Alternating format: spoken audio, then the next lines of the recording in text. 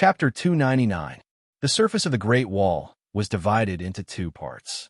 The sunlight reflected off the crystal-clear surface of the Great Wall, while the lower part was shrouded in a layer of mist. In the morning mist that gradually thinned in the morning glow, the sound of swords clashing resounded through the square. Clang! The sword fell from Galen's hand and landed in the mud. He clutched his wrist and cried out in pain. I lost. His Majesty is so strong.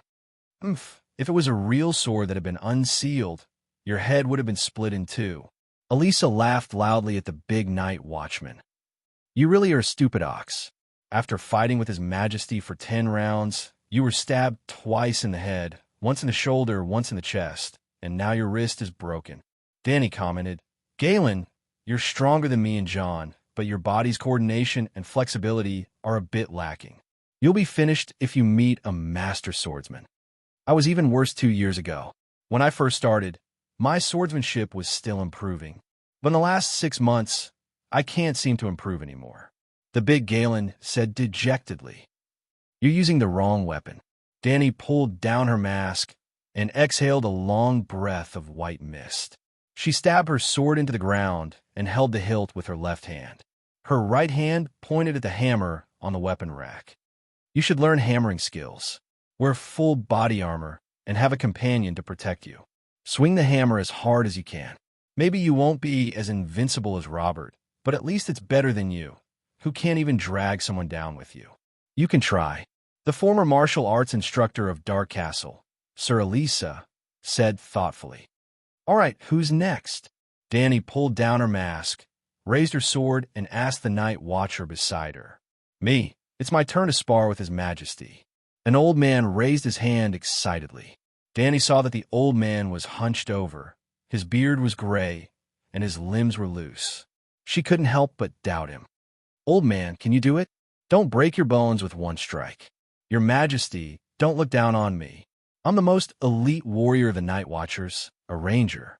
You, on the other hand, have already challenged 4 Night Watchers. Are you tired? The old man twirled the sword in his hand and asked with a smile. Do you know how to lift something heavy as if it were light? Danny asked. She hadn't completely stepped into the realm of lifting weights as if they were light, but her endurance had increased by at least 50%. The old man's smile disappeared, and he said in surprise, I didn't expect Your Majesty's swordsmanship to be so high. It seems that I have to show my true ability. After he finished speaking, he raised his sword and stabbed towards Danny's heart. His speed was so fast that it didn't match his old appearance. Danny was a little surprised, but she nimbly leaned to the side to avoid the stab. At the same time, she spun around and added her strength to her sword, quickly slashing at the old man's waist. Clang! The sound of metal hitting metal drowned out the chatter of the Night Watchers. The old man's movements were nimble, and his eyesight was accurate. He stopped his left foot and used his left foot as a fulcrum to gently rotate his body. Then he stretched his right foot and lowered his center of gravity. He held the sword upside down with his right hand and pressed the middle of the sword with his left hand, just in time to block Danny's fierce attack. Danny's sword was firmly blocked, but her right hand was so numb that she almost couldn't hold the hilt of the sword. The old man seemed to see her predicament, so he took a step forward and slashed at her head with the sword upside down in a big arc. It was as powerful as thunder. John, Alistair, old Eamon, and the rest of the Night Watchers cried out in shock. Ulma is old but strong, and his swordsmanship is getting better and better. Baristan was also shocked. Just when everyone thought that Danny would definitely be hit, she let out a clear cry. Her waist was as flexible as a willow branch as she bent backwards, and the iron boots on her feet kicked the old man's right hand that was swinging down. Bang plopchi! The sword was kicked more than 10 meters high, and when it finally fell, it stabbed into the mud. Before the sword hit the ground, Danny fell into the mud, splashing mud everywhere. But she didn't cry out, nor did she stop moving. She was like a nimble little pig. Under everyone's dumbfounded gaze, she quickly rolled half a circle in the mud, as if she was dodging a sharp arrow that was shot at her. When she changed from lying on the ground to crawling on the ground, she suddenly pounced forward and pushed the old man, who was holding his hand and staring blankly at her, to the ground. With a crack, the old man's right arm was dislocated under the weight of several tens of kilograms of iron armor. How the old man howled in pain. Danny's iron gloves that were covered in wet mud still held the hilt of the sword firmly. The blade of the sword was pressed against the old man's neck. She exhaled clouds of white smoke and asked in a rough voice, "Do you surrender?" The sword that was flying in the air finally fell. "Surrender! I surrender!" The old man shouted. How? How is this a training ground?"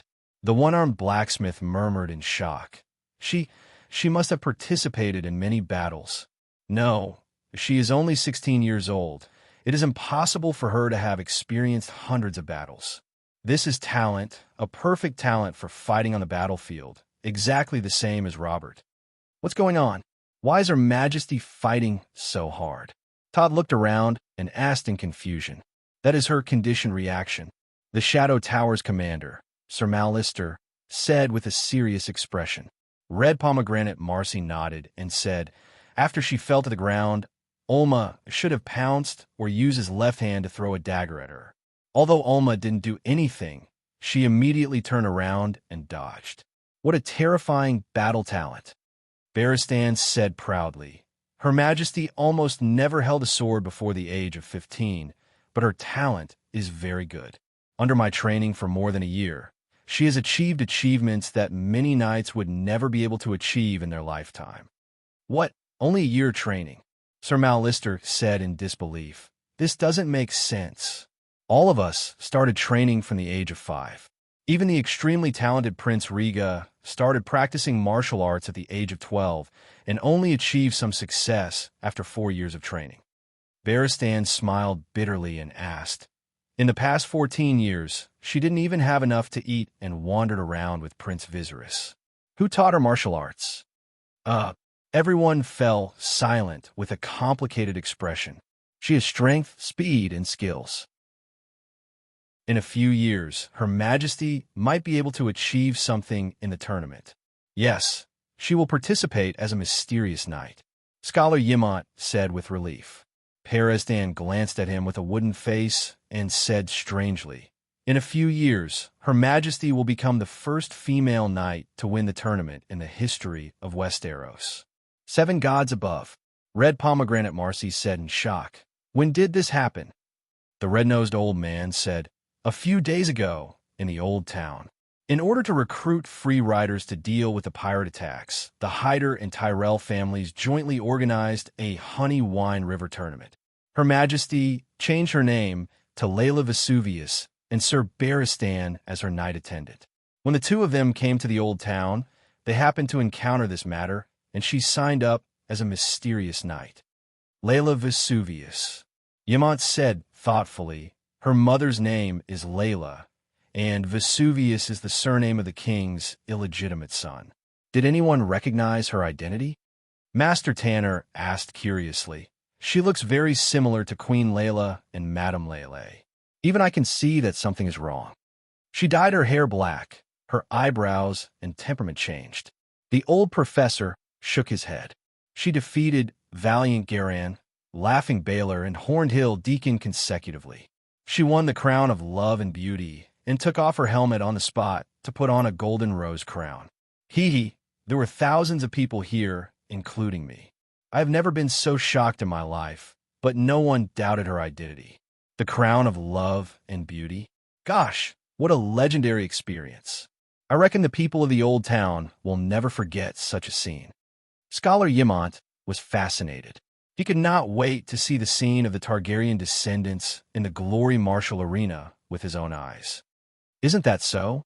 When the news spreads, everyone will know the true identity of Layla, who put on a crown for herself. Every day, there will be poets reciting her deeds in taverns all over the world," the red-nosed old man said bitterly. John listened with envy and admiration. He grew up listening to old man stories. Fool Florian and Xiongqi, Nymeria, Clever Ann, City Builder Brandon, Star-Eye Simeon, Barbell.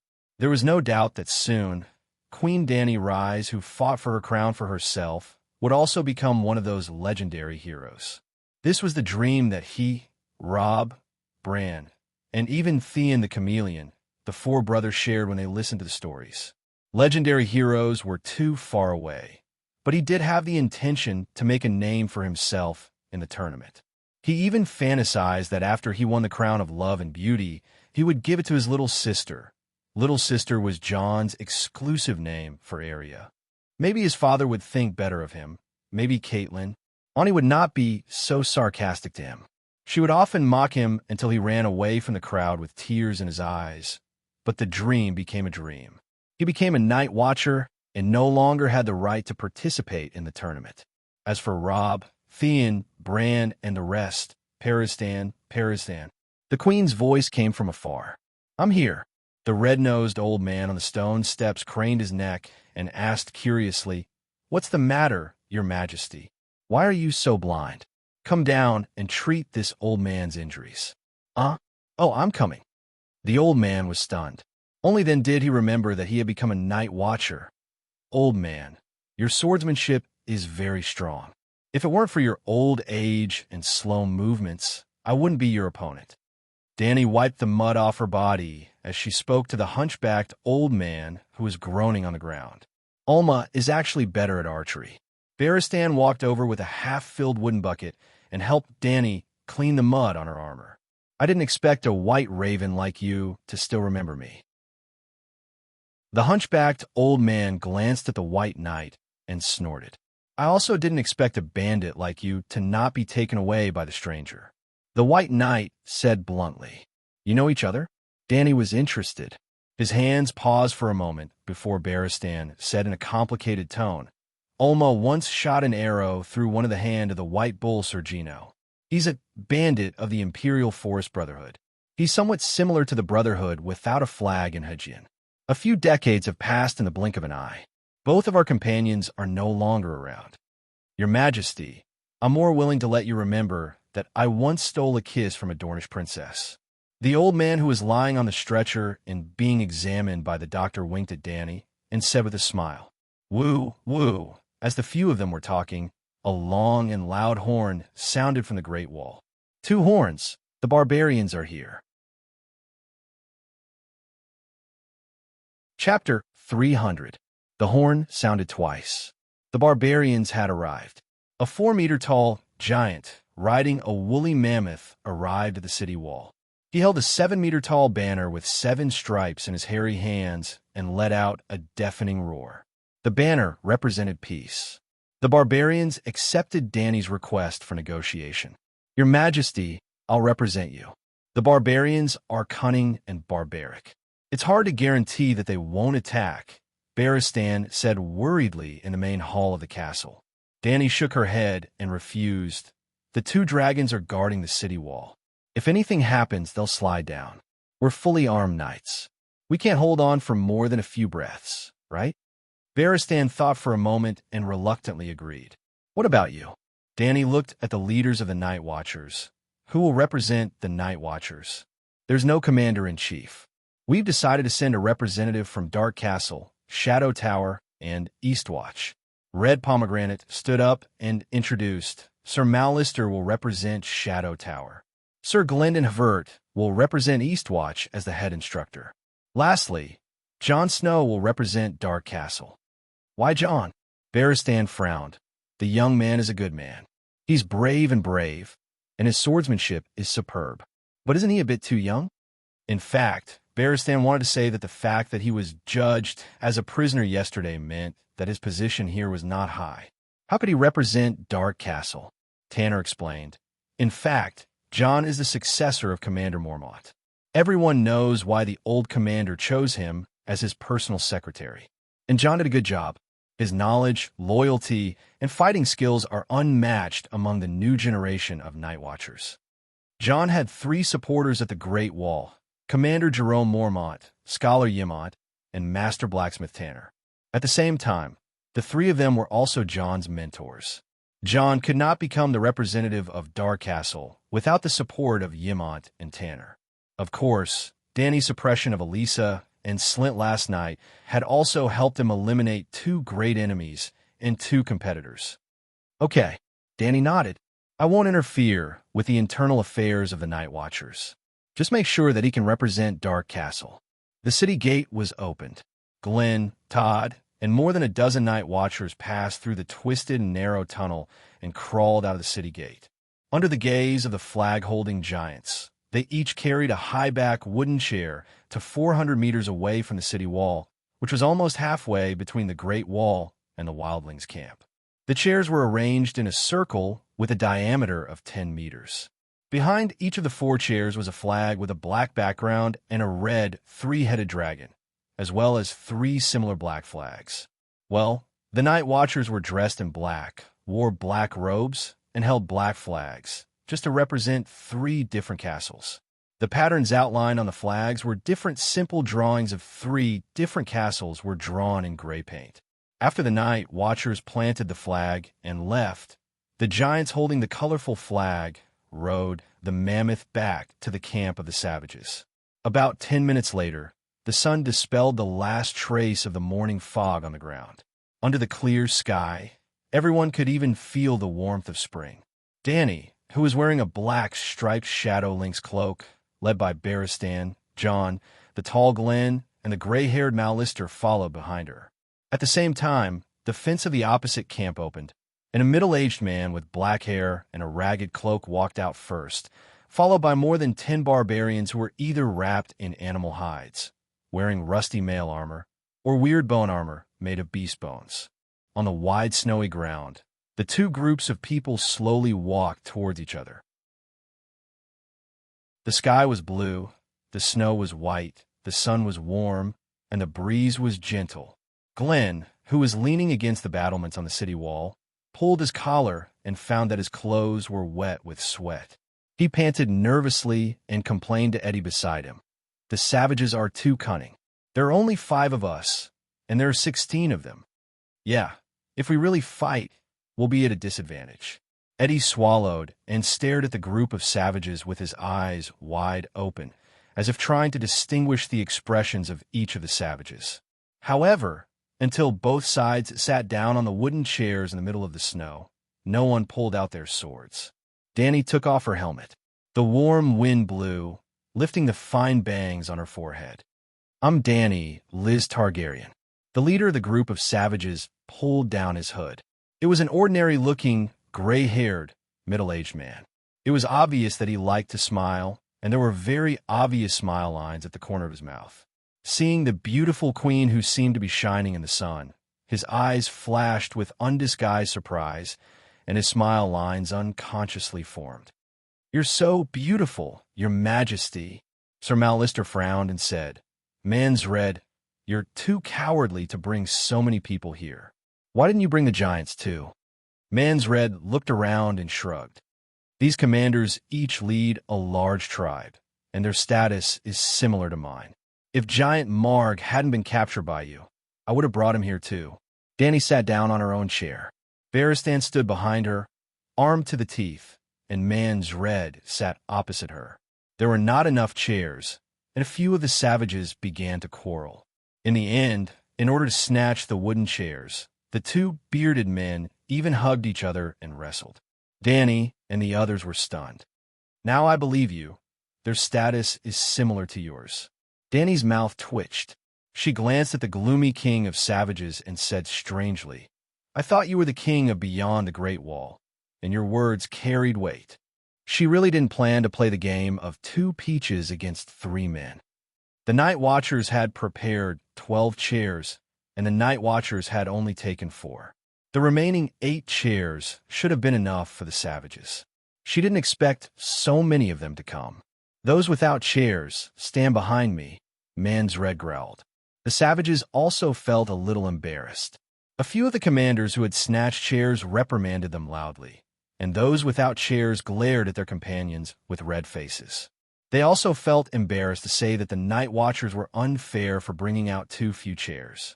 After all, only 5 of them came and took up 4 chairs. While the remaining 8 were hesitating, a red-haired, red-bearded savage threw his oak shield into the snow and sat on it. He shouted, Man's Red, I, Tormund, the giant's bane, am not your guard. I can't stand behind you. Fine, fine, fine.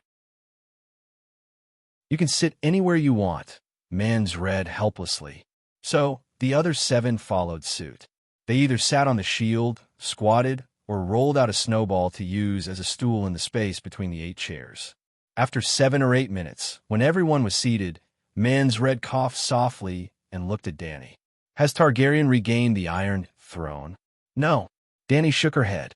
Mans read frowned and asked again, Then which dukes do you have the support of?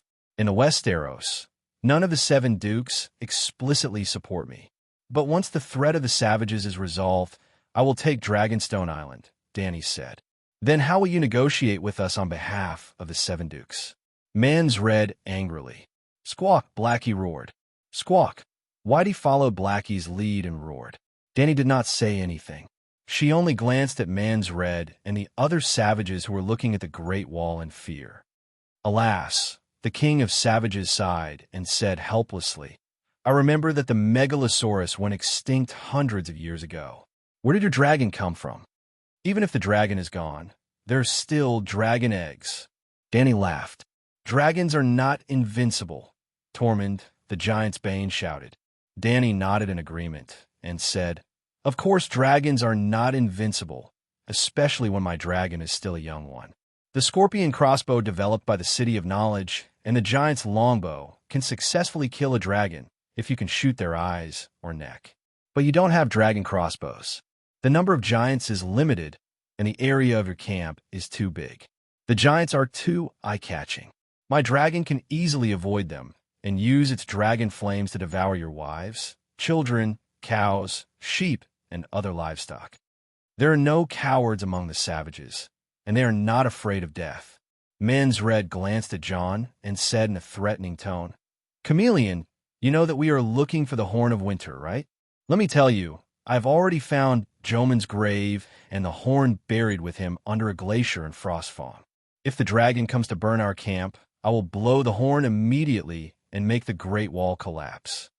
Are you kidding? Dany looked at the king of savages strangely. You think you can scare me with this nonsense? You haven't heard the story of the Horn of Winter? The cold expression on Mansred's face cracked. No, Dany said honestly. That is a magical horn. Legend has it that Jomon, the king beyond the Great Wall, blew the Horn of Winter to awaken the giants underground and in the Night King's rule. The savages believe that the Horn of Winter can make the Great Wall collapse, Sir Mal Lister explained softly.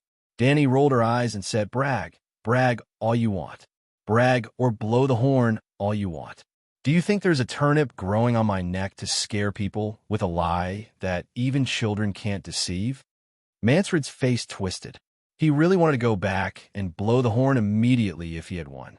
Dany did not believe that a horn could blow the Great Wall down, unless Meng Jiangnu's soul was sealed in the horn.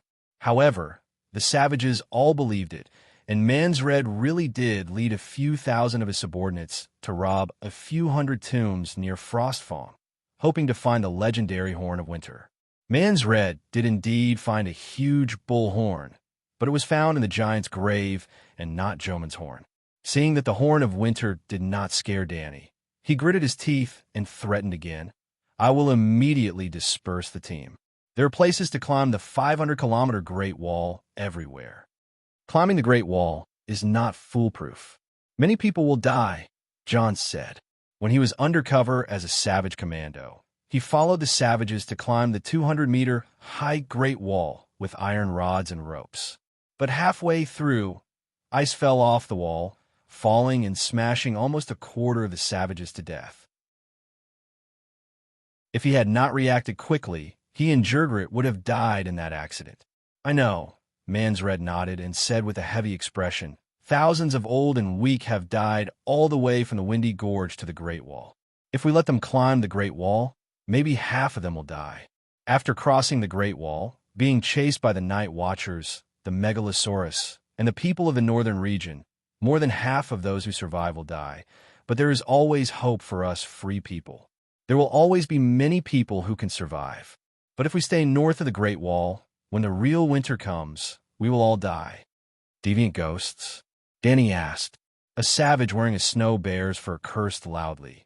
Those bastards have been following us. Every morning when we wake up, we will find a batch of empty tents. The people inside have been captured by the deviant ghosts. Not only the white ghosts, but also the cold and food. We have to cross the Great Wall. Even if you have 100 dragons, you can't change this. Man's read with a firm expression. The savages have always wanted to go to the other side of the Great Wall. But do you know what's there? Danny sighed.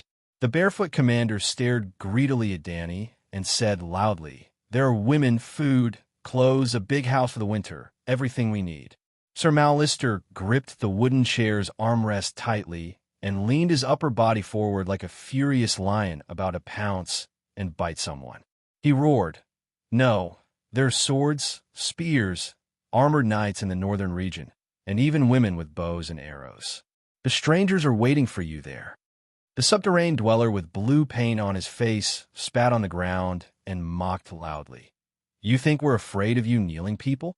Huh, my grandmother is an old woman with a spear. She can easily kill 3 people who kneel." The savages beyond the Great Wall were actually the ancestors who crossed the sea from Urso 10,000 years ago. Other than the fact that their ancestors were pure and were not affected by the Andalans, they were essentially no different from the people of the northern region. The savages called themselves free people, while the people south of the Great Wall were degraded as kneelers. Yes, because the people of the 7 kingdoms had to kneel to their lords and kings. Danny glanced at the caveman casually and said to the king of savages, "Man's less, you are different from the other savages. At least you know the influence of the political situation of the 7 kingdoms on your invasion. Unfortunately, the situation in the West Eros has changed in the past few years, and your information is a little outdated." Chapter 301. What do you mean? Man's red frowned. "Do you know about the rebellion of the 4 kings?" "I do. The bloody wedding, the Winterfell incident. Do you know about it? That created a rare opportunity for us. If it weren't for you, we would be eating meat by the Southern Lord's fireplace," Man's Red said. "Huh?" Danny sneered and asked. "The Northern Territory is in constant war, and we haven't finished the food storage mission before winter. We'll be so poor that we won't even have porridge to eat. Where will you find meat?" Mons was stunned and said, "No matter how poor they are, they're still richer than us." The leader of the great glacier cannibal tribe licked his lips and said, "Animals without limbs and 2-legged sheep with even more delicious meat. The old ones are chewy, and the young ones melt in your mouth. They're very tender." Danny looked at the man with yellow teeth and nodded in agreement. "Maybe you're right. The 2 dragons I've raised love to eat people. I've always told them that you're dragons, just like humans. You have wisdom and divinity, and can't be compared to ordinary animals. I've even whipped them a few times, but they haven't changed. Now that they've met a group of inhumane 2-legged animals, they can eat to their heart's content." Yellow Teeth grinned and said proudly to his companions, "Look, even the Megalosaurus likes to eat people. You walruses should learn from us." Then he turned to the king of savages and said cheerfully, "Mons, you said that cannibal tribe doesn't sound good and want to change our name. Glacier tribe doesn't sound good enough, so I refused. But now that I think about it, cannibal tribe doesn't sound good enough. How about Megalosaurus tribe?" Mons put his hand to his forehead and said, "Okay, let's call it Megalosaurus tribe." "Ha, that's great." The way the 3 night watchers looked at him, sighing helplessly, Danny said directly, "Man's Red, since you want to bring the savages across the Great Wall, why don't you surrender to me? I'll take you to the warm and fertile land south of the Great Wall to farm." "Submit? You want us to kneel to you? You're daydreaming." Mons sneered. "Bah, free people will never surrender." Tormund roared angrily. "We can steal and rob whatever we need. But if you want to enslave us to farm, there's no way. I would rather die than be free. Free people will never be slaves." It was as if they had poked a hornet's nest. The 16 barbarians glared at Danny furiously. They stood up and roared loudly. Some of them even pulled out their swords and slammed their shields. They looked at Danny, eager to fight. Danny leaned against the back of the chair with her right hand supporting her chin and her head tilted. Her expression was so calm that it was as if she was watching a boring stage play. Barristan's expression was cold, and his muscles were tense. In the next moment, he could take a step forward and protect the queen behind him. John, Sir Mallister, and Sir Glendon's expressions were ugly. They leaned forward, and their right hands unconsciously pressed on the hilt of their swords. The night watchers on the city wall also saw the barbarians suddenly rioting. They loudly asked Yemont, Maxi, and the other leaders if they should immediately send people out of the city to bring the queen and the few knights back. Blackie suddenly let out a loud roar, echoing in the empty snowfield. The night watchers were the first to cover their ears and quiet down. When the barbarians saw the megalosaurus stretching its neck and flapping its wings on the high wall a few hundred meters away, they also slowly stopped cursing. Seeing the barbarians put away their weapons with ugly expressions and sit back down, John, Barristan, and the rest secretly heaved a sigh of relief. Their stiff bodies relaxed. Danny's charming purple eyes glanced at every barbarian. She said softly, "Since it's a negotiation, of course you can propose any conditions on the spot. Just like when you said that you wanted to kill all the night watchers, climb over the Great Wall, set fire to the northern region, eat people, and steal women. I didn't pull out my knife to kill anyone, did I? There's no room for negotiation. Free people will not kneel and surrender to any lord or king." The king of barbarians emphasized solemnly. Danny sneered. "Stop lying to yourself. No society can have no classes.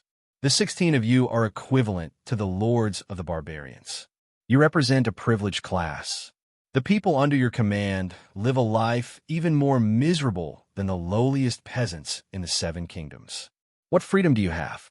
Man shook his head slowly and said solemnly, "You don't know anything. We're not bound by the country, nobles, kings, or laws. We only choose and follow a certain leader based on our own preferences. You are really a bunch of pitiful creatures. You have been deceived by an illusory lie for thousands of years." Danny sighed. "Woman, tell us clearly, who has deceived us?" Tormund was furious. Danny said slowly, "With the barren land beyond the Great Wall and the level of civilization of you barbarians, you don't even have enough food and clothing. You don't have the right to pursue freedom. An ordinary barbarian, from birth to death, spends most of his life working hard for a meal. However, no matter how hard-working and intelligent a barbarian is, it is impossible for him to survive the winter with his own strength. This does not depend on whether he can accumulate enough food to survive the winter. You have no laws, no restrictions, and are used to bullying the weak. The strong rob the weak of their daily necessities to survive. He is powerless to stop other barbarians from robbing him. At that time, he will only have 2 choices. The first is to die freely. After working hard for a few years to prepare food for his family, he will starve to death and his wife will be taken by someone else. The second is to freely choose who to be enslaved by. He will not be able to protect his property alone. He can only rely on the power of an organization.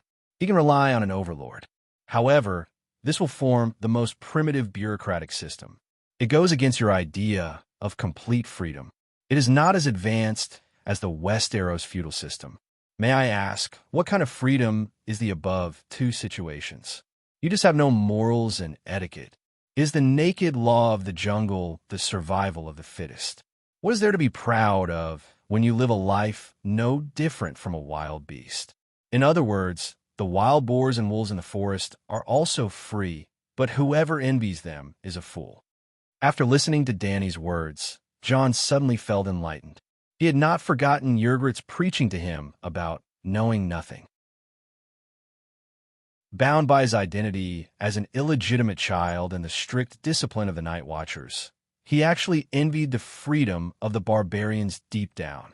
At one moment, in the underground hot spring beyond the Great Wall, when he knelt down to lick Yrgrit, the cheerful and unrestrained feeling made him want to abandon everything and stay in the cave with the female barbarian for the rest of his life.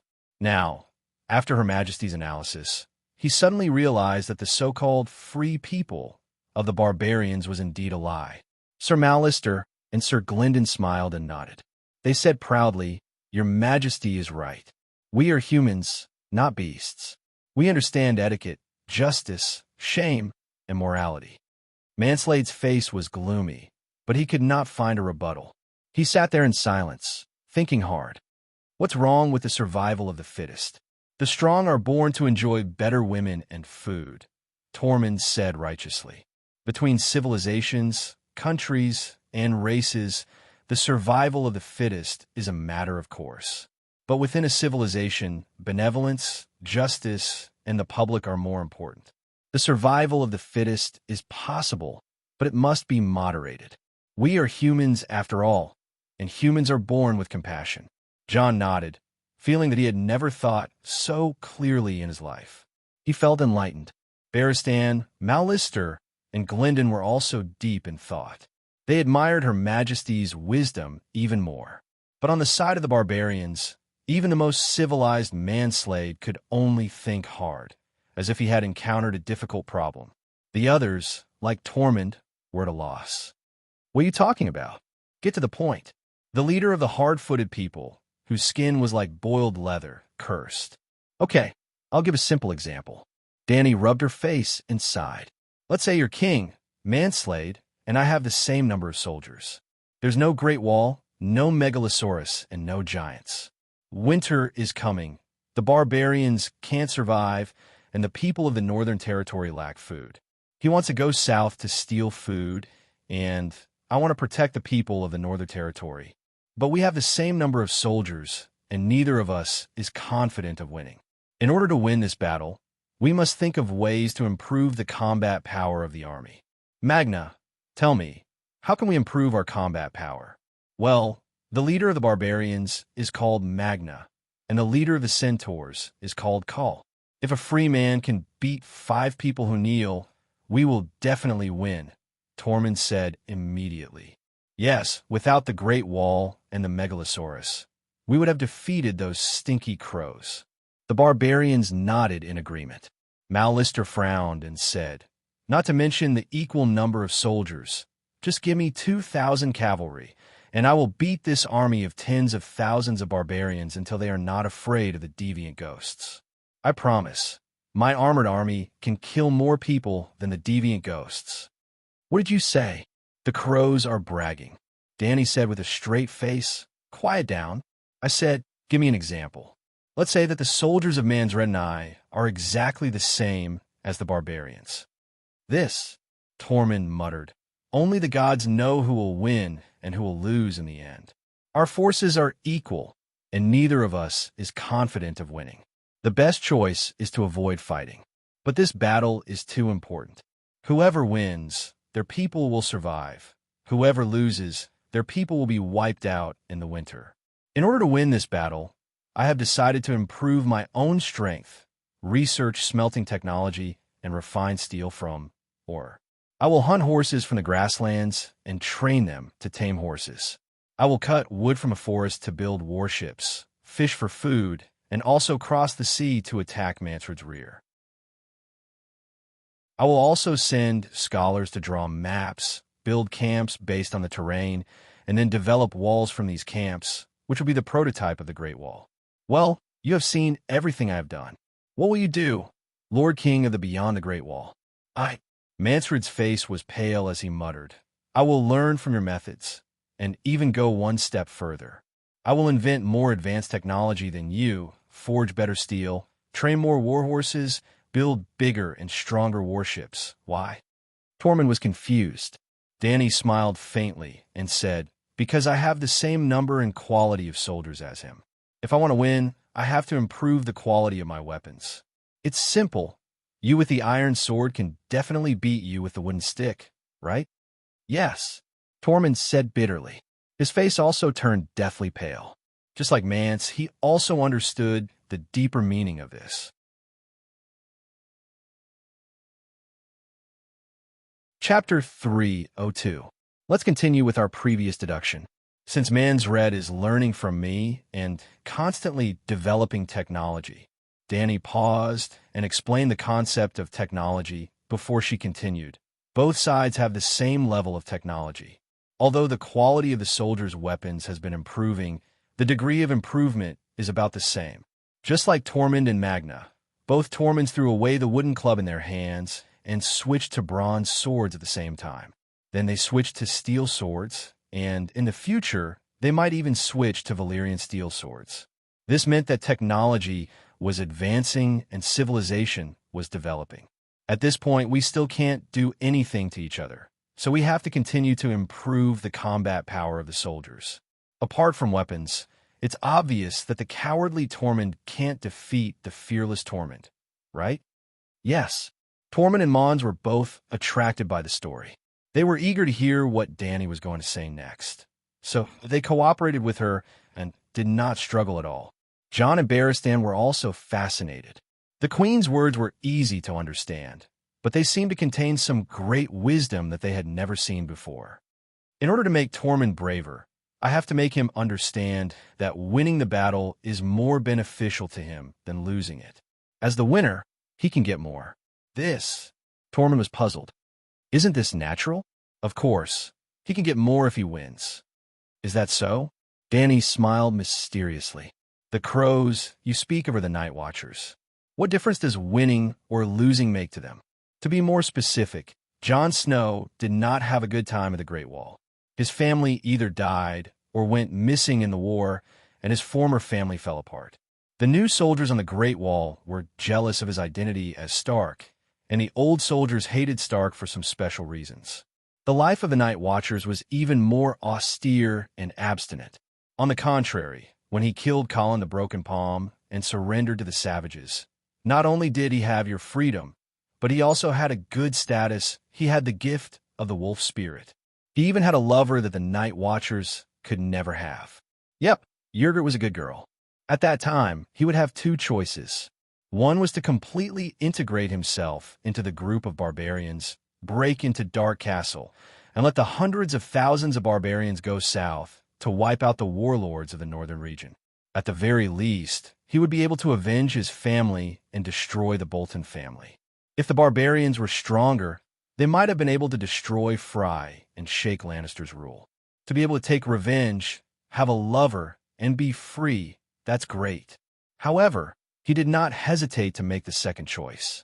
He continued to carry out the mission given to him by Colin the Broken Palm. He went undercover among the barbarians, alerted the Night Watchers of Dark Castle, and ruined Mance Rayder's wonderful plan to seize the city gate. Think about it. Why would he do that? He's stupid and knows nothing. Mans Red stared coldly at Jon. Crows are crows. They're not trustworthy. The barbarians were filled with righteous indignation. His mind was bound by some useless things, Tormund said slowly as his eyes flashed. Dany glanced at the red-haired savage and said with a smile, "You understand him better." "No, I can't understand it at all." Tormund hurriedly shook his head in denial, as if understanding an idiot would make him an idiot too. Dany shrugged and continued. "Jon did it for honor, Stark's honor, and the honorable oath of the men of the Night Watchers." "Your Majesty." Jon's eyes were red. He was so moved that he was about to cry. Barristan patted the young Night Watcher on the shoulder and smiled with relief. No matter how bad the Westeros were at the moment, there were still some promising stars. Let's continue our previous topic. I'm against Mance. If I can bring honor to my soldiers, they must work harder, right? Yes. Mance nodded. But what does that mean? Civilization is made up of many things. Besides technology, there's also spiritual culture. Why does Jon have honor? If he was a savage who burned, killed, and plundered, and abided by the law of the jungle, would he have such honor? I don't agree with that, Tormund said angrily. You're slandering the barbarians. Let me tell you, I have honor too. What honor can bandits and robbers have? Sir Lister sneered. I didn't surrender even when facing two megalosaurus. Is that an honor? Tormund glared. Tormund, you're even robbing your own kind. Surely you won't sacrifice yourself to protect the weak, right? Similarly, you won't feel honored to protect the weak, right? Tormund was speechless. He could not lie. In other words, wolves ate sheep. Beyond the Great Wall, the strong were the wolves and the weak were the sheep. It was natural for wolves to eat sheep. He never felt that there was anything wrong with it. Therefore, wolves would not protect sheep, and they would not feel honored to protect sheep. Dany sighed and concluded, "But John, Sir Barristan, Sir Mallister, Sir Glendon, and all the true knights of Westeros will.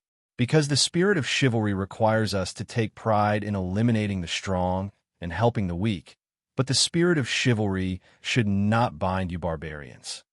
Yes, Barristan was excited. "Your Majesty has completely analyzed the difference between us and the barbarians." John, Mallister, and Glendon nodded. They could not help but feel proud. "Humph, to the lords and kings, aren't the common people lambs to be eaten?" Manslade's eyes flashed. "Well, you admit that the king of Beyond the Great Wall is no different from me." Dany smiled strangely. It went back to the original question. Was the freedom that the freedmen talked about a lie? If Magna Beyond the Great Wall was no different from the lords of the Seven Kingdoms, then where did the freedom that the barbarians were so proud of come from? Then she said seriously, "I don't deny what you said. The common people are lambs to the lords and kings. So we have always had a dream to build a truly fair and just world full of love. For this dream, we have been working hard. Maybe the results are little, but it's better than having no hope and no progress at all." Mance's ordinary-looking face turned even paler, but he still managed to say, "Anyone can say something nice, but not even a fool will believe it when it comes from the mouth of a queen who chews sheep. A fool won't believe it because he doesn't understand. You're a smart man, so you'll believe it." Dany smiled. "Let's continue the previous topic. The battle between us is not over yet. Soldiers with a sense of honor are braver. Under the same conditions, my army will win. At this time, if you don't want to lose, what should you do?" "Learn from you." Dany nodded. "Remember I mentioned before that in the war between civilizations and races, the weak are eliminated and the strong survive. If you learn from my social system and develop your spirit and culture, it means that your law of survival in the barbarian society will be eliminated. Right?" "Yes," Manslade said dejectedly. "Those who are eliminated are the weak. Your current social system is not up to standard. From technology to culture, your civilization has lost to us in all aspects," Dany declared. Manslade was speechless. He lowered his head deeply. Even the most active Tormund looked depressed, as if he had suddenly lost his soul. Some of the other barbarians were confused, while some understood a little. But whether they understood or not, everyone understood one thing. Manslade, the king of the Beyond the Great Wall, had lost to the silver-haired queen. Unlike Jon and Barristan, who were beaming with joy, Dany's expression was indifferent. She continued, "The battle between us is not over yet. Manslade, if you can recognize reality and learn from my strengths, at least you can maintain a stalemate. In this verbal war between civilizations and races, you have not lost. Let's continue." "Yes," the king of the Beyond the Great Wall said in a hoarse voice. He knew that he had already lost. Even if he could look at the problem rationally and learn humbly, the imitators would at least be one step slower. He had been slower in technology and culture for several times in a row. The quantitative change had caused a qualitative change, leading to an irreversible collapse. The more desire a person has, the more motivation they will have, and the chasm of desire will never be filled. With honor, they will ask for more things, such as wealth. Our soldiers have the same weapons and fighting spirit. But in addition to honor, if I promise them money, will they be braver and more proactive? Yes. After that, you also learned how to reward the soldiers and even increase the amount. After I learned your actions, I also increased the reward. In this way, the treatment of the soldiers became better and better, and the benefits of our two kings were gradually divided by them, becoming less and less. What would happen in the end? This. Manslade was stunned. His expression changed drastically, and he said in shock, "The soldiers and the king will be divided equally according to how much effort they put in, and even the land, wealth, and ruling rights of the entire country. This is the limit. If the king pays more benefits, he will lose money, so he might as well be a soldier. What is going on? John and Barristan were also shocked. As you think, Danny looked around and said with a faint smile, that is the future of civilization and the ideal social system. Fairness, justice, everyone is the master of the country, and the interests of the country are closely related to everyone. The king is no longer a wolf, and the people are no longer sheep. They're all the same species, wolves. There is a difference in strength between a strong wolf and a weak one, but it is much better than the despair of a sheep facing a wolf. Why is this? John was confused. As I said, the law of survival of the fittest is actually beneficial to the development of civilization. Danny leaned back in her chair and looked at the king of beyond the Great Wall, who was hit hard, and said lazily, "Okay, after saying so much, you should have made a choice, right? Or you can recognize the reality and change from this moment on, or you could be completely eliminated in this race competition." Man's Red nodded. His expression was complicated. There was sincere admiration and gratitude, but also a deep sense of helplessness. After a while, he said, "Danny, rise. You are the first king to convince me, and also the most special king I know. You may even become the greatest king in history." Compared to you, Robert Baratheon is a tragic sight. Thank you for letting me understand this, but the king of beyond the Great Wall is different from the rulers of the Seven Kingdoms. There are some things that you can decide on your own, but Sigh. He shook his head and did not continue. Danny glanced at the barbarians around her. Some were confused, some were arrogant, some had flickering eyes. There were all kinds of expressions, but few were submissive. She immediately understood his difficulties. Man's Red was most likely convinced by her words, and had the idea of surrendering to preserve the barbarian race. However, the barbarian tribe was formed by the common goal of invading the Seven Kingdoms. He could not change the barbarian's strategic goal, and could not persuade them to surrender to the kneeling man. "You have seen Robert?" She decided to change the topic and ease the atmosphere.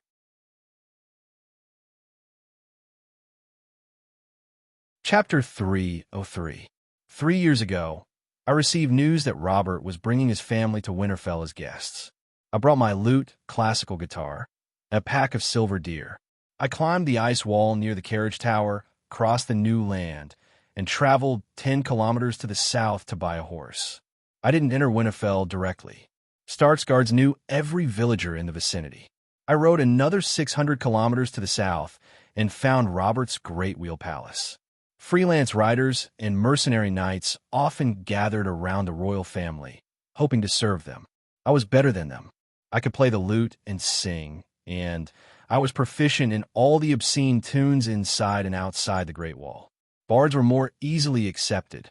Thus, I successfully joined the royal family and had the opportunity to understand the ruler of the Seven Kingdoms. Sigh, if drinking and sleeping with women were the standard of a king's ability, then Robert was definitely qualified to call himself the Eternal Emperor. "You're imitating Bard Bell." Danny had a strange expression. Thinking of Bell's deeds, she regretted it. Although Shadowbinders were mysterious, they were much less impressive than bards. Back in Volantis, at the Black Tower banquet, she should have turned into a bard and performed for the guests. She couldn't sing Casme's Reign, but she could play Ambush on All Sides or Victory. As she played, the Megalosaurus wreaked havoc on the audience. That feeling, that grandeur, what a pity. More than 1,000 years ago, Bard Bell was famous both inside and outside the Great Wall for his bravery and talent in poetry. Even the King of the North, Brandon Stark, had heard of him. However, Brandon despised him and called him Cower Bell. In order to take revenge and prove his ability, Bell climbed the Great Wall alone and went south along the King's Road to Winterfell. As a singer, he was received by Stark. Brandon was deeply moved by his skills and asked him what he wanted as a reward. Then, Bell asked for a flower, the most beautiful flower in Winterfell's garden. Brandon agreed to let him pick a winter rose in the garden. But the next morning, Bell and the Duke's only daughter disappeared together. Only a winter snow rose was left on the bed with a small bloodstain. The Long family had mad blood, while the daughter of the Wolf family had the running wolf blood gene. Lyanna was not the only Stark who had eloped with a wild man. I didn't dare to steal Lord Stark's daughter, Mans Red explained with a bitter smile. At that time, I had already guessed the enemies that the freedmen would face when they went south. Bunyan Stark, the ranger captain of the Great Wall, Ide Stark, Duke of the Northern Region, and Theon, Robert Byra, King of the Seven Kingdoms. At that banquet, I observed these three anticipated enemies at the same time. Bunyan and I deserved their reputation, which made me vigilant. Robert, on the other hand, was a fatso who drank too much. At that time, I heaved a sigh of relief, thinking that I could fight 10 fatties like him. But the situation of the Seven Kingdoms was unpredictable. Bunyan was captured by the other ghosts. I was beheaded, and Robert was killed by a wild boar. In the end, the ones who defeated me were Jon Snow, whom I had always ignored, and Targaryen, whom I had never thought of. Mans Red and the Magna. Dany stood up and left her seat for the first time. She came to the center of the circular hall, where the nearest savage was less than 5 meters away from her. In the negotiation meeting, you and I can put forward our terms. Now, I will explain to you after a pause, she said, my 3-way lease terms. If she said the terms of surrender directly, the savages would most likely explode. It was better to say it in a more tactful way. First, let's clarify which 3 parties are. Without a doubt, the freedmen and the Night Watchers each count as one party. The other party has me and Targaryen, but not only Targaryen. A straightforward person does not resort to insinuations. The person sitting on the Iron Throne now is not me. Winter is coming, and the other ghosts are wreaking havoc beyond the Great Wall. I cannot add to the natural disaster. Before the next summer, I will definitely not challenge the position of ruler of the Seven Kingdoms. This will inevitably cause the composition of the third party outside of the Night Watchers and the freedmen to be extremely complicated. Today, I am the only representative of the third party. Perhaps tomorrow there will be Theon Byra, Bolton the day after that, and even Lannister the day after that. In this regard, I promise you that Targaryen will not interfere with the dealings between the freedmen, the Night Watchers, and the other lords of the Seven Kingdoms. In this 3-way meeting, the third party only represents Targaryen, and Targaryen will resolutely fulfill his obligations. Finally, Dany looked around and asked everyone, "Do you understand?" Understood. Jon, Sir Mallister, and Sir Glendon nodded in response. Understood.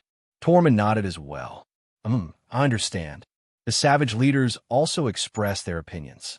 Mans Red frowned and said, I don't know the contents of your 3-way lease treaty, but what if the other vassals interfere with our agreement with you?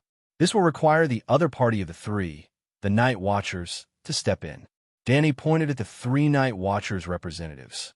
They don't need to use force to uphold our treaty, but they need to step in and judge whether the vassals' interference is reasonable.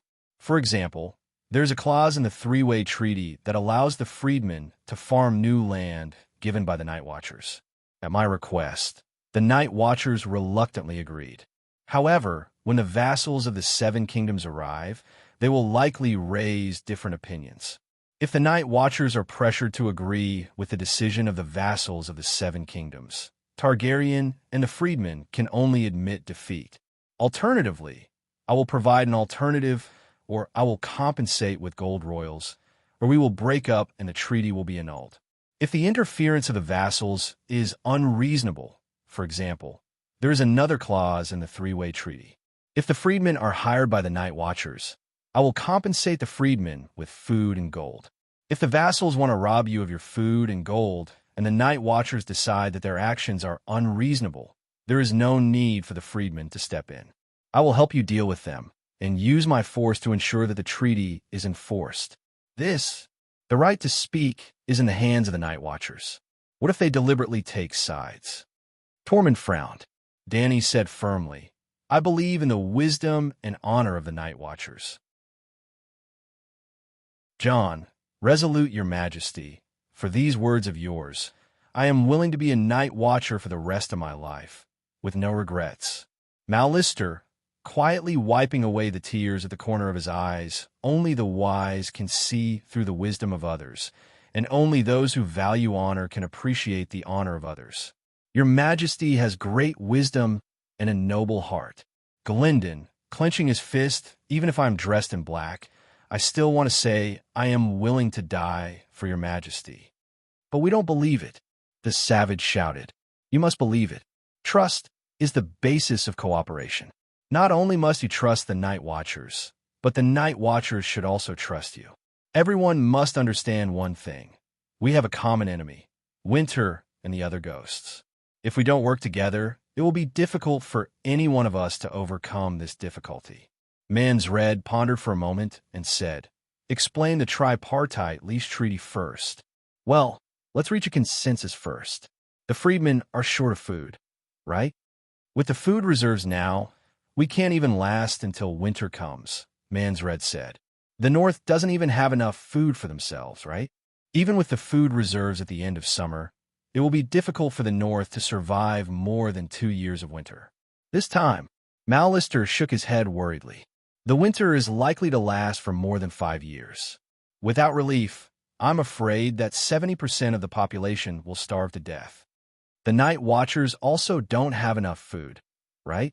If the number of people doesn't increase, the food reserves now can last for 2 years. Danny concluded. So, the North can't feed themselves, and they can't help the Night Watchers. Providing food for the hundreds of thousands of freedmen beyond the Great Wall is even more wishful thinking. We have to find another way out, right? The savages and the Night Watchers nodded. What way out? The leader of the freedmen asked anxiously. People live when they move, and trees die when they move. The North can't feed these people, so we have to find a richer and warmer place, right? That makes sense. The savages all agreed. The North is too barren. If we can invade, Danny's mouth twitched. She clapped her hands and interrupted them. Well, since everyone agrees with this conclusion, we have the basis to sign the tripartite lease treaty. As she spoke, she looked at the sky at a 45-degree angle and revealed a compassionate expression. She sighed softly and said, Barbarians are also human beings. They all have parents, wives, and children. I really can't bear to see you break up your families in the cold winter and the harassment of deviant ghosts. So, the first clause of the treaty is that Targaryen will rent a number of ships to the freedmen. Travel expenses, food, seeds, farmland. I'll be responsible for moving the 100,000 freedmen to the Great Plains of Ursos, where the people are stupid and rich, and where there are no Night Watchers or fearsome Iron Knights. With the food, seeds, livestock, and vast farmland I'll rent, you can farm, graze, and spend the winter in peace. In the meantime, I'll guarantee your freedom of religion, personal safety, and the sanctity of your property. At the same time, you'll have to abide by my codex. After all, you're in a foreign land and have to adapt to the new environment. Of course, when the winter is over, I'll arrange for ships to send those who want to go back to the Great Wall. You can take the food, wealth, and children you've accumulated over the winter and live happily as freedmen beyond the Great Wall. At that time, you can completely abandon the codex and return to your former customs. That good? Tormund asked cautiously. Targaryen, your word is as good as a mountain, Danny said flatly. Magna of the Thurn clan frowned. It's not that I don't believe you, but you're paying too much, aren't you? You're only giving us benefits, but you're not benefiting at all. This kind of agreement is very unsettling. Sigh, I've always wanted to do good, but Danny shook her head in distress and said reluctantly, How about this? I have some enemies on the continent of Ursos. They're all slave traders who specialize in enslaving the freedmen. They're the natural enemies of all the freedmen in the world. You can rent me a group of brave and fearless freedmen who can fight for the sake of promoting the freedom of the freedmen, for the sake of justice. How about that? Thurn Magna let out a long sigh and smacked his lips. It's still a little unsettling. Danny gritted her teeth and said reluctantly, Give me a portion of the food you grow, just 20%, as a freedman. How's that in return? I'm relieved. Thurn Magna nodded and said reluctantly, She needs our food. She seems trustworthy, The leader of the Hardfoot people whispered to the leader of the seashores. Yes, benevolence, righteousness, and morality can all be deceived. Only profit is eternal. Tormund expressed his opinion wisely. Mance had already thought of surrendering to the Dragon Queen after the verbal battle. Even though he saw through the Queen's scheme, he did not say anything with a straight face. He even felt a little relieved deep down. He did not have to spend any more effort to persuade them. Barristan and the others' faces were contorted. They held their breath and watched the Queen's performance. Then the second one.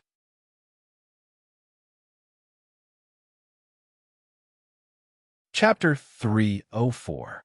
Like I said, I won't force any of the free people. Some of them are willing to follow me to the land of long summer for the winter, but there will definitely be some who are unwilling to leave their homeland. The second rule was specially prepared for them. The Night Watchers would rent large castles and new and old lands to the freedmen who stayed behind to guard the Great Wall. The freedmen would have houses and fields, and their lives would be guaranteed. Targaryen paid the Night's Watch rent and rent for the freedmen, and the Night's Watch did not lose out in exchange for barren fields and deserted castles. The free people rented out valiant guard from the Great Wall to deal with the surprise attacks of the deviant ghosts. Not only did they protect the people of the 7 countries, they also protected themselves and their families. The Great Wall had 19 defensive fortresses. Other than Black Castle, EC Watch, and Shadow Tower, there were 16 other castles. Living in these castles, the barbarians naturally began to perform their duties as Night Watchers. As for the land, when a Night Watchman was first established, the king of the northern region gave the Night Watchman 125 kilometers of land south of the Great Wall as a source of income. Speaking of which, Dany wasn't the first Dragon King to be received by the Night Watchers. More than 200 years ago, King Rue and Queen Elisa rode their dragons to the north, all the way to the Great Wall. Because she admired the bravery of the Night Watchman, the queen persuaded her husband to double the land of the Night Watchman and expand it by another 125 kilometers to the south. That Alysanne, who often did good deeds and was called kind, was a typical white lotus flower at least. That was what Duke Stark thought at that time, because the land that was given out belonged to the king of the Northern Territory. The Great Wall is 500 kilometers long, and the land in the south will only be wider from east to west. So, the land given to the Night Watchers is more than 125,000 square kilometers. It is bigger than South Korea, 100,000 square kilometers. But there were only 700 or 800 Night Watchers left. How could they manage them all? Other than the hills and farmlands rented by farmers, more than 90% of the land was empty. At first, Dany didn't think of renting the land to the savages. After all, the weather was so cold. Although winter hadn't officially arrived yet, it was snowing every few days. What could they grow? No matter how cold-resistant the winter wheat was, it couldn't wait until spring. The next spring was at least 5 years away. It was Jon who reminded her that if she couldn't plant wheat, she could plant winter vegetables such as cabbage, onions, garlic sprouts, and carrots. He could even take a gamble and try to plant a patch of turnips. Perhaps he could harvest a batch of food before winter arrived. Other than crops, they could also engage in animal husbandry. The pine cones could be fed to pigs, and the cold-resistant weeds could be used to raise cattle and horses. Although the winter in the northern region was cold, it was not polar night. There was still sunlight shining down. Scholar Yamant also requested Dany to order a batch of glass from Mill so that they could grow vegetables in greenhouses under the Great Wall. There were glass greenhouses in Winterfell, and fresh fruits and vegetables could be eaten in winter. Because the main castle was built on top of a hot spring, Stark even diverted the hot spring water to act as a heater for the castle. Of course, winter is coming. We won't be able to fill our stomachs if we only farm here. I'll transport some food from Urso, Dany continued. Well, you're helping us pay the rent and land rent, and at the same time, you're delivering food to us. This is worrying again. Thurin Magna scratched his oily head in annoyance. You're only contributing, but you're not getting anything in return. How can we not worry? Yes. Why is your three-way lease clause so unfair? It's hard to believe. We're against unfair treaties. The savages expressed their dissatisfaction angrily. Sigh, this is really difficult. Danny was really troubled. I just want to be a good person. Why? Why you have to force me? You're a bunch of poor, miserable people. You've already promised to fight for me, farm for me, and guard the borders for me. How can I force you to do that? For the people of the Seven Kingdoms, for the people of the world to be safe from the deviant ghosts, I'm willing to make some sacrifices. Danny gritted her teeth and said, No, it's not very reassuring. Thurn Magna rejected her repeatedly. Danny glared at him angrily and said firmly, You don't have to doubt me. I'm different from you. I'm a torchbearer of freedom, the breaker of shackles, the mother of dragons, the queen of Slaver's Bay, and the legal queen of the Undulls, Loinars, and ancestors. Protecting the Westeros and maintaining world peace is my duty. The savages frowned and thought. After a while, Red Beard Tormund said, How about this? After we're done with the deviant ghosts, when summer comes and you conquer the Seven Kingdoms to fight for the Iron Throne, we'll rent a group of warriors to you to conquer the world. How about that? Jon, Mallister, and Glendon's expressions changed drastically. Even Barristan looked worried. No, Danny did not even think about it. She roared angrily at Tormund. I won't let any innocent free people get involved in the civil war of the Seven Kingdoms that has nothing to do with them. Snow, if you have the guts, you can learn from me. Don't even think about asking the savages for help. The people and nobles of the Seven Kingdoms are already prejudiced against the free people. In order to deal with the cold winter and the deviant ghosts, they may reluctantly accept you. But let them know that the free people want to participate in the struggle for power. At least, they'll ostracize and oppress you. Ruthless people like Lannister, Theon Bella, and Tyrell may stab you in the back and kill all the free people. Silently, Danny threw a huge bucket of shit on the heads of her opponents. This is really possible, Tormund muttered. Just look at Stark's miserable state, and you'll know how shameless and terrifying those great nobles are. They even violate the rights of the guests. Not everyone is like the Dragon Queen. Well, the savages also followed the tradition of the rights of the guests and the sacred oath. In fact, they were originally the first people. Like the Night Watchers, stay neutral and maintain a pure political stance. Don't participate in the power game of the Seven Kingdoms. No one will be able to find fault with you. Danny said, Okay, please continue, the savages murmured. Danny shook her head and said, In theory, the above two conditions are enough to help us get through this disaster. The remaining small details can be added bit by bit according to the situation. At this moment, Mans Red seemed to wake up from a deep sleep. He stood up and said, Dragon Queen, you didn't think of finishing the negotiation in one go, did you? Go back and discuss it. You could tell all the free people what I mean. I won't force anyone or any tribe. The free people can sign the tripartite lease agreement with me as individuals, as a single tribe, or as an alliance of tribes. I will strictly abide by the agreement and ensure that the benefits of individuals, tribes, alliance of tribes, and even the entire free people kingdom will be fulfilled. I will explain the tripartite lease agreement to the leaders of each small tribe.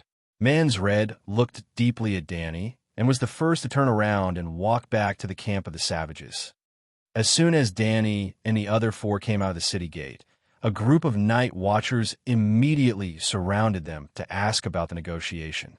Dragon Queen had challenged Jon, Galen, Olma, and the other Night Watchers in the training field in the morning. She was already sweating profusely, but before she could take a shower, the group of savages came to negotiate with her. At this time, her sweaty underwear was sticking to her body and was very uncomfortable. She left the training field to Jon and the others and went back to the royal tower to change her clothes. Barristan needed to guard the queen at the door, so the Night Watchers pulled Jon and the other three into the hall of Darkcastle for questioning. As soon as they sat down, Bo and Maxie asked anxiously, So, did the savages agree to surrender? Jon's expression was strange. He first nodded, then shook his head and said, They didn't surrender, only rent. The savages rented their soldiers to us to guard the Great Wall, and the peasants were given land to farm. The night watchers took rent from His Majesty and rented the Great Wall to the savages. His Majesty also has a lease agreement with the savages. After John explained the tripartite lease agreement in detail, Professor Peristan exclaimed, "Isn't this a surrender agreement?" Sir Mallister smiled bitterly and shook his head. The savages were unwilling to kneel to their lord and king, and they were unwilling to surrender to us. But in another way, they were immediately grateful to His Majesty, and even suspected that His Majesty was too kind and had a conspiracy. That's not right. The other savages may have been fooled by this little trick, but why didn't Mansred object? Scholar Yimont was puzzled. John, Mallister, and Glendon looked at each other with admiration. Because Mansred has already been convinced by His Majesty, and he intends to surrender. In the savages' camp, in the white bearskin tent, Mansred lay on a blanket made of animal skin. The firewood in the brazier crackled beside him, and the red light of the flames cast flickering shadows on his face, just like the king of savages' mood at the moment. A beautiful blonde pregnant woman sat down beside him without a sound. She pulled Mansred's large, rough hand up and placed it on her swollen belly. She said gently, "Mansred, do you feel it? He's moving." "Yes, he's a strong young man." Mansred placed his empty left hand behind his head and looked at his wife. "Dana, you may give birth to him on the other side of the Great Wall." Dana's heart skipped a beat, and she blurted out, "What about the dragon and the Targaryen queen?" Mans read bitterly and said, "My dear, the dragon is no longer an obstacle.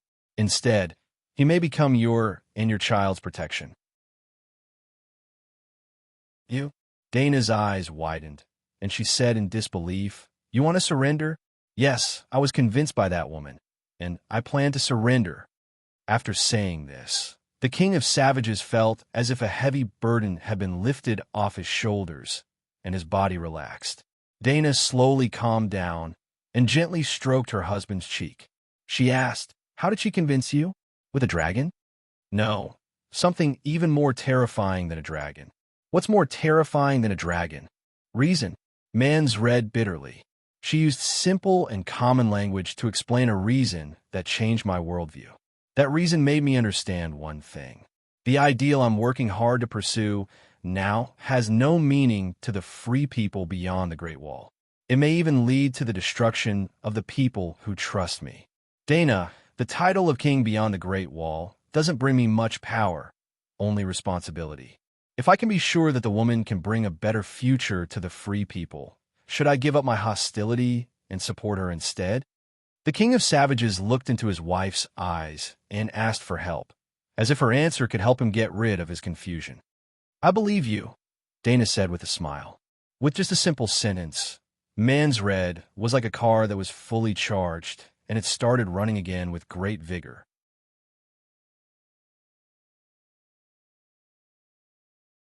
Chapter 305. Haha, the northern region is too boring. I want to visit the free cities too. The king of Beyond the Great Wall sat up abruptly and laughed loudly. "Dana, you're about to give birth. Just lie down for a few days. If there's any work, let Whale do it." Mance rubbed the back of his wife's red and swollen hand tenderly and said, "I'll call a meeting with the tribe leaders. When we enter the Great Wall, I'll have more time to spend with you." As the wife of the king of Beyond the Great Wall, Dana did not have many privileges compared to the other women in the camp. She was about to give birth, but she still had to milk the goats herself, feed the animals, cook for her husband and the barbarian leaders who came to visit, and even wash clothes. Servant? Without a professional servant, the freedmen were not kneelers. They would not kneel to any lord or king. Whale was not a servant either. She was Mance's sister-in-law, the sister of the queen of the barbarians, Dana. However, Dana was still a privileged person.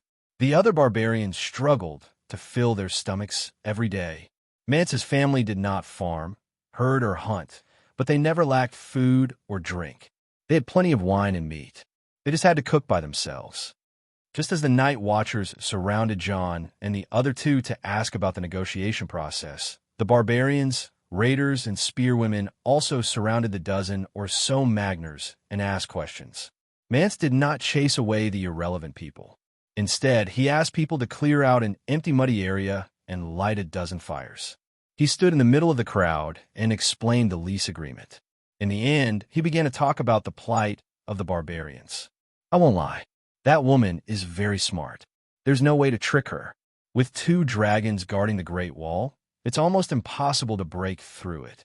Even if a group of strong freedmen were lucky enough to enter the northern region at night, the vast land would make it difficult for them to escape the pursuit of the Megalosaurus.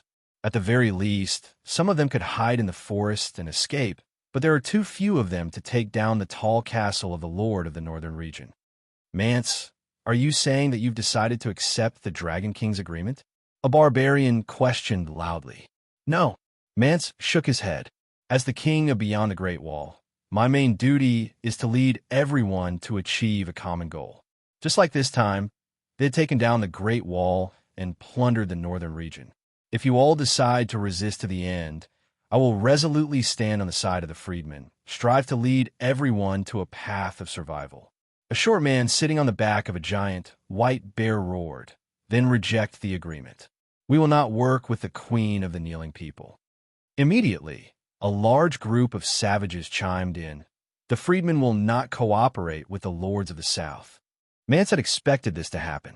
99% of the savages could only see what happened in a single day, and they would only feel the pain and terror of death when a sword pierced their flesh. At this point in time, the food supply could still last for a few months. The large forest was enough for them to cut wood for warmth, so they did not have to worry about keeping warm. Although the scene of the Megalosaurus breathing fire was scary, it did not actually burn people to death. The savages had some guesses about the power of the Megalosaurus, but they did not have a deep understanding of it. As for the deviant ghosts, the savages were indeed afraid of them, but the deviant ghosts had been with them for more than a decade, or even decades. Their nerves that controlled pain and fear had long since become numb. Therefore, most of the savages could not feel the sincerity of the Dragon Queen's agreement at all. Mance raised his head and looked at the Great Wall in the south. It was as if he could see the silver-haired queen waiting for the final result on the giant ice crystal wall under the afternoon sun. Actually, you should have let the Megalosaurus burn the camp the day before yesterday. Then, there would be no need to change the name of the lease agreement. You could have directly proposed the most severe, unconditional surrender terms, and we would have agreed immediately. Then, he shook his head and smiled bitterly. It was because of her kindness that his determination to resist was so weak. That was why he had complete trust in her theory of civilization and the 3-point lease agreement that she had promised. At this point, he had even decided to encourage the savages to surrender to her. Ahem, Velimir, you have not seen the Dragon Queen. Mance paused, then pointed at Tormund and the other commanders of the savages, and said to the Six Forms people, Everyone, please listen to the opinions of the leaders. They have all personally participated in the negotiations. I believe that with the amazing wisdom and rich experience of the brothers, you will be able to distinguish between right and wrong. Tormund, you go first. Tormund hesitated for a moment and said to the savages who looked over, The lease agreement seems to be very good. We have a great advantage. The caveman commander agreed. Think about it. So what if we take the north? There is no food in the north. But how can we really go to the neighboring continent? At least half of the free people beyond the Great Wall can survive. The leader of the Hardfoot people frowned and said, The only thing is that her terms are too good. It's as if she has surrendered to us. She has 2 dragons. This makes me wonder if the Urso's continent is really that rich. The topic slowly changed from whether or not to how to sign the agreement. There's no doubt about that. I have been to Lys and Pintos when I was young.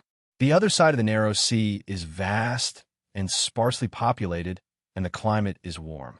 It is definitely a good place. A white-haired father and son draped in sealskin shouted. He was the commander of the seafaring tribe of the frozen coast, and lived opposite Mormont's Bear Island.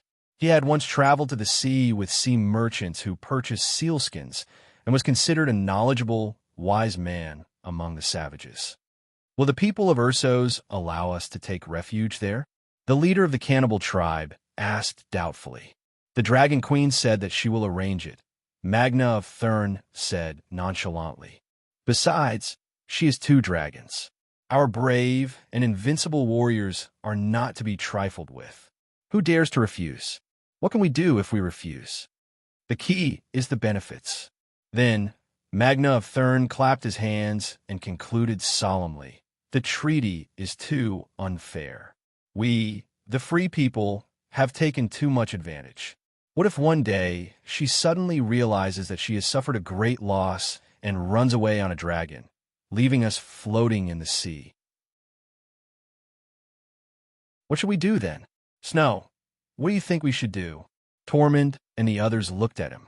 All the savages knew that the people of Thurn were the closest to the southern nobles. They had hereditary lords and laws and knew how to smelt bronze. Their army was well-equipped and disciplined. Therefore, the savages thought that Snow of Thurn had the most political wisdom. Well, speaking of Snow of Thurn, he actually had a blood feud with Dany, the savage general who led the savages to attack the Great Wall, and the Dark Castle was Thurn Magnus Sty, Snow's elder brother, who had the most military talent. When Dany arrived on her dragon, Sty did not die in the chaos. But when the queen used the power of the Megalosaurus to summon rebels, Sty was the first to rush over with his axe. It was the unlucky guy who was whipped in half by Blackie's tail.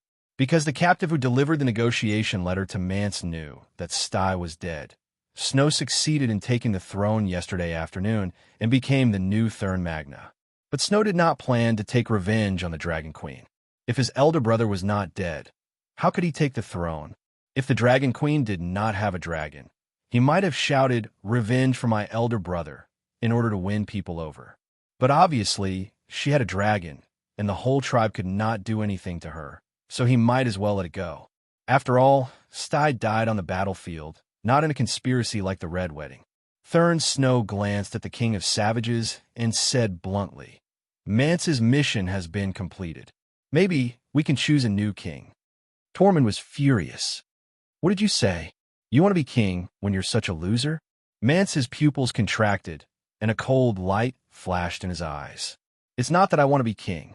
Snow hurriedly waved his hand and explained, "It's the Dragon Queen. By the way, how many titles does that Dany Rise have?" Mansfred's lips curled into a smile, and his eyes became gentle again. He pondered and said, "The Princess of Dragonstone Island, the Stormborn, the Silver-Haired Queen, the Mother of Dragons, the Queen of Slaver's Bay, Khaleesi, the Dragon Queen, the Queen of the Undulls, the Loiner, and the Ancestors." Snow's eyes flashed, and he said with a low laugh, "So many titles, why not add King of the Great Wall?" "King of the Great Wall? What's that?" Olheim Min was confused. "Whether we agree to the agreement or not, the free people want to escape beyond the Great Wall. So, we'll become the free people of the Great Wall, right? The King of the Great Wall is Mance, and this will not change. But when we reach the Great Wall, why don't we invite the Dragon Queen to be the King of Savages?" "How can we do that? Free people will never be slaves." The savages shouted. Varamir, the sixth-form being, was furious. He said with a sharp voice, "I don't agree with the agreement, and I will not support a Southerner to be our king. Don't be so agitated. We have to compensate the Dragon Queen." Thurn Snow glanced at the sixth-form being and said proudly, "Varamir, we came south only to pass the winter. But when winter is over, we'll all return to our homeland beyond the Great Wall. What's the point of being the king of the Great Wall?" "This," Tormund's cheek muscles twitched. "Isn't this a little too shameless? We're savages." Thurn Snow said matter-of-factly, "I don't agree with the Queen of the South, and I don't agree with the agreement." The sixth-form being straightened his neck and said firmly. Immediately, a group of savages and raiders shouted, "Yes, we're raiders. We don't farm or guard the Great Wall. We want to rob the weak people of the South." Tormund glared at them and turned to the sixth-form being. "Varamir, you're a shapeshifter, and you have powerful animal companions. You don't have to worry about food, and you can escape before the deviants come. You don't have a family. You don't have any clansmen. You live alone. Your whole family lives. But we are different. Go to the camp and see how many old, weak women and children are there. Do you want to deprive them of their last chance to live for some unknown reason? The noisy savages quieted down. Some were at a loss, some hesitated, and some started to think about the future of their tribe. Is there really no way to take down the Great Wall? Some of the savages asked unwillingly. Mance pointed at Varmir and said, "Among the free people, he's the strongest. He should be the one to answer this question." The six-form being's pale face flashed with embarrassment. I don't know. How about this? Mance thought for a while. We'll follow the principle of voluntary participation.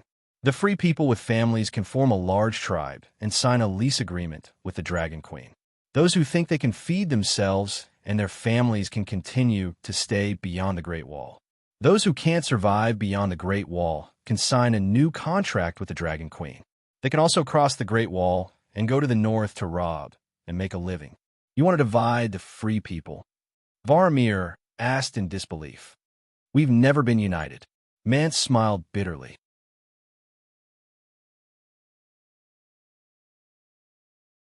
Chapter 306. Mons had made a huge mistake, and Danny and the Night Watchers did not notice it at the time. In the morning, the Magna of the Barbarian tribe had a three-way meeting with the Night Watchers and Danny. In the afternoon, Mons tried his best to promote the tripartite lease agreement among the barbarians while protecting himself. Because Tormund, Snow, and the rest of the Magna, whether they were subdued by Danny's dominance as a queen, or by her personal charm, or by her promises of benefits, or perhaps they were like Mons, who had enough reason and wisdom to recognize the sincerity of the queen's offer of a treaty. In short, the majority of the Magna supported the signing of the agreement. Therefore, Mons' promotion was effective. At least a quarter of the barbarians were moved on the spot, another quarter were resolutely against it, and the remaining half were at a loss, ready to go with the flow as the majority. Therefore, Mons made the decision of free choice. Free people could freely choose whether to accept the Dragon Queen's conditions and go to the south for the winter, or cross the Great Wall with their own abilities and plunder the Northern Territory. He was doing it out of kindness, dividing the barbarians beyond the Great Wall, eliminating the unruly plunderers, and allowing more barbarians to survive. This was also very beneficial to the Queen and the Night Watchers. Those who crossed the Great Wall were obedient people, easier to manage, and lower the chances of conflict between the barbarians and the Northerners in the future. Therefore, when Tormund brought the revised terms to the city gate and told Danny and the Night Watchers, they immediately agreed. Then, Jon and Barristan, as the representatives of the Night Watchers and Targaryen respectively, brought a parchment scroll to the barbarian camp.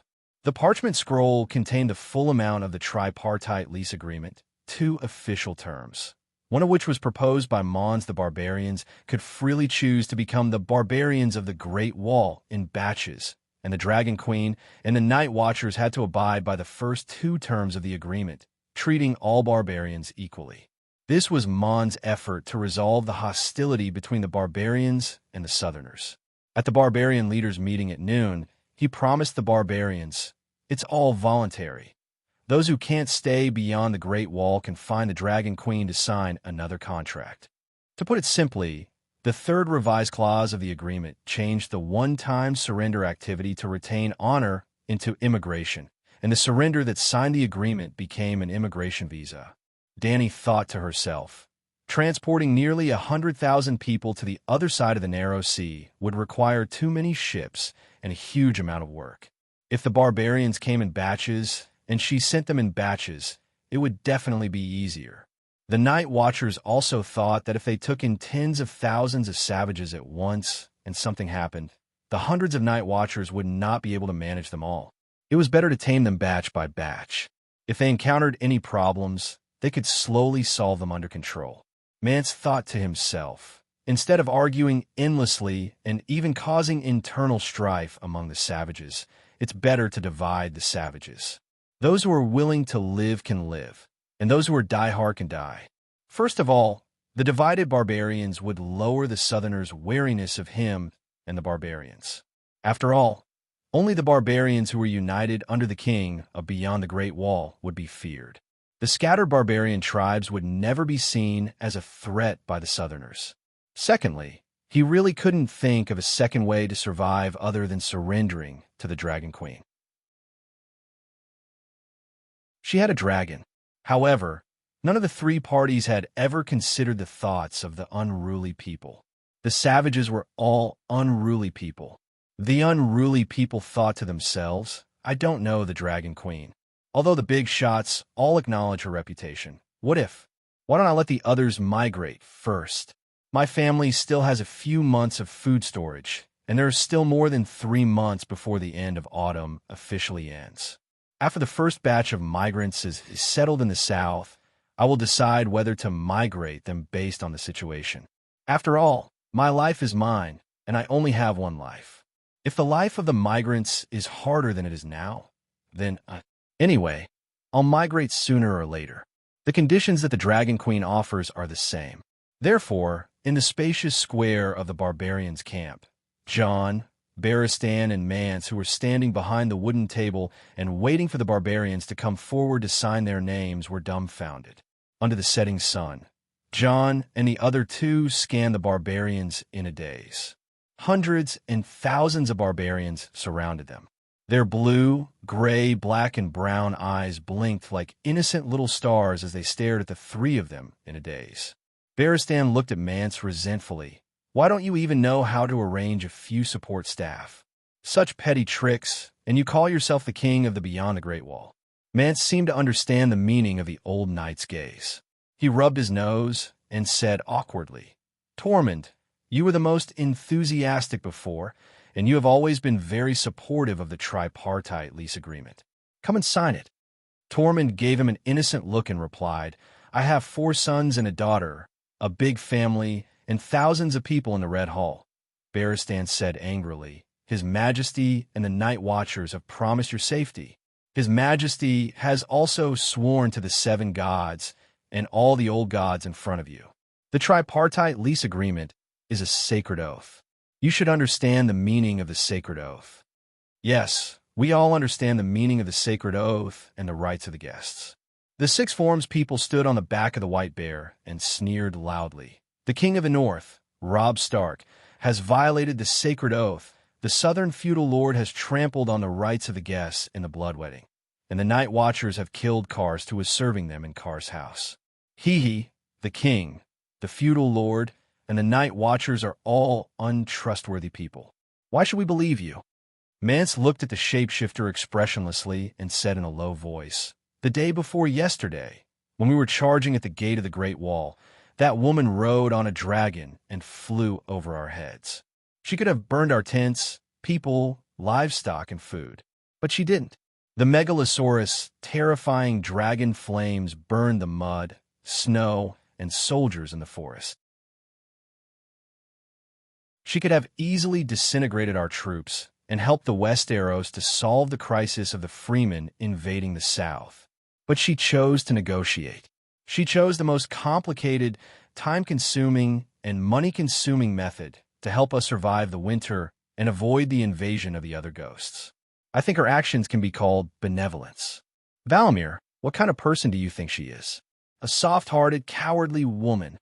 The 6 Forms people laughed. Mance saw that many of the barbarians were nodding in agreement. He could not help but think of a sad question. Were the Freemen beyond the Great Wall really a civilization that should be eliminated? The corner of Barristan's mouth twitched. The Dragon Queen's enemies had made many comments about her, but they had never said that she was cowardly or soft-hearted. The Gith, the Volantis, the Lisi, the Quills. Most people in the world would laugh their heads off if they heard what you said, he said to the shapeshifter with a straight face. Mance said, Valamir, you should at least admit that she is soft-hearted. A soft-hearted person would not trick you into entering the Great Wall and let the dragon eat you, right? Mance, have you forgotten? To the Freeman, being bound and enslaved is far more terrifying than death, the 6 Forms people retorted. That's because you've never experienced the horrors of hunger and cold. You've never worried about food and water, but we all know that the food we have now is not enough to feed all the savages. Mon suddenly stopped talking because the way some of the savages looked at him had changed. They were filled with suspicion and malice.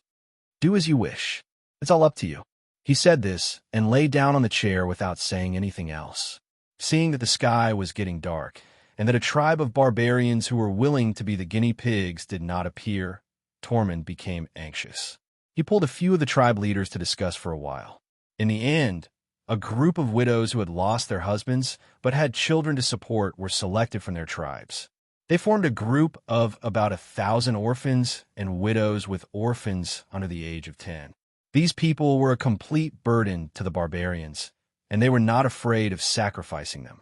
Similarly, the Night Watchers could accept them without worry. 10 spear-wielding women with children were the representatives. They pressed their bloody fingerprints on the tripartite lease agreement. Yes, they used a knife to cut their thumbs and left a mark on the snow-white sheepskin scroll.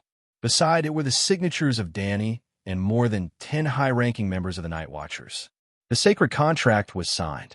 That night, the barbarians of the Great Wall left the camp of the barbarians beyond the Great Wall. The spear-wielding women pushed the sleigh and followed the Night Watchers down the city wall. Piled on the sleigh were moldy furs, tattered tents, dirty sleeping bags, a few meat bones, a small bag of barley, and one or several children who were crawling around. There were also hundreds of boys and girls in ragged clothes with blank expressions on their faces. They held hands and stretched the line very, very long. Woo! This time, when the barbarians arrived, the horn that represented the return of the Night Watchers only sounded once. However, not all of the barbarians in the Great Wall wanted to enter. Some chose to rent themselves to the Night Watchers. Some were willing to rent the land gifted by the Night Watchers to farm, and some were more willing to trust the queen who rode the fire-breathing Megalosaurus. Tall boys were selected by the Night Watchers to become the new Night Watchers or to do chores for the Night Watchers. Little girls without parents could not farm or stay in Dark Castle. They could only follow the king of the Great Wall to the other side of the narrow sea to make a living. Well, the barbarians who joined Dany could not enter the Great Wall. They had to go east along the Great Wall until they reached the East Sea, which was 250 kilometers away. There were almost 140,000 barbarians. There is no doubt that there were at least 100,000 barbarians who followed Dany across the sea. The Night Watchers wanted all the barbarians to follow her. The Night Watchers were too few to manage 100,000 barbarians. People's minds were unpredictable. If the barbarians suddenly changed their minds after entering the Great Wall and did not want to risk crossing the sea again, Dany would have to kill them all. But she would not be able to kill them all. If she left tens of thousands of barbarians behind and rushed into the north, she would turn from a great hero to a sinner in the history of Westeros. Dany was not afraid of being a sinner in the history of Westeros. After all, she was the one who wrote the history books. But she did not want to be a failure. The best way was not to test people's humanity and not to give the barbarians a chance to riot. As long as they were outside the Great Wall, they would not be able to rebel. Therefore, the barbarians who had obtained Urso's residence had set up camp at the foot of the Great Wall. In the afternoon, some barbarians cut down the forest and transported a large amount of wood to build a second barbarian camp, the camp of the savages of the Great Wall. The barbarians lived in the new camp for the first time. When the number of barbarians reached 5,000, they began to move east together. The Night Watchers were busy for most of the night.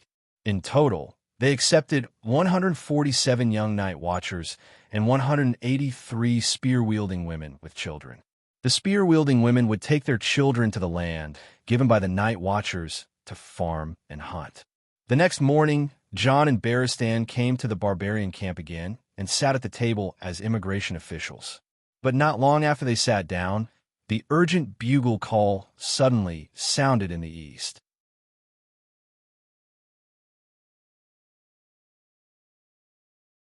Chapter 307. It was another sunny day. The blue sky was dotted with 4 or 5 white clouds. The snow on the ground slowly melted under the warm sun. The gray glacial wall that stood between the sky and the earth began to sweat. Drops of crystal clear water gathered together and flowed into a small stream. In this quiet and peaceful morning, there were instructors training the night watchers in the yard. There were also night watchers shouting loudly to command the giant prisoners to move bricks and build the wall. Danny was also in the yard. There was a large round table in front of her. Scholar Yamant spread out a detailed map of the frontier. A few night watchers and Yurgrit gathered around the table and were discussing where to find the deviant ghosts. Well, after helping the night watchers solve the problem of the barbarians invading the south, Danny was ready to move on to the next step of her plan. She wanted to find a few living ghouls and deviant ghosts and test their strength. It would be best if she could capture one. Suddenly, the sound of a horn came from the sky. Then, Golan, who was on duty on the wall, hurriedly shouted to the dark castle below, "The Rangers are charging towards the barbarians' camp." Rangers? The Night Watchers' Rangers? Blacksmith Tanner raised his head and asked loudly.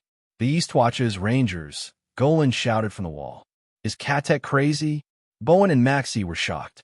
Danny's heart skipped a beat. She guessed one possibility. Stannis was here. They immediately climbed up the wooden ladder in a zigzag pattern and ran up the wall. They were wearing black chainmail, black half-helmets, and black woolen cloaks. There were 40 to 50 riders in the uniform of the Night Watchers. They spread out in an arc and came from the east. They passed through the roots and rocks, picked a path between the bushes and trees, and slowly pressed towards the barbarians' camp. The barbarians reacted quickly. They did not hesitate even when they were ambushed. They rushed out of the tents in groups, cursing loudly. "The crows shamelessly ambushed us." The Dragon Queen went back on her word. They waved their wooden sticks, bronze swords, and stone axes, charging towards their mortal enemies without any regard for their own safety. The Rangers sped up and dodged the barbarians' heavy weapons. They easily cut open the enemy's leather armor with their gleaming long swords and pierced through the barbarians' chests. The savages had not undergone systematic military training. They did not know how to form a formation, nor did they know how to charge in groups. They were like waves, rushing forward in waves, and then dying heroically. There were also night watchers who were dragged off their horses and hacked to death, but they did not retreat. They were as fearless as the savages. But gradually, the barbarian infantry, giants, barbarian cavalry, and mammoths carrying wooden castles of archers, almost all of the barbarian army flooded the Eastern Rangers. The Rangers finally couldn't hold on any longer. Their formation collapsed, and they fled into the forest behind them. "Your Majesty, what do we do now?" "Commander Carter and the others can't hold on any longer," Sir Glendon said anxiously.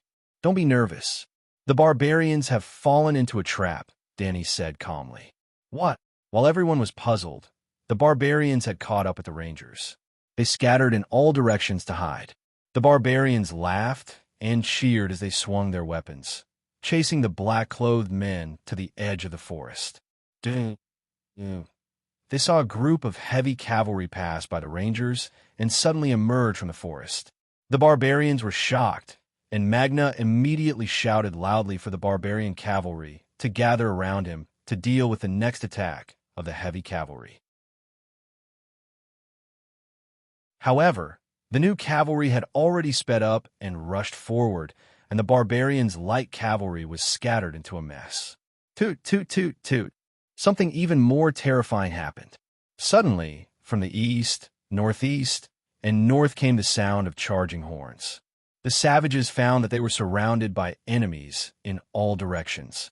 A group of terrifying armored monsters. In fact, there were only 3 groups of cavalry.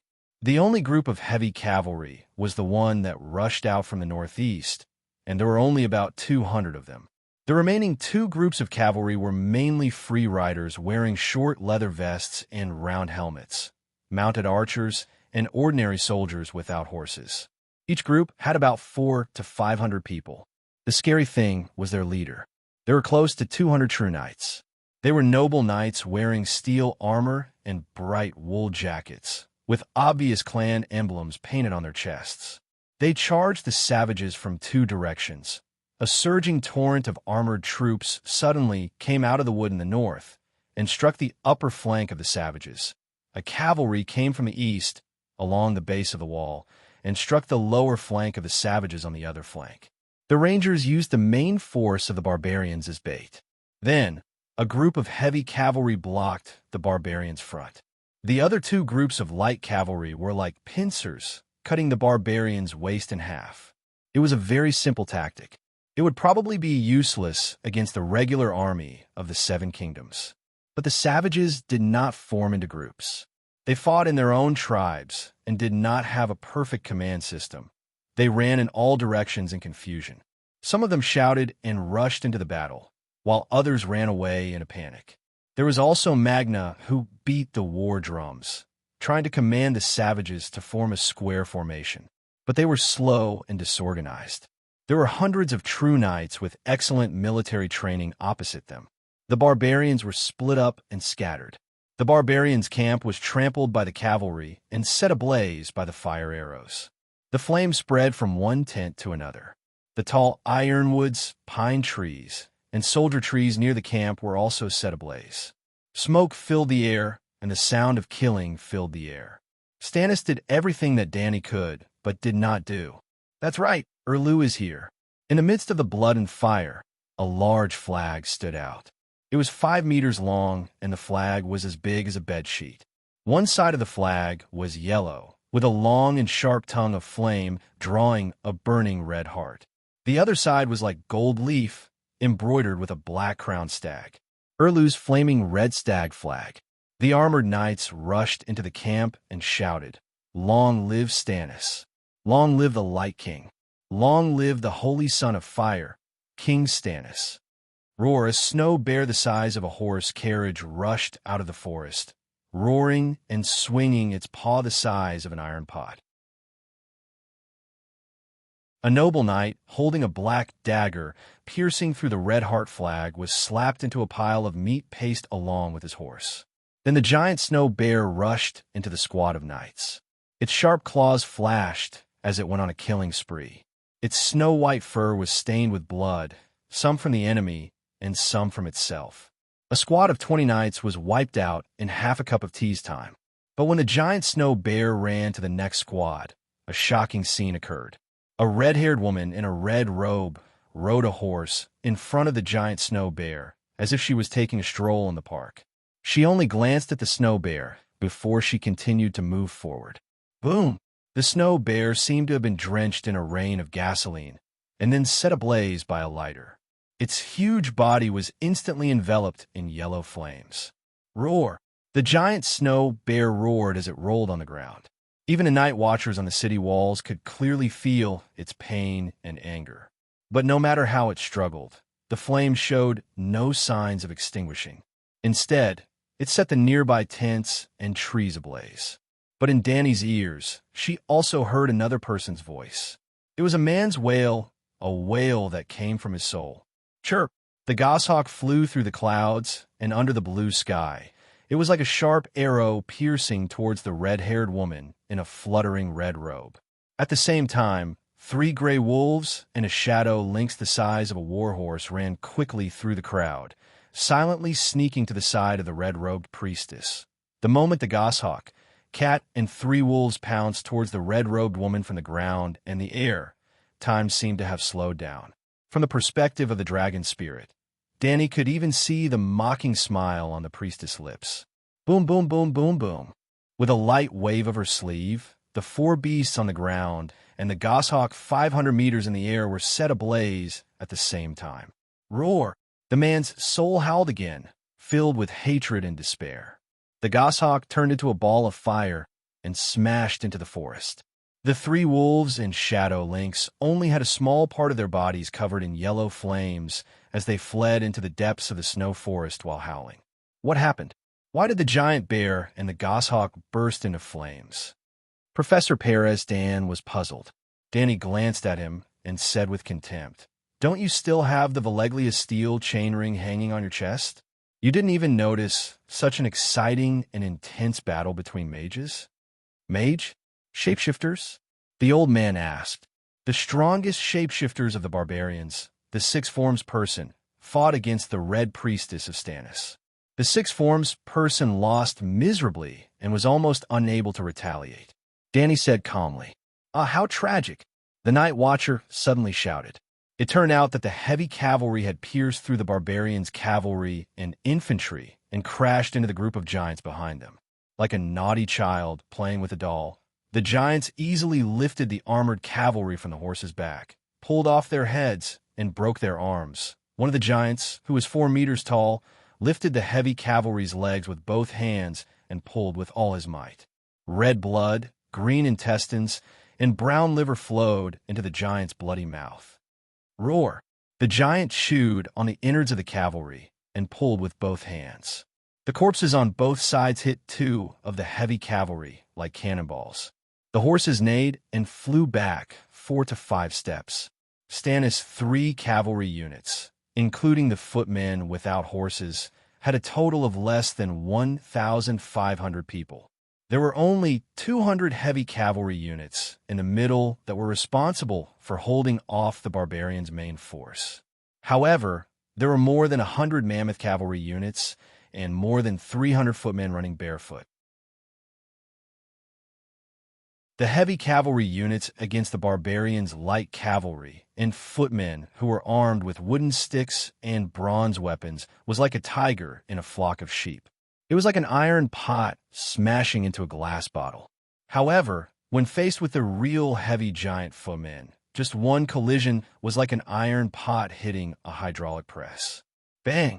The giant swung the tree trunk in his hand, and a cavalry unit flew at least 12 meters high like a baseball from one end of the battlefield to the other. The giants are so scary. Stannis' heavy cavalry units are done for, Sir Mallister said with a pale face. In less than 10 minutes, the last heavy cavalry unit was also torn apart by the giants.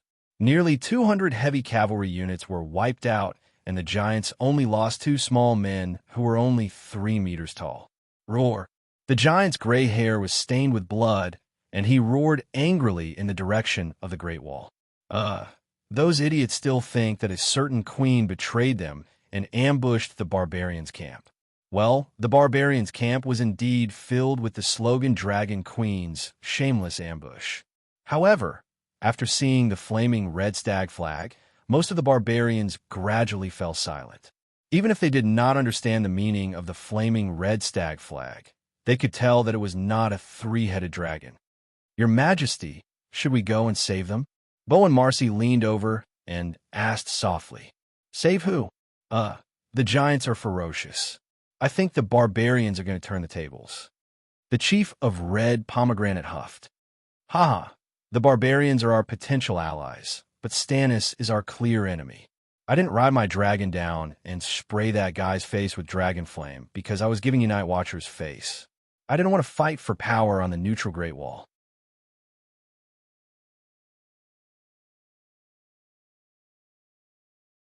Chapter 308.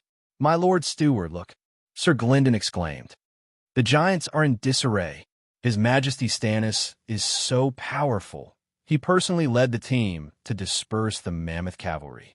Seeing the heavy cavalry being destroyed in the blink of an eye, the huge flaming red heart flag immediately changed direction. A team of knights in a wedge-shaped formation, mounted on armored war horses, bravely charged towards the giants. Stannis was the most eye-catching leader. He wore black armor and a black helmet, and his golden cape with a red heart embroidered on it fluttered like a flag. He held a long sword that radiated a magical red light. Flames flashed in the midst of the giants, creating a bloodbath. The long sword burned fiercely, and the flames at the tip of the sword flickered. The short flames were 4 to 5 feet long, and the long flames were 10 feet long. Occasionally, it would strike a giant and ignite half of the giant's body. The fearless giants seemed to be frightened by the flaming magic sword that radiated a strange light. Although none of the giants died under Stannis' sword, they lost their courage in an instant. They could only scream and run away, without any thoughts of turning around to attack the enemy.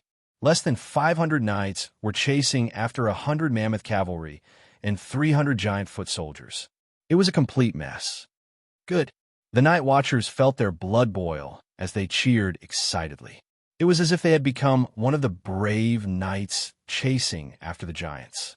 There was even a group of people who shouted rebellious slogans such as "Long live King Stannis."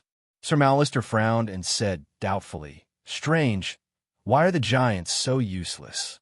They dared to chase after the fire-breathing Megalosaurus.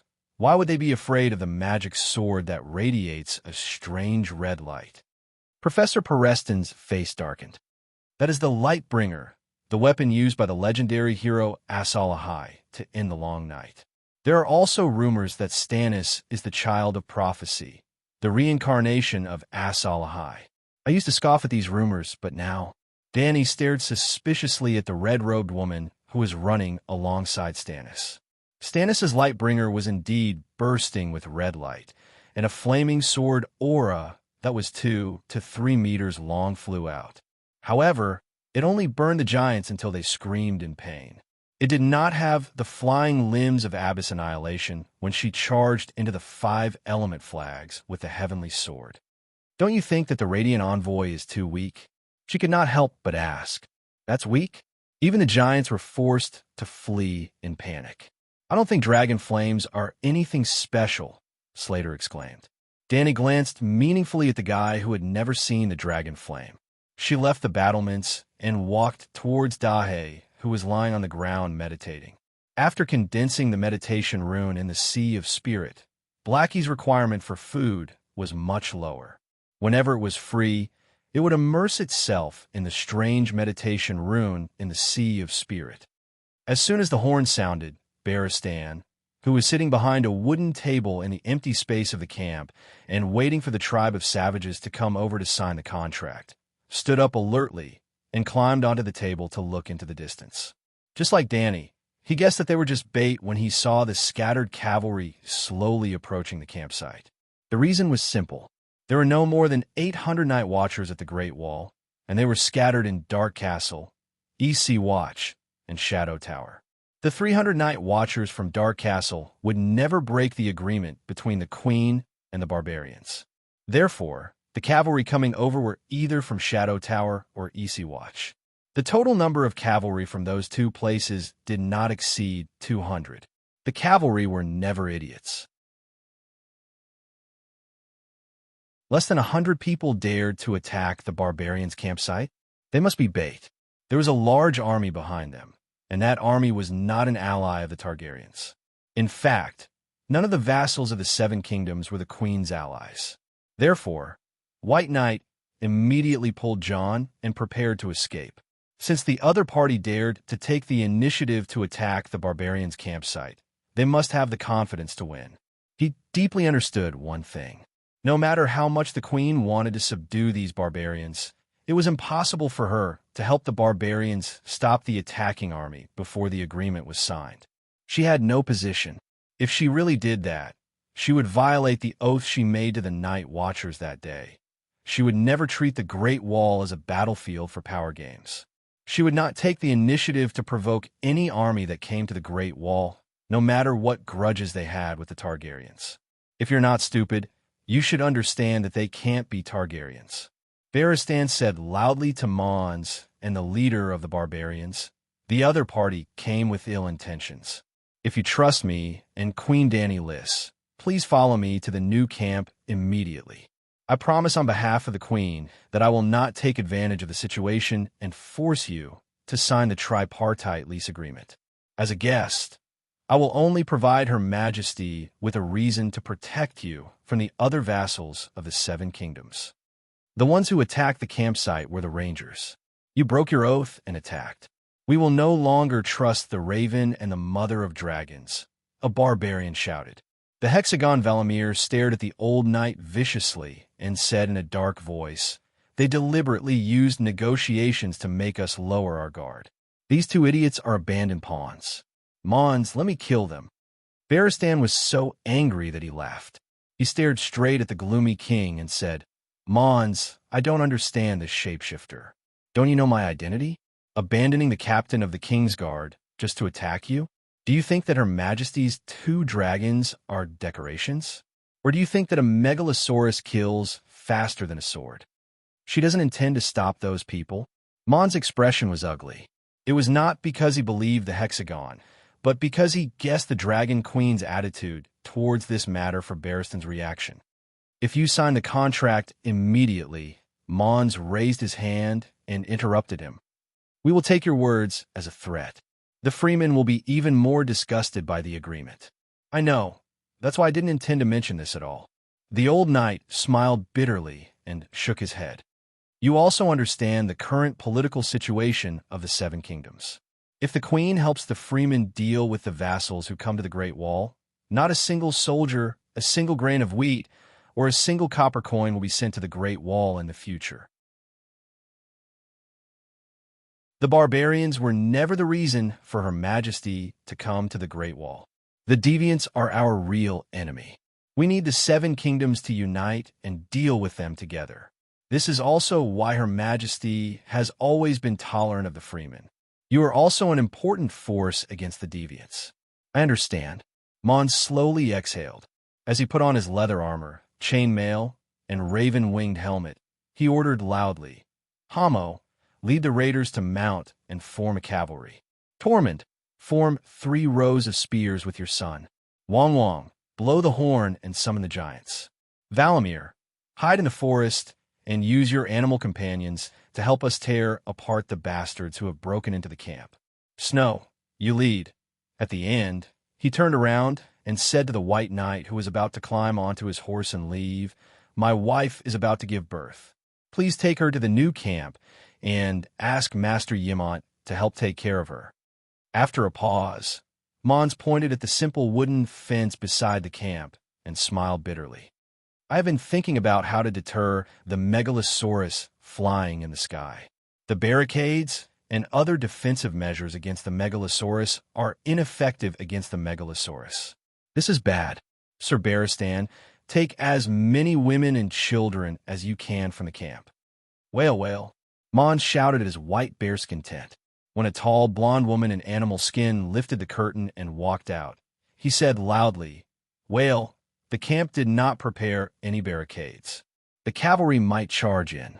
Cooperate with Sir Barristan and Jon Snow and bring Dana and the women and children to the new camp. At first, Wael and Jon rode their horses and shouted loudly in the camp. Not many of the barbarians ran to the new camp. However, when the first cavalry unit charged into the camp and set the tents on fire with fire arrows, the men, women, elderly, and children all ran for their lives. Most of them ran aimlessly. They ran into the forest and ran into the hooves of the enemy's horses.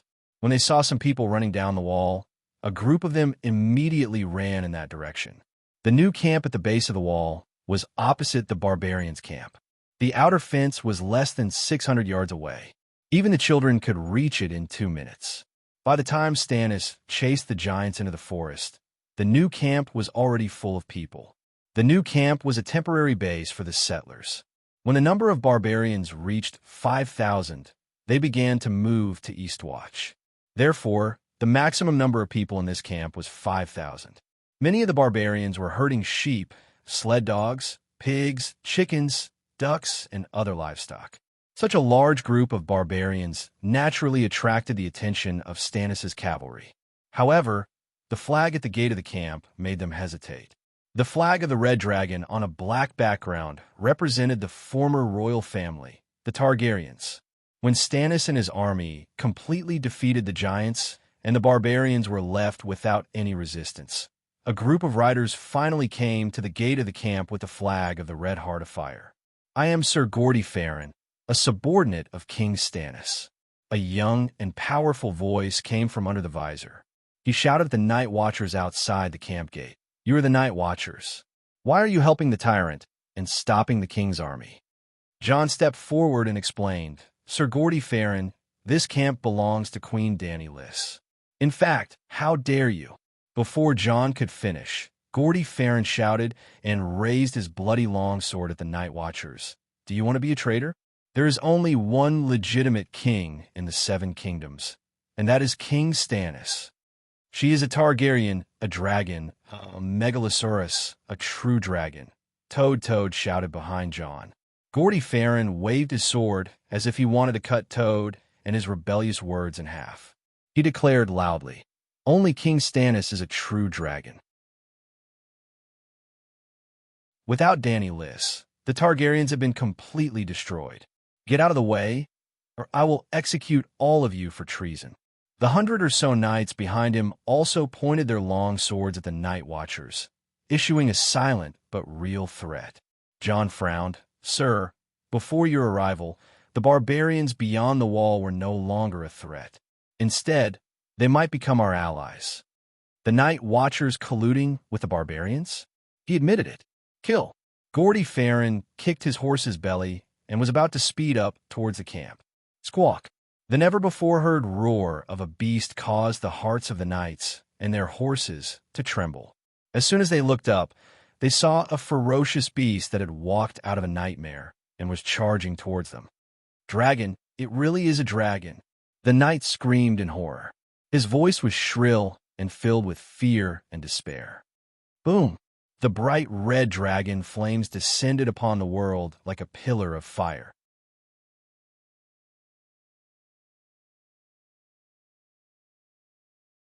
Chapter 309. Mud splattered on his body like a rainstorm, and the bright red dragon flame brushed past his body. He could even smell the faint smell of sulfur and burnt air. The warhorse under him swayed as if it was drunk, unsteady on its feet, and neighing in fear. Screech, the terrifying roar of the dragon, gradually faded away. Gondiflin looked around. A dozen riders had fallen off their horses, and all the warhorses were restless. There was a twisted, charred trench on the ground, as wide as a palm and half a finger deep. The sparks and smoke proved that everything that happened just now was not an illusion. The pillar of dragon flame fell from the sky like a sharp sword of divine punishment, brushing past their bodies and brushing past them. Gulp. Understanding all of this, Gondiflin swallowed hard. Cold sweat broke out, instantly drenching his inner shirt. The White Knight walked out of the camp and said slowly, "Sir Gondiflin, go back. The might of the true dragon is not to be blasphemed. If you have any questions, you can let Lord Stannis negotiate with Her Majesty personally." You really are Sir Barristan." Seeing the White Knight's appearance, Gondiflin's thumping heart trembled violently. He said in disbelief, "When did you join that woman, and why didn't you go to Dragonstone Island? King Stannis has long prepared the white robe, and has been waiting for you for a long time." Barristan's solemn face twisted a little. "It's good that all of you kings think highly of me, as it proves the value of the name Barristan the Fearless. But what kind of person do you all think I am, that I must join a king? Fine, as a legendary Kingsguard, the White Knight naturally needs a king. But in your hearts, am I so thirsty that I can't be choosy? Well, I've served Robert. I've served Queen Cersei. I've served Joffrey. It's kind of, after King Joffrey stripped me of my white robe, I prayed in the great cathedral of Baelor for 7 days and 7 nights. Finally, I received a revelation from the 7 gods. I can only serve the true king for the rest of my life. This is my destiny." The old knight held his head high, as if the light of the 7 gods was shining on his face. He had a holy, pious, and determined expression. The White Knight had indeed gone to the Holy Church to pray, but it was not the 7 gods who had enlightened him. It was the 8-clawed spider, Varys. Screech, under the clear blue sky, 2 megalosaurus, one black and one white, emitted endless majesty and dominance in their elegance. They stretched their bodies, flapped their wings, and flew freely around the battlefield that was filled with corpses and smoke. The snow was trampled into a grayish-brown mud. The broken wood of the camp emitted sparks and smoke. The fur tents were trampled into the mud, and Stannis' army was proudly shouting as they escorted the captives. However, the appearance of the Megalosaurus was like a bucket of cold water being poured over their heads. Even the great victory of 1,000 cavalrymen against 100,000 barbarians could not suppress the fear that was gradually rising in their hearts. Woo! A bugle horn sounded from the Great Wall. The melodious and loud sound spread in all directions. Bang! They represented the return of their allies. The gate creaked open, and Slint, Bowen, Marcy, Malister, and the other Night Watchers filed out. They were worried that the Dragon Queen would kill Erlu with her dragon flame. Gaudy Fallon's heart skipped a beat, and he immediately found a way out of this awkward situation. The barbarians have been destroyed, and the king beyond the Great Wall has been captured. Victory, victory! He ran back and forth under the Great Wall with the flag of Red Heart, and the knights behind him, as well as the 1,000 or so soldiers of Stannis on the battlefield, followed him and shouted in unison. The Night Watchers on the Great Wall were livened up, or it could be said that subduing the barbarians was never their first choice. Stannis' straightforward method was more hot-blooded, more satisfying, and also more able to vent the thousands of years of hatred between the Night Watchers and the barbarians. Thus, they began to shout along with the knights below the Great Wall. Victory, victory! When Gaudy Fallon waved the flag of Red Heart and loudly shouted, Long live Stannis! Long live King Stannis! Everyone followed suit. Sir Malister, who was walking towards the battlefield, stopped in his tracks and said to the people beside him with a bitter smile, This is going to be difficult. It won't be easy to mediate between these two families. The Red Pomegranate Chief Steward said worriedly, We can't let them fight. Even if they fight, they can't fight on the Great Wall. Master Yamant, what do you think? Sir Alistair looked at the old scholar. Yamant had been staring at the megalosaurus soaring in the sky. In fact, he had been spending a lot of time in the past few days staring at the two dragons, as if he couldn't get enough of them. Don't worry, Her Majesty Dany Alice won't start a civil war.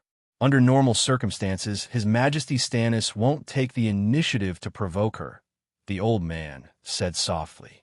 The one-armed tanner shook his head and said with a bitter smile, I'm afraid it's not that optimistic. I know the three brothers too well. If Robert was real steel, then Renly was shiny copper. They looked beautiful, but they weren't worth much in reality. As for Stannis, he's a piece of pure iron. He's black, hard, and strong, but he's also easily damaged. Like iron, he'll break before he bends. If it's Robert, he'll lead his army and charge at the Megalosaurus. If he's not dead, he'll probably surrender to her and be a valiant general on the battlefield. If it's Renly, there's no need to fight. As long as she promises to keep everything he has, he'll surrender immediately and continue his life as the Duke of Storm's End. But if it's really those two, they probably won't come to the Great Wall's rescue. Robert is wasted in wine and women, and Renly has no feelings for the country's crisis. Only Stannis is strict with himself and treats others harshly. He has a stubborn sense of responsibility. His ambition for power is undeniable, but it's more like an obsession for everyone's heartfelt approval. When he was the acting castellan of Storm's End, even when food ran out and he could only eat boiled rats and leather, he never thought of surrendering. When he became Robert's Lord of the Navy, after a pause, the blacksmith skipped over the matter of Stannis leading the Navy to besiege Dragonstone Island. When he settled Balon's rebellion and helped Robert rule the country, he was strict with the law and did not care about others' feelings. Even when he was cursed by all the nobles, he still did his duty and worked hard to complete his duties. If he thinks of himself as a subject, he'll perfectly fulfill his duties as a subject. If he defines himself as a king, then he'll definitely insist on the rights and responsibilities of a king. Unfortunately, not only does he think of himself as the only legitimate king of the Seven Kingdoms, he's also been bewitched by the Red God Priest to think that he's the child of prophecy, the savior. There's no doubt that he'll work hard to bear the burden of being the savior, even if none of us are willing to be saved by him. The savior is here. Slint rubbed his nose and reminded. The rumbling of horse hooves approached. A group of cavalrymen waving the flag of the Red Heart slowly approached the Night Watchers. Greetings, King Stannis. Thank you. Seeing Stannis enter the city gate under the escort of the Night Watchers, Dany also ended her flight to show off her martial prowess. She brought Blackie and Whitey to land in front of the Imperial Tower. She sat on Blackie's back and watched as Stannis and the red-robed woman walked out of the city gate. As if worried that she would kill Erlu with a mouthful of dragon flames, Scholar Yimont even came over to advise her in advance. The Night Watchers hope that you two can get along peacefully and fight against the other ghosts. Stannis is always here to guard the Great Wall. Look at the big picture. Targaryen, your words are as heavy as a mountain. You said it yourself. To be honest, Dany really wanted to throw a fireball of dragon flames at Erlu. It wasn't that she wanted to kill him. If she really wanted to kill this competitor, she would have already done it outside the city. The main reason was that she really wanted to see Melisandre's fire witchcraft. Or she could let Erlu try using the Radiant Bringer to split the fireball and see if the legendary wife-sacrificing sword lived up to its name. The second son of the Liu family was born with broad shoulders and strong limbs. He had black hair and blue eyes. His skin was as hard as iron after being exposed to the sun for a long time. He was 36 years old and severely bald. He had a square chin and sunken cheekbones. His thin lips were tightly pursed. One look, and one could tell that he was a difficult person to get along with. Erlu was in front, and Melisandre followed closely behind. The moment she appeared, the surrounding Night Watchers let out a gasp of surprise at her beauty and sexiness. Compared to the Night Queen, who was always clad in gray iron armor, the voluptuous red-robed woman with a graceful figure and light clothes was more attractive. However, in Dany's eyes, Melisandre was like a ball of red, flirtatious flames. Her flushed heart-shaped face, red eyes, red hair that reached her waist, and red robes. Even from 7 to 8 meters away, she could feel that her body was like a burning furnace, emitting waves of heat. The heat was real. It was not an illusion, nor was it magic. Even ordinary people could feel the heat from her body. Just like her dragon, her blood and fire came from the same source. Her body was also made of magic and emitted heat unconsciously. However, when it came to a fire mage, what kind of witchcraft did it represent? As soon as Stannis and Melisandre entered the yard, they noticed the Megalosaurus breathing out smoke and fire, and Dany watching them from the back of the Megalosaurus. For a moment, the air seemed to be heavy. Melisandre, Red Pomegranate, and the other Night Watchers looked nervous and sweaty. Their mouths opened and closed, but no words came out. Erlu did not avoid Dany's gaze, nor was he affected by the awkward and heavy atmosphere. He went straight to the king's tower and said while biting his cheek, "I didn't expect you to come to the Great Wall." Dany smiled and said, "I don't care about the barbarians. However, when I was looking through the recent intelligence of the Westeros and the City of Knowledge, I noticed the warning of deviant ghosts that the commander-in-chief of the Night Watchers sent to the scholars." Stannis pulled out his longsword. The red sword shone with a magical red light, as if it was made of magma and surrounded by a circle of red flames. He held the sword and raised his square chin. He gritted his teeth and said, "Dany, since you know about deviant ghosts, you should know that the night is long and dangerous. Ordinary people can't survive this disaster. Only the child of prophecy can bring light to the world again." Dany looked at him strangely and then turned to the red-robed woman who was staring at Blackie. She asked, "High Priestess Melisandre, Supreme Priest Benello insists that I'm the reincarnation of Yasur Ahai. What do you think? You're not the child of prophecy." Melisandre's voice was a little hoarse, like a small brush, gently brushing in people's hearts. It was as sexy as her body, but her tone was very firm, without the slightest hesitation. Dany patted Blackie's neck and said proudly, "I've hatched a dragon." Melisandre said loudly, "A dragon has 3 heads. You're only one person. Dany, King Stannis also has the blood of a true dragon. He's the real savior. If you really have a kind heart, you should cooperate with him to fight against the evil and powerful ancient gods." "Haha, a dragon has more than 3 heads. I can make it have as many heads as you give me dragon eggs. If you want a dragon, go hatch it yourself." Dany sneered.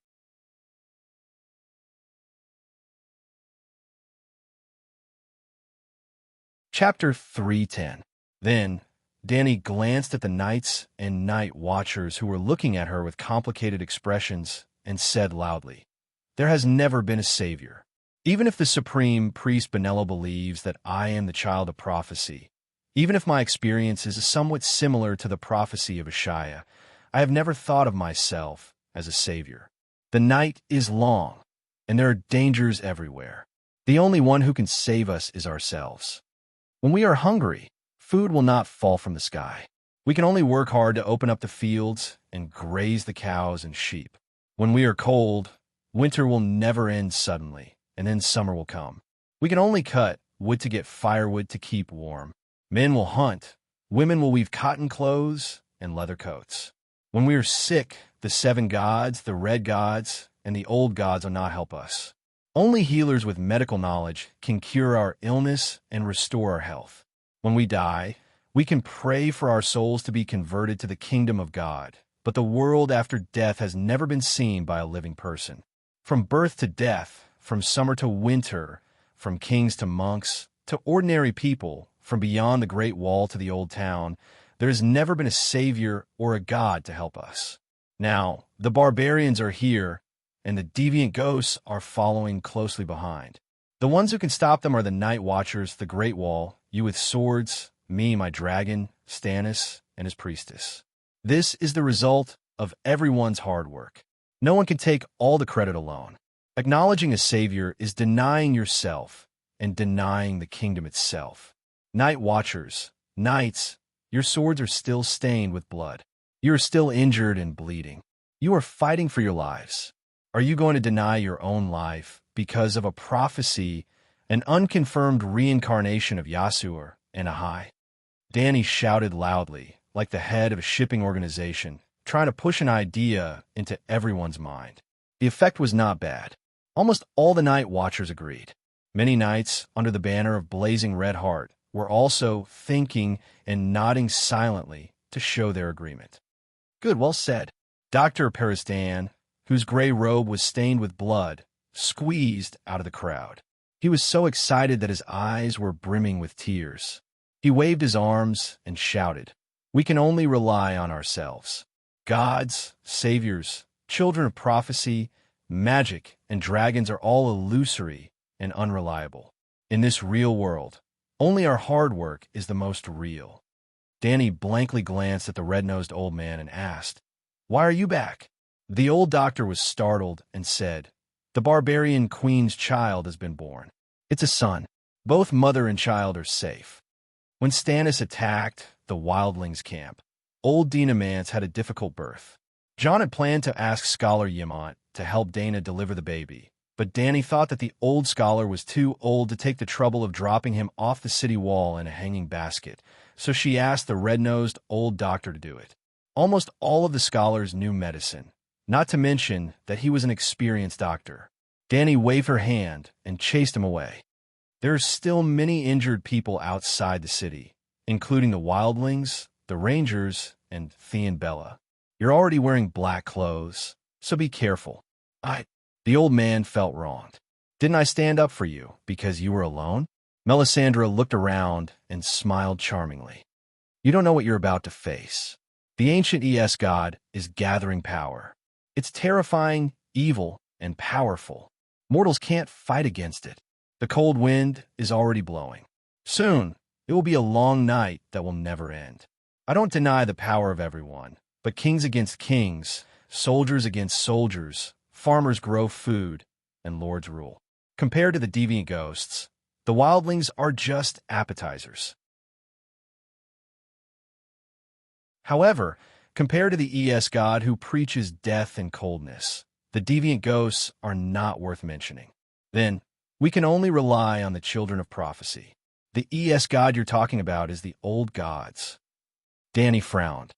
I know that the great king of light is the only one and sees all the gods and sects as heresy. However, we're just mortals. We don't participate in the battle of the gods. We only need to deal with the deviant ghosts. Danny Alice, you're very extraordinary among mortals, but your mortal eyes still can't see through the fog, Melisandre said slowly. Your majesties and all the nights the snow is melting outside and it's a little cold. Why don't we go to the hall and sit by the fireplace to discuss the settlement of the wildlings? One-armed Tanner suggested. Old Yemont frowned and said, King Stannis just led his subordinates in a big battle. I'm afraid he didn't rest much last night. There are also soldiers who died in battle. The corpses in the wild can't be left there. Why don't we rest for a day and let the soldiers treat their injuries? The corpses outside the city should also be burned immediately. We'll hold an official meeting tomorrow. Yes, the corpses must be burned before dark.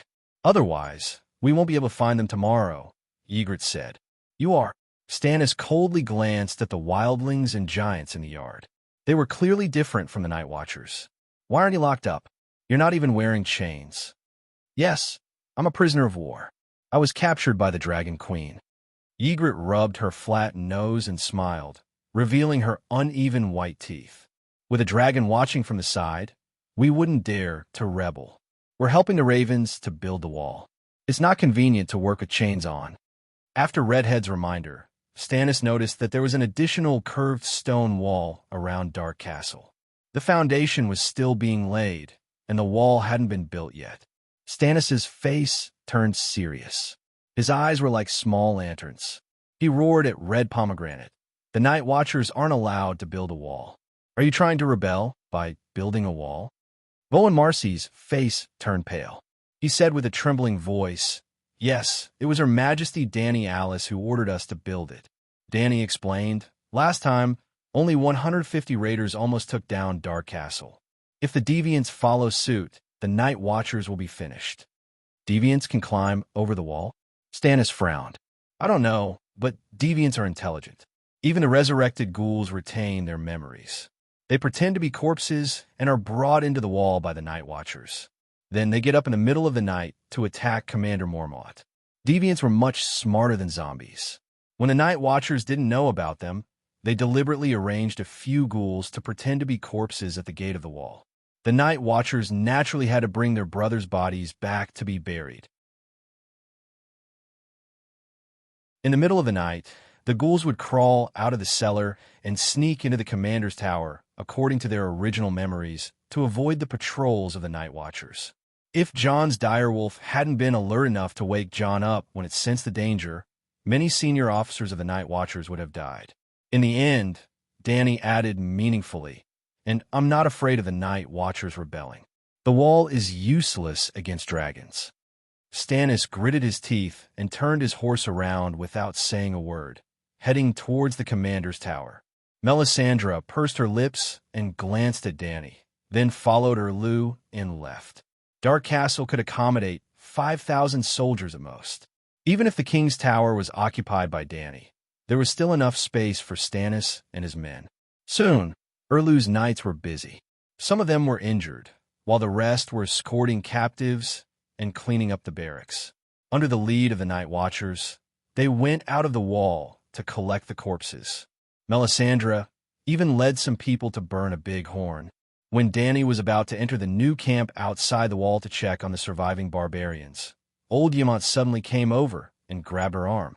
He looked at her seriously and said, Don't leave the dragon. What's wrong?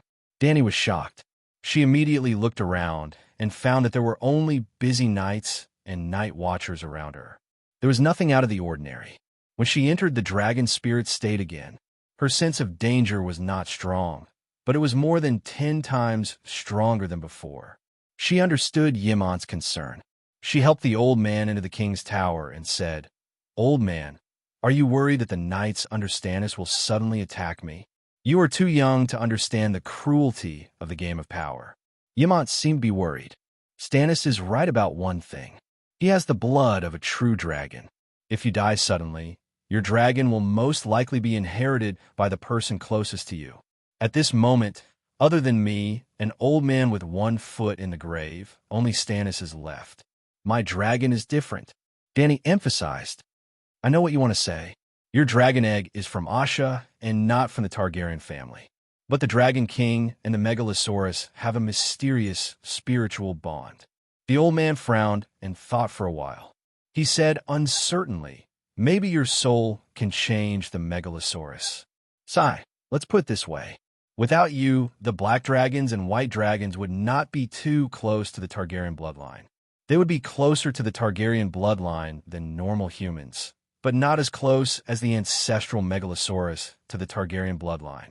But your soul and bloodline are slowly changing your dragons, making them closer to the Targaryen bloodline, until the birth of a dragon knight. How do you know all this? Dany was surprised. The old man smiled with nostalgia and said, in the royal library, I have read all the books related to dragons. I also know a lot of royal secrets passed down orally. Our ancestors were not as stupid as you think, telling all the secrets to the City of Knowledge. I have personally tested your dragons in the past 2 days, and they are not hostile to me. Dany also smiled and said, then let me tell you another secret related to dragons. Even Sir Barristan was kept in the dark. Oh, the old scholar was interested. I'm not an ordinary dragon knight. In the form of a dragon spirit, I am similar to a shapeshifter. My soul can enter Blackie's soul realm, and his soul can also enter mine. At this point, the light in Dany's eyes suddenly dimmed. Gondiflin is provoking my giant captive. Then, her purple eyes were dyed with a trace of blood. Her pupils slowly elongated and became vertical. A substantial pressure spread from her body. Even old Ymont could not help but avert his gaze. In this state, I can imitate the dragon's horn. As long as I wear armor, I will not be afraid, even if 10 knights surround me. As she spoke, she dispersed the dragon's aura and returned to her purple eyes. 7 gods above, I did not expect there to be a dragon spirit state.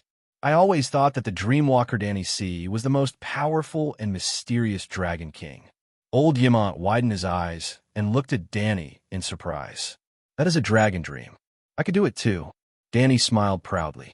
Dragon dreams are divided into 2 types, conscious and unconscious. In the unconscious state, I can see some fragments of the future. Of course, like the glass candle, most of the scenes are illusions. Before Blackie and the other 3 dragons were born, I've seen the black dragons in my dreams. In fact, the 5 dragon eggs in my hands, including the red dragon egg in my bedroom, can all meet them in my dreams. That is amazing.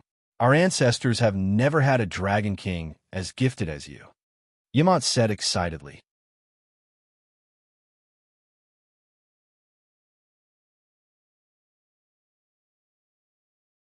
Chapter 311.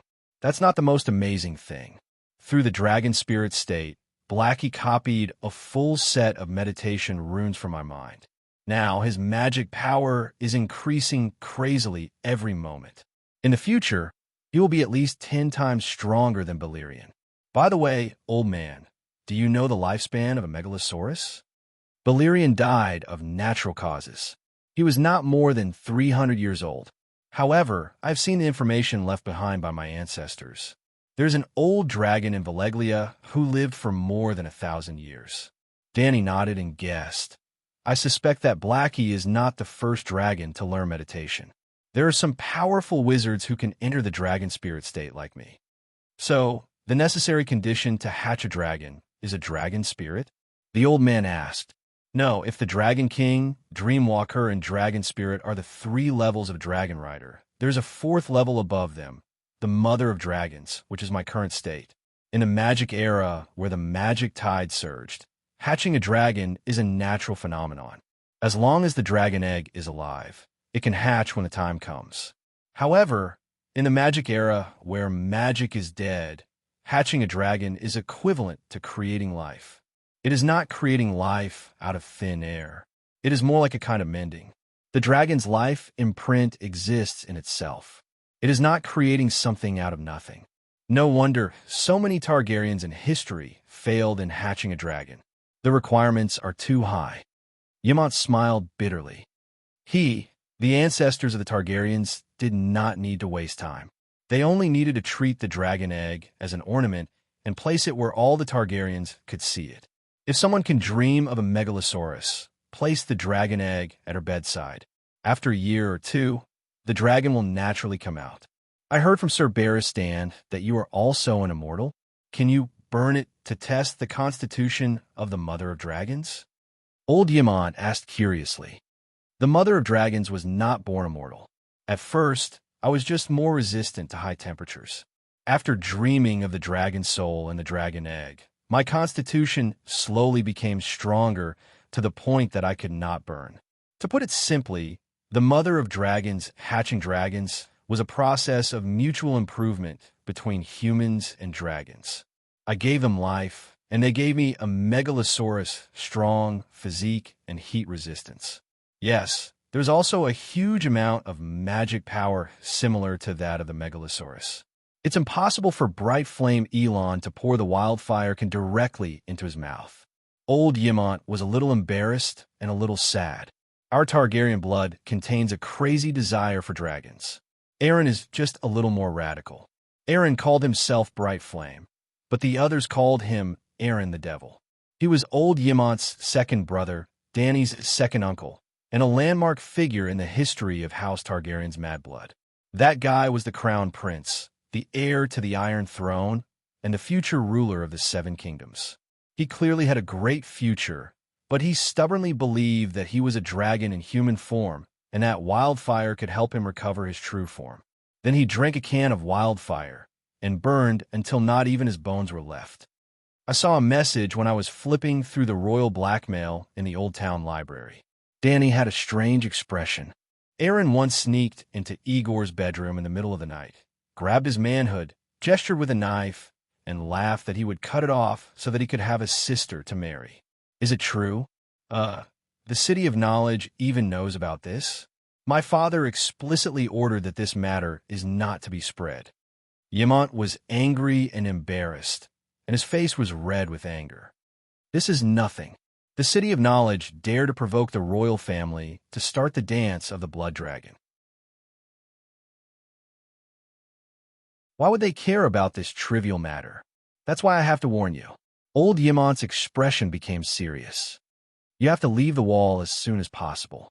Other than Sir Barristan and me, there is no one you can completely trust here. Just like just now, if you enter the city gate alone and someone shoots at you with crossbows from the killing hole above, calling for the Megalosaurus won't help. Also, Master Tanner, he suggested that you and Stannis go to the hall for a meeting. I deliberately found an excuse to help you decline. He may not have any bad intentions, but if you really enter the main hall of the castle, there may be hundreds of knights who will immediately attack you. In short, before you bring a large group of trusted people here, never face Stannis alone, don't test his humanity, and even, old Yimont's eyes were sad, and his tone was sad. Since Stannis came to the wall, he could not even trust the Night Watchers. I think my performance is not bad, Dany said with a gloomy expression. Your three-way lease is almost perfect. To be honest, I'm glad that you can be kind to the barbarians. Old Yimont smiled with relief, and then shook his head and sighed. But the Night Watchers and the barbarians have an 8,000-year blood feud. When the Raiders and the Night Watchers fall into each other's hands, their humanity will be completely suppressed by their bestial nature and hatred. Being beheaded is the best outcome. Before Stannis came, you were the only savior of the wall. They had no choice but to listen to you. But without a doubt, the way Stannis dealt with the barbarians was more approved by the Night Watchers. After a pause, the old man sighed. 4 days ago, on the night you came to the wall, I sent a messenger crow to Eastwatch and Shadow Tower, telling them that the Targaryen Dragon King had come to the wall's rescue. Stannis must have arrived at Eastwatch by then, but Scholar Hamuant did not reveal any information to Dark Castle. As the commander of Eastwatch, Carter Pike personally led the Rangers to attack the barbarians' camp with Stannis. They did not know about the dragon spirit, the mother of dragons. I did not expect you to have such a close relationship with dragons, but everyone knows that dragons only have one rider. When that rider dies, the dragon will accept a new knight. I can even guess what some people are thinking. If they kill you and let someone more familiar with the bloodline of a true dragon inherit your dragon, the conflict and killing of Westeros will be reduced by 90%. The Targaryens have an irreconcilable blood feud with 5 of the dukes of the 7 kingdoms. Old Yimont said bitterly, killing you is equivalent to saving the Westeros. Killing you is a righteous act. Dany, let's go. Leave tonight. No, leave now. You've completed your mission. Dany was silent for a long time before she asked, "After I leave, what about the barbarians? Let Sir Barristan stay. He is your captain of the Kingsguard. He can sign the sacred contract on your behalf." Dany was struggling. Rationally, she agreed with old Yimont's suggestion to leave immediately. Also, there was a voice in her subconscious that reminded her that there was something important waiting for her in Ursos. But she was still worried about the threat of the other ghosts. She did not want to leave just like that. After a moment of hesitation, she said, "Stannis and his 1,000 men will not be able to stop the army of other ghosts. I will take the barbarians to the forest tomorrow to look for the ghouls. When we catch the ghouls, I will leave immediately and have the Night Watchers send them to the King's Landing and to the Old Town. I will ask the nobles of the Seven Kingdoms to end the war and support the wall." "Will it be dangerous?" "We can ask Stannis' men to do it," the old scholar said worriedly. "I will ride my dragon there. Besides, I also want to evaluate the abilities of the other ghosts."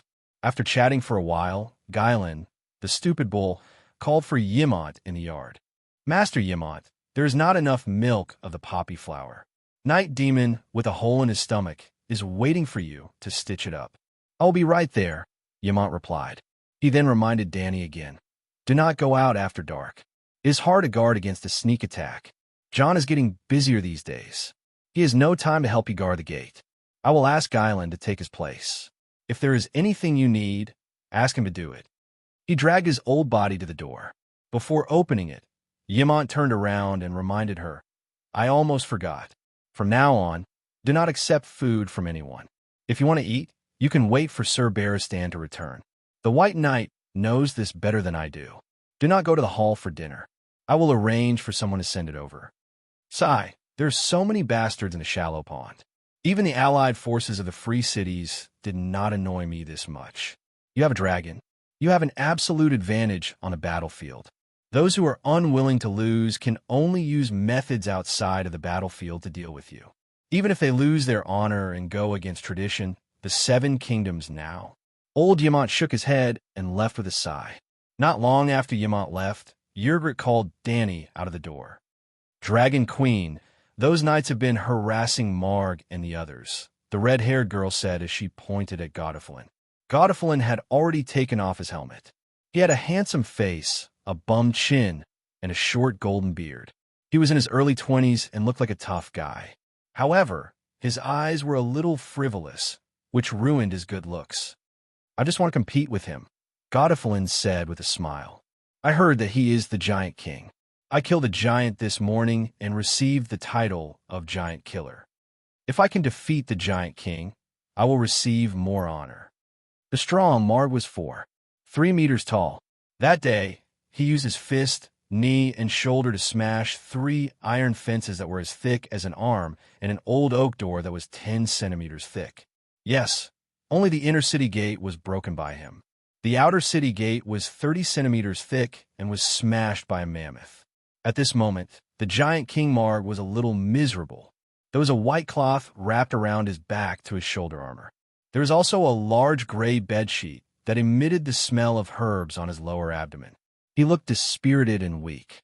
No wonder this stupid knight wanted to use him to become famous. Dany crossed her arms and glanced at Godifalin and his companions in disdain. She sneered, "Go find Stannis. As long as he signs the no-responsibility life and death contract, any of you can challenge Marg."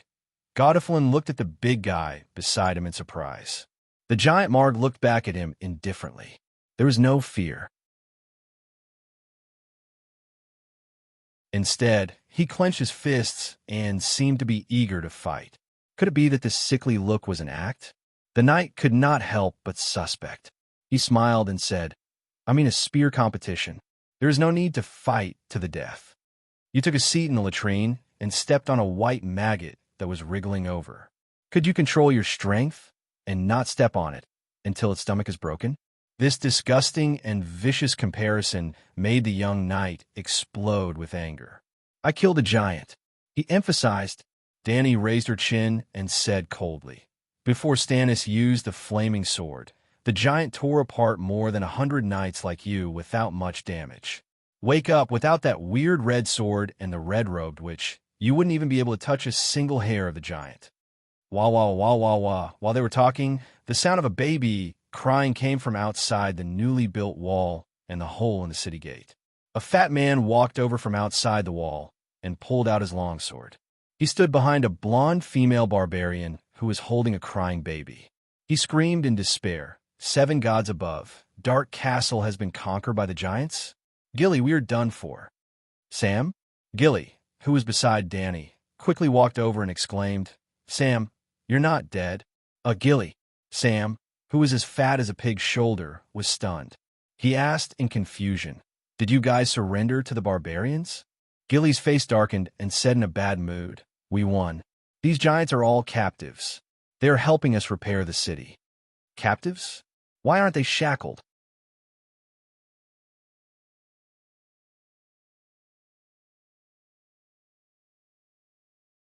Chapter 3:12. On the other side, John and a tall girl walked out of the city gate. Behind them were 2 spear-wielding women carrying a stretcher. The cries of a baby could be heard from the stretcher. "Your Majesty, this is Mance's wife, Dana." John bowed before pointing at the pale blonde woman on the stretcher and explained, "The environment in the new camp is too bad. It's under the wall and can't see the sun. Now it's crowded with people. Dr. Perez Dan is worried that she won't be able to make it through." "Okay." Danny nodded. "You can bring the seriously injured to the wall. Don't worry about Stannis.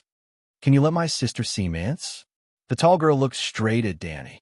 "You're Dana's sister?" "I'm Whale." Whale was the prettiest and cleanest savage girl Danny had ever seen. Her thick, honey-colored hair fell to her round breasts, but they were not oily or clumsy. They were soft as silk in the wind.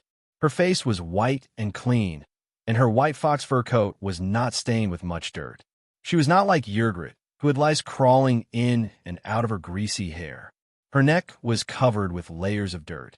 Her face was often washed, so it was very white. However, her body below the neck was greasy and dirty because she had not washed for months. "Hey, giant killer," Danny shouted at Gordy Fallon. "Mance's wife gave birth to a son. Go and bring him out. Let the family have some fun." Mance led more than 1,000 cavalrymen to fight against Stannis, but he could even kill 400 giants. Why would he be afraid of a group of savages who did not even have iron weapons? Thus, the king beyond the wall was captured by Stannis and was now imprisoned in the prison of Dark Castle. Half of the clan leaders who had negotiated with Danny that day were also dead. King Stannis is going to sacrifice Mance to the Light King tonight. He won't let him out. Gordy sneered. "You're just a soldier. You're only responsible for passing the message." Danny waved her hand and said in a casual tone, "Go and tell your king that either he sends Mance out, or I'll let the giants take him out. I'm a knight personally appointed by the king. I'm not a soldier."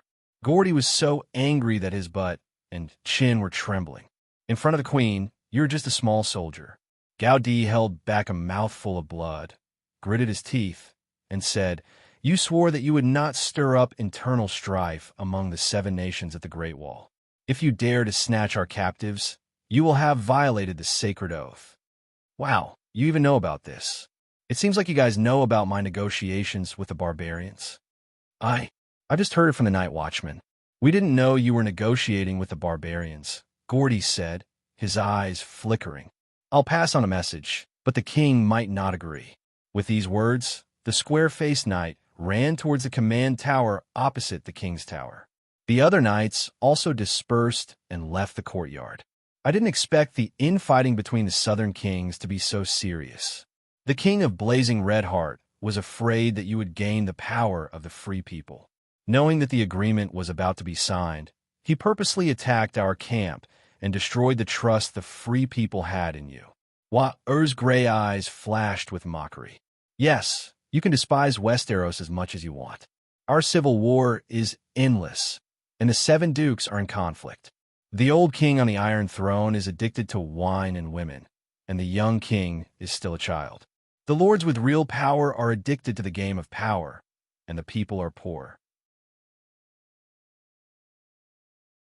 The people of the country have no way of making a living, As the big-breasted girl held her head high and smiled elegantly, Dany changed the topic and said, "But this kingdom that has fallen into the abyss only needed to send a destitute lord who was banished from the center of power to lead 1,000 people to penetrate the camp of 100,000 barbarians. Even the king of the barbarians was captured. What are you so proud of? In this era, no matter how bad the nobles of the Seven Nations are, they can't be worse than you barbarians." Wow. Pursed her lips, her face pale. The baby on the stretcher started crying again. Although Jon agreed with the queen, he also pitied Wa-Ur's situation.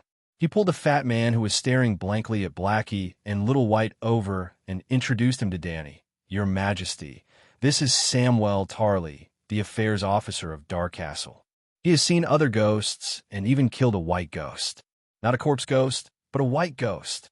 Sam had a round face, like a piece of fermented dough, and a pair of cowardly gray eyes. Your Majesty, your dragons are so powerful. I've always wanted to see the Megalosaurus since I was young. I didn't expect them to suddenly appear in front of me today." Fat Sam stuttered. "I've seen your father and brother." Dany looked at the sausage that looked like it was about to burst out of its casing. She laughed and said, "Your brother Dickon is a brave knight. Not long ago, he showed off at the Old Town's Honey Wine River Tournament."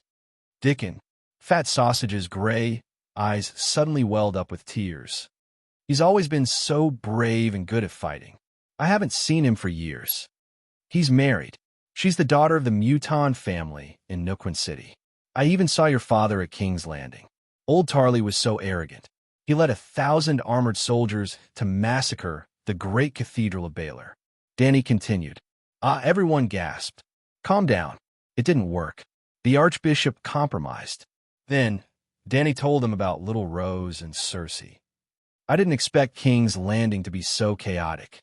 Jon murmured, "If we don't catch a deviant ghost to wake them up, it will be even more chaotic in the future." Dany sighed and turned to Fat Sam. She asked, "With your size, you can't climb the wall. How did you get across the Great Wall?" Sam had followed Mormont to the north. If they wanted to return to Darkcastle, they could only go through the North Gate. However, Fat Sam came from the south. I can't say." Sam's face turned red, and he said in a sobbing tone, "You can't even tell me?" "No, I can't. If you don't tell me, I'll feed you to the dragon." Dany put on a stern face and threatened. Blackie immediately got up and stuck its neck out. Its head came to Fat Sam's face. Sparks from its nostrils fell on Fat Sam's hair, causing smoke to rise. Fat Sam's body went limp, and he immediately collapsed on the ground and cried loudly. After a while, a warm smell of urine came from his crotch. Blackie glanced at him in disgust and retracted its head. "Are you going to tell me?" Dany asked again. "Don't let the dragon eat me." I won't tell you." Fat Sam cried on the ground. "Wah!" The baby in Jilly's arms also cried. Jilly's eyes were filled with fear. She begged Dany with a sobbing tone, "I'll tell you. There's a tunnel in the well that leads to the outside of the castle. Don't let the dragon eat Sam. Don't. Damn it." Dany cursed and scolded Fat Sam. "Are you stupid? How can you hide something like this? If we don't block the tunnel immediately, the North will fall immediately when the savages find out. And deviant ghosts, when they see the savages running to the Long Night Castle, won't they follow?" Sob. "I can't tell you." "Jilly, you shouldn't tell either." Fat Sam could only cry. His face was covered in snot and tears. He looked extremely pitiful. "Sam, Her Majesty is right. If there really is a tunnel, we must block it immediately." Jon crouched down and held Fat Sam's shoulder. Sam pulled Jon's sleeve tightly and pleaded with a pleading expression. "No, Jon, you don't understand. Apart from the Night Watchers, no one can pass through that place. We can't let outsiders know either." Jon secretly glanced at Dany, who had a gloomy expression, and said awkwardly, "Her Majesty isn't an outsider." Dany's eyes flashed. She was about to ask again when the stupid cow Gollin beside her reminded her softly, "Your Majesty, the King of Savages is here." Melisandre held her hands together like a lady and hung them in front of her abdomen. Her red robe fluttered as she walked over with light steps. The mud in the courtyard smelled like she had walked out of the palace's ballroom. Behind the red-robed lady was Sir Gaudy and 2 guards with red hearts emblazoned on their chests. Mansfred's brown hair was messy, and his brown weasel skin coat was stained with blood. No one knew if it was his own blood or the enemy's. He has the king's blood. The red-robed lady walked to the side of the stretcher and was about to touch the baby's cheek. Slap! Whale rushed over aggressively and slapped the priestess' tender fingers away. He stood in front of his sister and shouted, "Witch, you can't touch my sister's child." Melisandre turned around and glanced at Jon, Dany, and Sam with a faint smile. Finally, she said to Mansred, "It's better not to meet. Even if King Stannis doesn't punish you for leading the savages south, the Night Watchers won't let a brother who breaks his oath go." Well, Mansred used to be a Night Watcher and swore an oath to Weirwood. In the opening episode of Game of Thrones, I'd cut off the head of a sloppy man with a sword of ice. That man was a defected Night Watcher. Anyone who broke their oath and fled the wall would be beheaded no matter who they were or what reason they had. When the news of Ida's death at the King's Landing came, Jon fled on horseback in the middle of the night. If it weren't for Grenn, Sam, and a few other friends who chased him back, Old Mormont would have cut off his head. Well, Old Mormont guessed that Jon would run away and sent someone to wait for him in front. Even though Old Bear had been grooming Jon as the successor of the commander-in-chief, he still sharpened his knife and waited for him to make his choice. Mansred smiled at the red-robed lady and walked straight to the stretcher. He leaned over and kissed his wife's pale cheek before carefully picking up the baby wrapped in a sheepskin blanket. He sighed and said, "Dragon Queen, Dana and my son aren't Stannis' captives, are they? All right, I'll register them as barbarians of the fortress later." Dany nodded in agreement. Then she asked, "What's the child's name?" "You can give him a name." Mansred stroked the baby's wrinkled cheeks and replied, "He doesn't have a name. The custom of the free folk is that he can't be named before he's 3 years old." Jon smiled and said, "Everyone calls him Prince of the Barbarians and born on the battlefield." Born on the battlefield, Dany's mouth twitched. She couldn't help but think of her own born on the battlefield. Aren't these foreigners a little too casual with their naming? No, the free folk have a king beyond the fortress, but never a prince. Our king is chosen. There's no succession system. Mansred shook his head. "It's too windy outside. Let's carry Dana inside first." Jon and Sam brought Gilly, Whale, and the others to the spear tower that housed the barbarians. It was the tallest tower in Dark Castle. It was more than 70 meters tall and had 20 floors. The hall at the bottom floor was more than 6 meters tall. Dany's giant captive also lived there. Gaudy and the 2 soldiers escorting Mansred followed them. Melisandre stayed behind. "Dany, rise. Can we talk in private?" Dany only hesitated for a moment before nodding in agreement. The wooden door to the hall on the first floor of the King's Tower was wide open. The 2 of them sat by the fireplace and could see the busy crowd outside. "Dany, rise. When I first heard that you were hatching a dragon, I had my suspicions." Melisandre's peach cheeks had a hint of confusion. Yesor and Ahai would be reborn in the land of smoke and salt and awaken the demonic dragon in the stone. Your rise to power confirmed part of the prophecy. At that time, Stannis and I both felt lost and sad. So, we held a sacrificial ceremony, hoping that the King of Light would illuminate the future for those who were lost. That night, what we saw in the flames was still Stannis holding up the Lightbringer. Your figure was faintly discernible, as if you had appeared with him. Do you understand what this means? Stannis is the true child of the prophecy, and you. Melisandre looked at the expressionless Dany and bit her red and full lower lip. You might be his lover. Fuck. Dany gritted her teeth. Squid.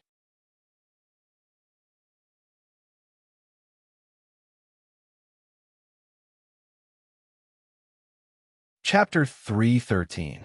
Melisandre stared at Dany and said, "It's very likely that you're the wife of the child of prophecy." Melisandre, you're the 3rd shadow binder I've met. You're the most powerful sorceress, but you're also the most conceited prophet. Dany had a strange expression. She wanted to say the stupidest, but the shadow binder was too powerful. What if she attacked her? Through her red eyes, Dani observed the foundation of her meditation technique. Dani had a feeling that she was shrouded in a world where flames were the sky and shadows were the ground.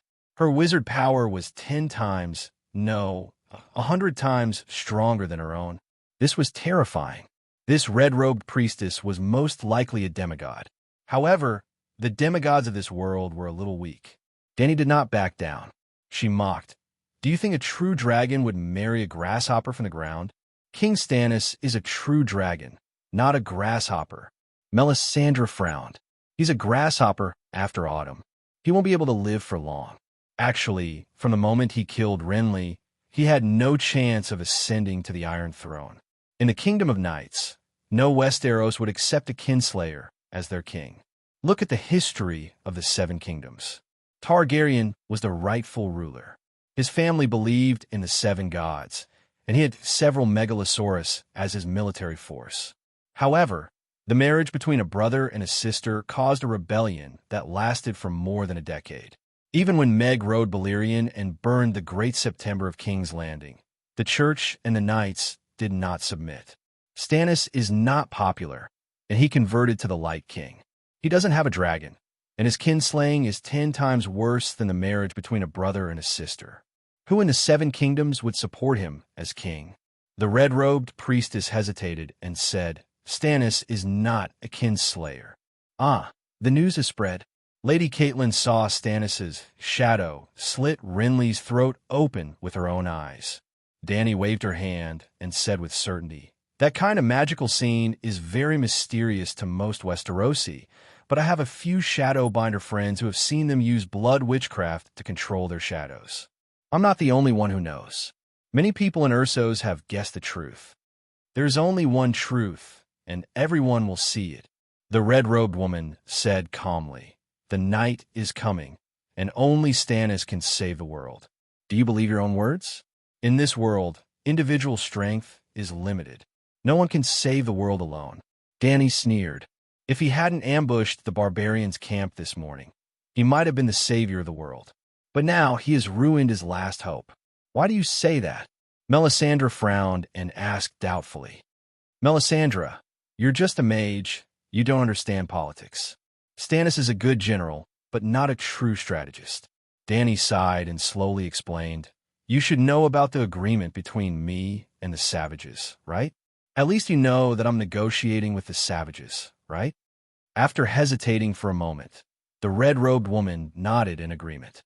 My guess is that Stannis doesn't want the negotiations to succeed, lest I obtain the power of the barbarians. This time, the red-robed woman didn't make a sound or move. She didn't admit or deny it. But you've forgotten one thing. The barbarians can help me, but you can also take them for your own use. According to the lease agreement, the barbarians only have 2 choices. One is to follow me to the other side of the narrow sea and take down a piece of land for farming, and the other is to stay in the north and guard the Great Wall. The risk of going out to sea is too high. There are many who desire the warmth of the south, but there are very few who can make the decision to leave with me. If Stannis can join the agreement as the second king, he can get a large number of soldiers to help him conquer the south. You'll allow him to take away your men? The red-robed woman asked doubtfully. This is the difference between Stannis and me. Dani sneered and asked, if Stannis is the one who has 2 dragons, what would he do? First of all, he won't come to the Great Wall again. Taking down the Iron Throne is his primary goal. Second, even if he comes to the Great Wall, he won't negotiate with the barbarians. He'll ride his dragon and burn the camp. Finally, when I bring 1,000 men to disrupt his plans, he won't hesitate. He'll ride his dragon and burn the 1,000 men who don't carry heavy crossbows. You, and here still looking at the problem from the perspective of the warlords of the Seven Kingdoms. But I'm thinking of integrating all the forces at my disposal to solve the other ghost crisis. Of course, I have the dragons, so I'm confident. But even if they know that the other ghosts are real, Roose Bolton, Wald Fry, and the others won't put any effort into the Great Wall. If Stannis can bring the barbarians down south and unite the north, I'll be happy to see it happen. At least, He's always thought of himself as the savior who dispelled the long night. If the North falls into his hands, the strength of the Ghost Resistance Alliance will increase. Melisandre sighed inwardly. She began to regret and feel a little depressed. She didn't foresee this possibility in the flames. It's not too late now. Stannis has defeated the barbarians and captured the king of the barbarians. As long as Mans Red submits to him. It's too late. Dany interrupted her rudely. I have the dragons, but I didn't burn the barbarians' camp. Therefore, the rational barbarians will always have some trust in me. Now that Stannis has messed with me, even my trust has been reduced by more than half. Will the barbarians be convinced by him? As for Mans Red, the king beyond the Great Wall, you don't understand the customs of the barbarians. Their king is elected, similar to the Archon of Volantis, but his power is far less than that of the king. The red-robed woman indeed didn't understand the customs of the barbarians, but she didn't value the power of the mortals. Therefore, she only regretted for a moment, and then returned to the main topic. Dany, rise. You're a woman, and you'll have to marry. Marry Stannis and fulfill the ancient prophecy. It's the best choice for you and for this world. He has a wife. Queen Celis is a loyal follower of the Lord of Light. In order to fulfill the Savior's prophecy, she will be willing to dissolve her marriage with Stannis. Does Stannis know about your plan? Dany asked calmly. I'll persuade him. In order to save the world, he's willing to make any sacrifice, Melisandre said seriously. You're doing something more difficult than ending the long night, Dany said unhappily. Didn't you leave Slaves Bay and come all the way to the wall to stop the other ghosts? First of all, he may not be the child of the prophecy. Second, I don't think the reincarnation of Yazuir and Ahai can really save the world.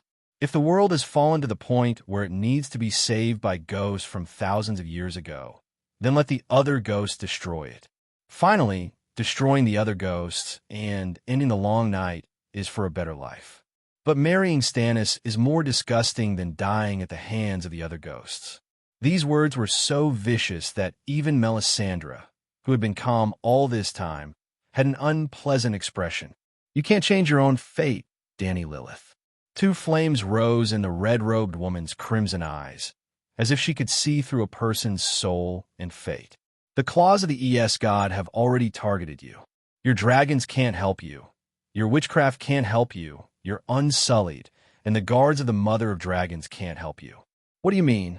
Dany felt her hair stand on end. A bone-piercing coldness was about to wake her up, and she immediately felt like she was shrouded in fog. Reciting the name of the Lord of Light might be of some help to you. The red-robed woman sized her up with a strange gaze, stood up, flicked her sleeves, and elegantly walked out of the hall and left. Dany had an idea. She went back to her room to pick up her backpack, walked out of the door, rode on Big Black, and called out to Little White. Amidst the cries of the knights, Big Black jumped up and flew toward the south. The sun moved west, and the sky was gradually dyed red. Shadow Leopard's fur cloak was like a flag, flapping in the wind. After flying for more than an hour, Dany patted Big Black's back, and her body changed from crawling to sitting up straight. The black dragon was connected to her mind, and it slowly circled above a pine forest. The sunset left a layer of golden powder on Dany's white cheeks. Taking out a glass candle from her backpack, Dany's witchcraft power surged, and a silver-gray ball of light started to flicker at the top of the candle. She was activating Kashyyy's soul coordinates. However, Kashyi did not respond. Dany was not discouraged. It was very likely that it was early in the morning on Lightning Island, and the shadow-binding night was most likely sleeping. After trying for more than 10 times, finally, 15 minutes later, Dany's consciousness entered a silver, twisted tunnel. In a trance, she arrived at a spacious and dark underground palace. It was even darker than the underground palace she saw last time, and the space was also much narrower. She could see a low and rough rock ceiling. 3 meters away was the wall, and there were ancient and abstract murals carved on it. Kashyi sat cross-legged on a soft wooden couch, staring at her with its eyes. I've looked for you at least 30 times in the past half a month. Why didn't you respond? 30 times? I didn't receive any mental waves from you. Danny was confused. Half a month. Has it been half a month since we last met? Kashi's tone changed, and it asked anxiously, "Where are you?" "Westeros. The last time I contacted you in the old town, your memory has deteriorated. Have you forgotten?" Danny was confused. "Someone blocked our connection," Kashi said in a gloomy voice. "Hell, what are we doing now? You're different. The dragon is with you, right? No one can block your witchcraft, but I was blocked by that person," Kashi said seriously. "I'm not kidding. I've been trying to contact you for the past few days." Danny stopped smiling and said in surprise, "This? Who blocked you?" "A great wizard who's 10 times, no, 100 times more powerful than you and me. Melisandre," Danny blurted out, gritting her teeth. "I finally met her face to face. As you expected, her magic power is 10 times more powerful than mine. I'm almost sure that she's a demigod. Just a moment ago, she even threatened me. That's why I left the Great Wall and contacted you a few hundred kilometers away, asking for your help online." "Other than the prophecy, I can't help you." After a moment of hesitation, Kashi advised, "The best way is to leave the Westeros immediately. If you're far enough away, even the gods can't hurt you. Kill him, kill him, kill him, kill them, kill them, kill them, kill them, kill them." Suddenly a low, misty voice sounded in the room. Hundreds of people were speaking at the same time. There was the dignity of an old man, the cowardice of a woman, the crispness of a girl, the voice of a man going through puberty, the whispers of a lover, the roars of fury, the curses of hatred. Kill him, kill them, peel off their skin, cut off their testicles, cut open their bellies. Then there was the sound of chewing. A heart that's still beating is the best. The voice was like a flexible steel wire, twining around Danny's heart and drilling into her soul.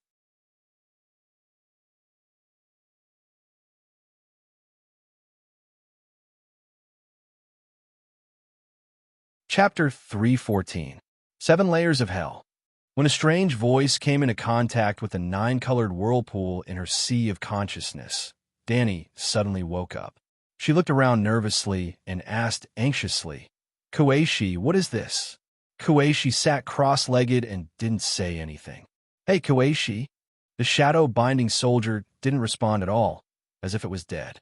Suddenly, Danny had an epiphany, and the main consciousness left in her body immediately entered the dragon spirit state. Soul attack. Scram. An invisible wave of air spread out from Danny's body on the dragon's back. The spiritual projection on the Thunder Island also opened her mouth, causing ripples on Kueishi's wide crimson robe. Kueishi left a soul fragment on Danny's right wrist, and the soul attack fell on the soul in her body through this fragment. The shadow binding soldier's body trembled slightly, and wisps of visible black fog drilled out from under the red lacquer mask. The black fog twisted into various half-human, half-beast forms in the air, and finally, with a pop sound, it exploded and disappeared in the grotto. "You now understand? Understand the drawbacks of the forbidden spell?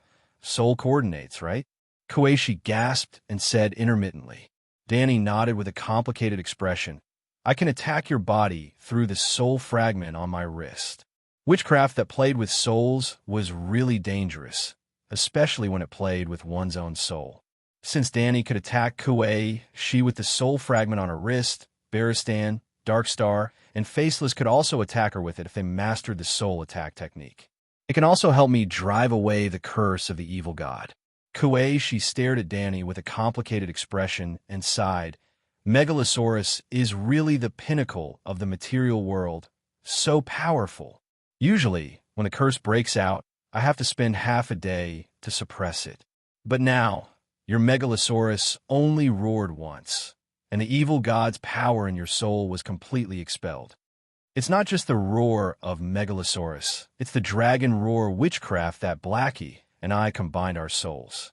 After explaining, Danny was worried again. "You were targeted by the evil god in the underground palace of the Thunder Island? I just touched the edge of the evil god's whisper and my soul was captured. One night a week ago, The Queen of the Thunder Island killed Countess Rose, who was sleeping beside her, without warning. She even used her nails to cut open her stomach and ate half of her internal organs while lying in a pool of blood. Regarding this, King Bogan was worried. I had no choice but to speed up my exploration of the underground palace. In the past few days, I've already sent 100 or 200 palace guards to the underground palace into a frenzy.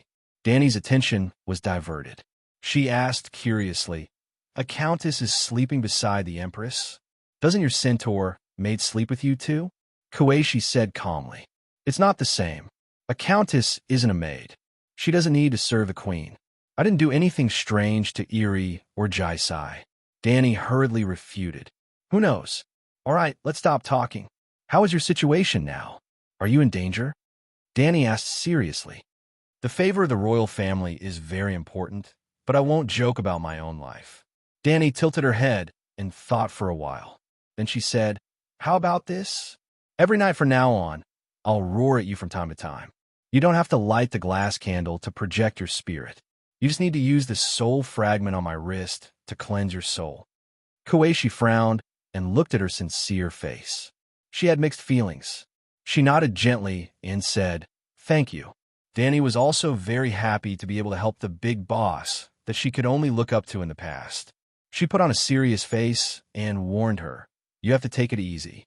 Even the dragon's aura has its limits. You'd better solve your own problem first." Kueishi also noticed a change in her tone. She rolled her eyes and said angrily, "I predicted that you may be in great danger. The red crow fell between your eyebrows. Your mother's vision was blocked, and her child was quietly taken away by a white wolf. I don't know what it means, but it obviously indicates that something bad will happen to you." The child was taken away by a wolf? Danny frowned and pondered. Could it be that her cheap son was taken away by a wild wolf? No, the child was taken away because the mother's vision was blocked. If I'm the mother in the prophecy, I can't see the child, and it doesn't matter if my vision is blocked.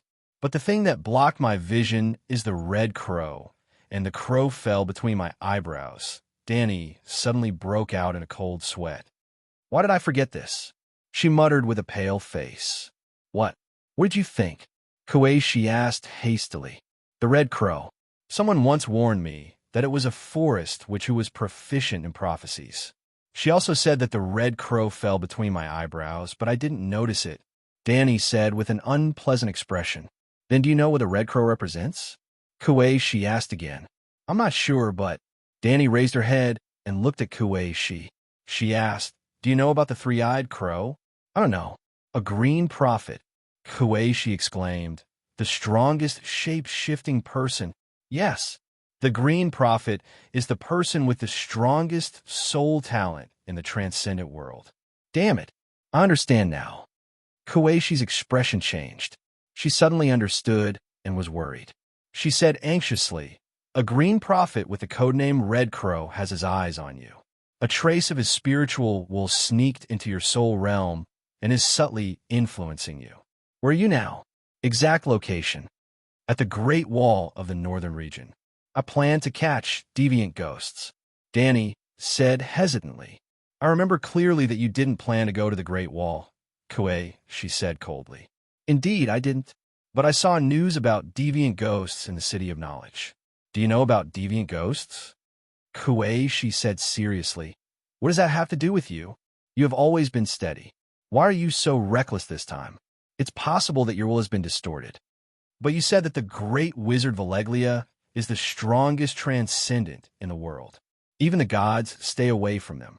Danny did not want to admit that she was being manipulated like a puppet. "What you have is only the basic meditation technique.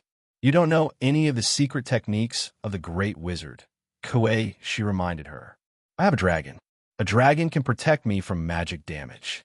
"A dragon is not a god." "Danny, no matter if my guess is correct or not, it is not wrong to be more vigilant." Kueishi's tone was unprecedentedly serious. After a long silence, Danny asked in a muffled voice, "What should I do? Leave the Westeros immediately?" "No." If her will was really influenced by the Green Prophet, she might change her mind before leaving the Westeros completely. Or, worse, I'll teach you a spell to sacrifice Lalo. As Kuei, she spoke. She quickly pulled out a wooden box from under the soft couch and took out a roll of smooth black parchment. Sacrifice to the Light King. The parchment was 1/2 meter wide and 2 meters long when it was open on the couch. It revealed a strange pattern that looked like a shadow drawn by light gray ink. Both sides of the pattern were densely packed ancient Asiatic characters. Lalo, the Shadow Devil. Use sacrifices to please him, and you will be temporarily blessed with divine power. As long as there are enough sacrifices, you will be able to dispel the will of the Green Prophet in your soul realm. Kuei pointed at the pattern on the scroll and quickly explained, "This is the layout of the altar. You don't have enough time to master all the sacrificial witchcraft. However, Lalo is very greedy. As long as you follow the layout of the altar and offer enough sacrifices, he will definitely respond to you." Here. The shadow-binding sorcerer consecutively marked 17 or 18 locations on the map. Place a couple in each of these locations. It doesn't matter how old they are, as long as they love each other. Find a few more villages. Wait. Dany interrupted her. Her expression was unpleasant. "You want me to sacrifice living people? If not living people, then livestock? That is Lalo we are talking about. He is not interested in livestock. I won't sacrifice. I won't sacrifice even a chicken to any evil god," Dany said firmly. Kuei, she slowly moved her right hand away from the parchment and said with a complicated tone, "Then do you have any good ideas? If the Green Prophet really can't deal with one dragon, then 2 or 3. I have a similar experience before. Let's call it a day. I will try it now." Before Kuei could say anything else, Dany's spiritual projection suddenly faded and disappeared. After a long time, Kuei, she muttered to herself in a low voice, "This guy is growing fast, and there are more and more troubles. I hope we can be safe this time." The black dragon circled above the snowy mountains and forests at a low speed. The afterglow of the setting sun appeared on Dany's uncertain face from time to time. Beside her, Little White slid across the top of the cedar tree in boredom, hoping to find 1 or 2 prey to eat. After a while, Dany came back to her senses and put away the glass candle. She smiled at the black dragon and said, "Blackie, after learning meditation, your hunger resistance has increased a lot." Squawk, Blackie's voice was obviously proud of itself. "Yes, your brain is smarter too." Squawk, Blackie screamed at the idiot, Whitey, and flew towards the southeast according to Dany's instructions. Hogwan Town was an abandoned village south of the Great Wall and west of the King's Road. The kind, Elisa once rested in the watchtower in the lake beside the village for a night, so it was renamed Hogwan Town. It was a famous place. Bran had stayed here when he went north, and the barbarians had also stayed here before they attacked the Dark Castle. At this time, Dany and her 2 dragons landed in an apple forest outside the village. Withered yellow leaves were spread on the ground, and there were only a few fist-sized brown shriveled apples hanging on the branches. Dany found a dry ground and sat down. Blackie and Whitey crawled on her left and right sides. She put her hands on the foreheads of the 2 dragons and murmured, "Blackie, Little White, and Little Green, Little Gold. Now Mom is in big trouble. Bran, that bastard, is crossing the timeline and distorting my will. Blackie and my dragon spirit state can't detect his spiritual fluctuations. Now, we have to deal with the old Dragon King in the Dragon's Horn. 3 dragons, no, for dragons, enter my spirit realm together. 4 dragon spirits will definitely make Bran vomit blood. Come in, Blackie, you go first. Very good. Little White, you take it. Little White, hey, Little White." After calling for a long time, she still couldn't enter the dragon spirit state with Little White. Dany opened her eyes and stared at him. Little White stared back innocently with his golden eyes. Clap, clap, clap. After slapping Little White's forehead 3 times, Mother of Dragons scolded loudly. "We are in a crisis now. Why are you still so stubborn? Last time, in order to save you 2 little bastards, you immediately joined forces. Now, in order to save me, you have no reaction at all? Little White's eyes were blank. On the other hand, Blackie's blood, lake-like eyes flashed as if he had made a difficult decision. Boom! Danny, who was scolding Little White, suddenly froze, and a bloody flame rose from her body.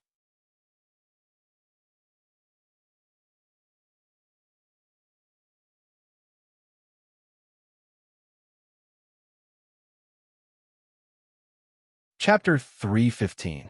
While Danny was angrily scolding Whitey for being unfilial, Dahe, who had entered the dragon spirit state, seemed to understand her current dangerous situation. Its blood-red eyes flashed with a very human-like look of determination. Its head was completely on the ground as it closed its eyes. The next moment, Danny's screams stopped abruptly. In the blue soul space, a 9-colored sun suddenly flew in from the sky, like a meteor the size of the sun smashing into the Earth's atmosphere. Logically, such a huge star should not be able to enter Danny's sea of consciousness. Just like a 1-liter bottle of mineral water could not hold 2 liters of water. If it was forcefully stuffed in, the small bottle would definitely crack. However, Danny did not feel like she was being torn apart at all. Instead, she felt as comfortable and warm as lying on a garden lawn in spring, sunbathing. Then, she realized that the 9-colored sun was Dahe's 9-colored wizard power vortex. Dahe took the initiative to send its wizard power vortex into Danny's sea of consciousness and quickly approached her own 9-colored meditation runes. It was as natural as a traveler returning home. It was as natural as Danny's meditation vortex spitting out Dahe's illusory vortex. The huge 9-colored vortex that covered the sky merged into the small vortex without any hindrance. One big and one small. The wizard power foundation of Dahe and Danny was like the soul of the dragon spirit state, perfectly combining together. In an instant, terrifying wizard power spread out from Danny's body. She was like a fire elemental black hole. The fire elemental in the universe automatically drew close to her, so much so that a layer of blood-red, flame-like fire elemental coat appeared around her wizard power materialization. Danny looked down at her hands covered by the blood-red elemental coat. She clenched her fists and murmured, "I can ignite this world." Boom! 2 meters away, an apple tree with many branches suddenly burst into flames, as if a barrel of gasoline had been poured on it and ignited by a lighter. The second level of fire control was to gather fire elemental to ignite natural substances.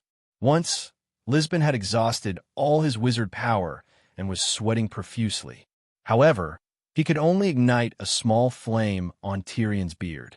Even half a day ago, Danny could only light candles, kerosene lamps, and firewood remotely. At this moment, just like Melisandre, he could ignite a 4 to 5 meter tall apple tree with just a glance. I'm actually the strong. Benevolence, responsibility, glory, faith. Benevolence, responsibility, glory, faith. Benevolence, responsibility, glory, faith. The blood rushing up from the terrifying increase in strength calmed down a little, and Danny heard the low chanting in her ears. It was like a chorus.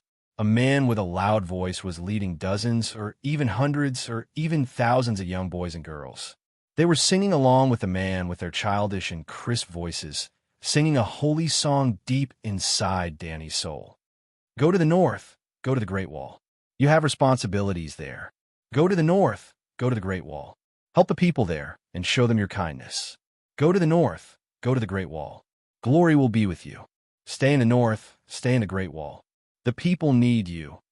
Protecting the people of the 7 nations is the Queen's only faith. The low chanting in her ears kept repeating. It was like a recorder, like brainwashing a prisoner. It was like thin and tough silk, winding in circles around her heart, forming a thick cocoon. The whispers of the ancient gods? Not bad. I fell for it unknowingly. Danny lowered her head and laughed softly. The blood-red fire element coat around her rose with raging flames, twisting into the appearance of a roaring megalosaurus above her head. Scram, wizard power suddenly exploded, and a circle of scarlet air waves spread out in all directions with Danny as the center. Crash! The broken branches and withered leaves of the apple tree seemed to have been kicked at the roots. It shook violently, and the fallen leaves on the ground flew outwards. Boom, boom, boom. There were even a few withered fruit trees that rose with orange-yellow flames, burning with popping sounds. Caw, caw, caw, caw, caw, caw. Danny's silver hair was scattered, and continuous black and red shadows flashed through her bright red eyes. A crow with blood-red pupils and black feathers struggled to fly out of her eyes, like a cormorant flying out of a calm lake. Caw, caw, caw. One after another, her pair of pupils seemed to be connected to another world. Crows the size of ducks flew out of Danny's eyes in a flock, forming a line.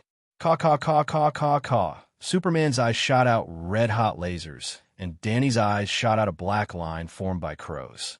In just a few blinks of an eye, hundreds of crows flapped their wings and flew in circles in the dusk gray sky. Caw, caw.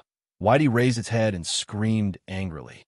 As the crows flew out of her eyes one by one, the whispers in her ears became fewer and fewer. It was like thousands of lit candles on a dark and vast land. Although the fire was small, it had always been incompatible with the land. At this time, the candles were extinguished one by one, and the world returned to its dark and deep state. Danny felt an unprecedented peace and freedom. Huff, huff. She gasped for air, and tiredness was like a tide, attacking her body and mind in waves. Caw, caw, caw.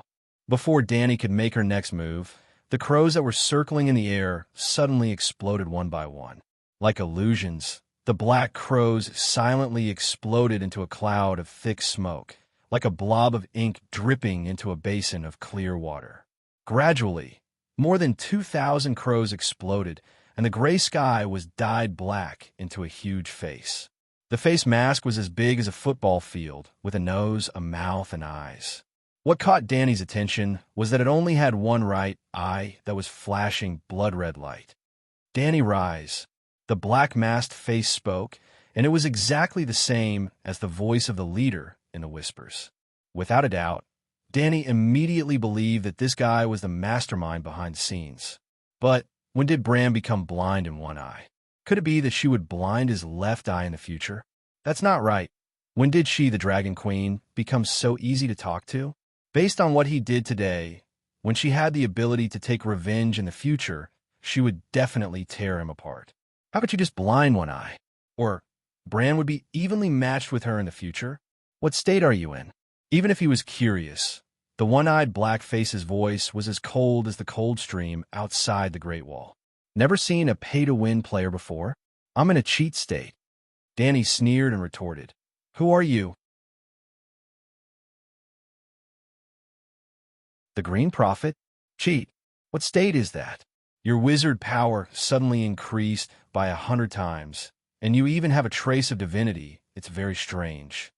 A trace of confusion flashed across the black face.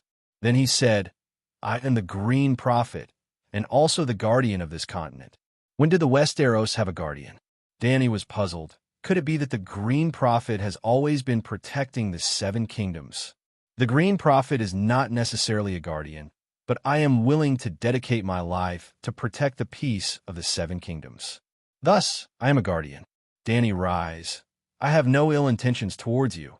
I only hope to help you walk the right path and become the next guardian of the Seven Kingdoms.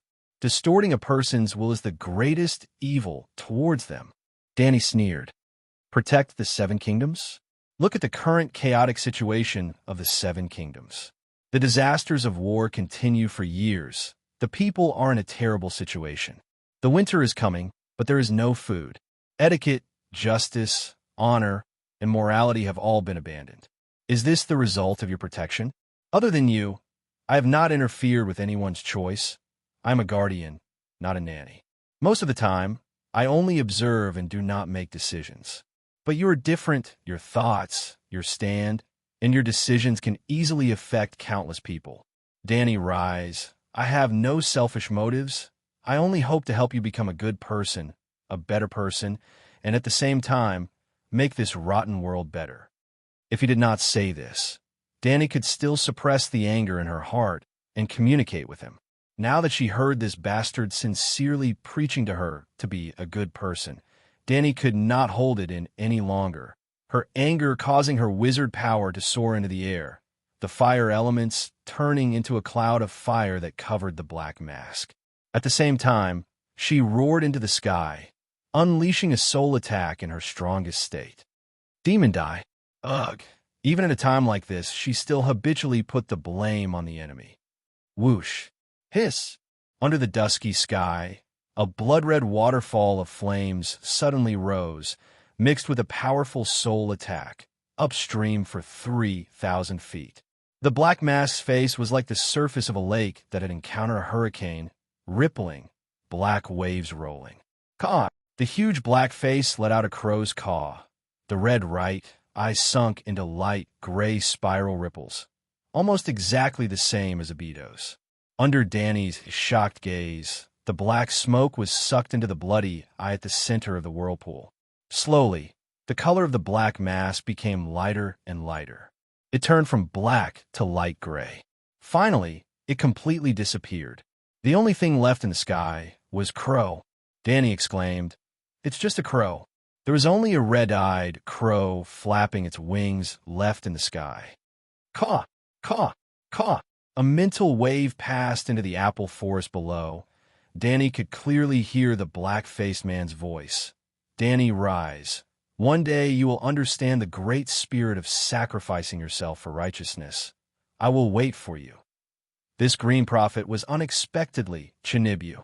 Dany's beautiful face was almost twisted out of shape. Damn it, sacrificing one's life for a righteous cause. How scary is that? Just you wait. I won't look for you even when the deviants destroy the human race. Big Black, Little White, go and kill that bald crow, Dany ordered loudly. Caw! Little White, who had been ready for a long time, jumped, accelerated quickly, and rushed toward the red-eyed crow, but Big Black didn't react at all, lying there motionless and silent. Big Black. Only then did Dany realize that Big Black's condition was not right. Although he was still in the dragon spirit state, she couldn't feel his soul. Roar! Just as she came to Big Black's side and anxiously patted his head, Little White, who was in mid-air, wailed, his wings and tail twisted into a ball as if he had cramps, and struggled to dive down. The next moment, there was another soul in Dany's sea of consciousness, Little White. Previously, he couldn't get it, but now he came uninvited. In the blue soul realm, Dany looked at the panicked white dragon with a wooden face. You idiot, your body was controlled by someone again? You need my help? Caw! Little White cried out in grievance. Without saying anything, she transmitted her mental power in the dragon spirit state.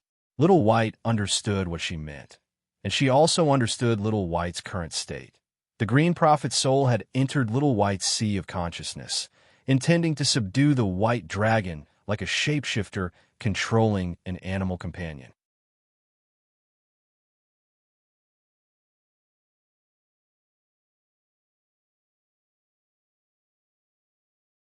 Chapter 316. In the orchard, Little White screamed crazily and rolled around in the mud. It bent the apple tree and broke the brittle branches. It unconsciously spat out dragon flames from its mouth, igniting the rotten leaves and branches on the ground. Crow landed on the top of an apple tree beside Whitey, its red eyes flickering with a flickering light. Dany, on the other hand, was standing tens of meters away. She seemed to be in a daze and did not react at all.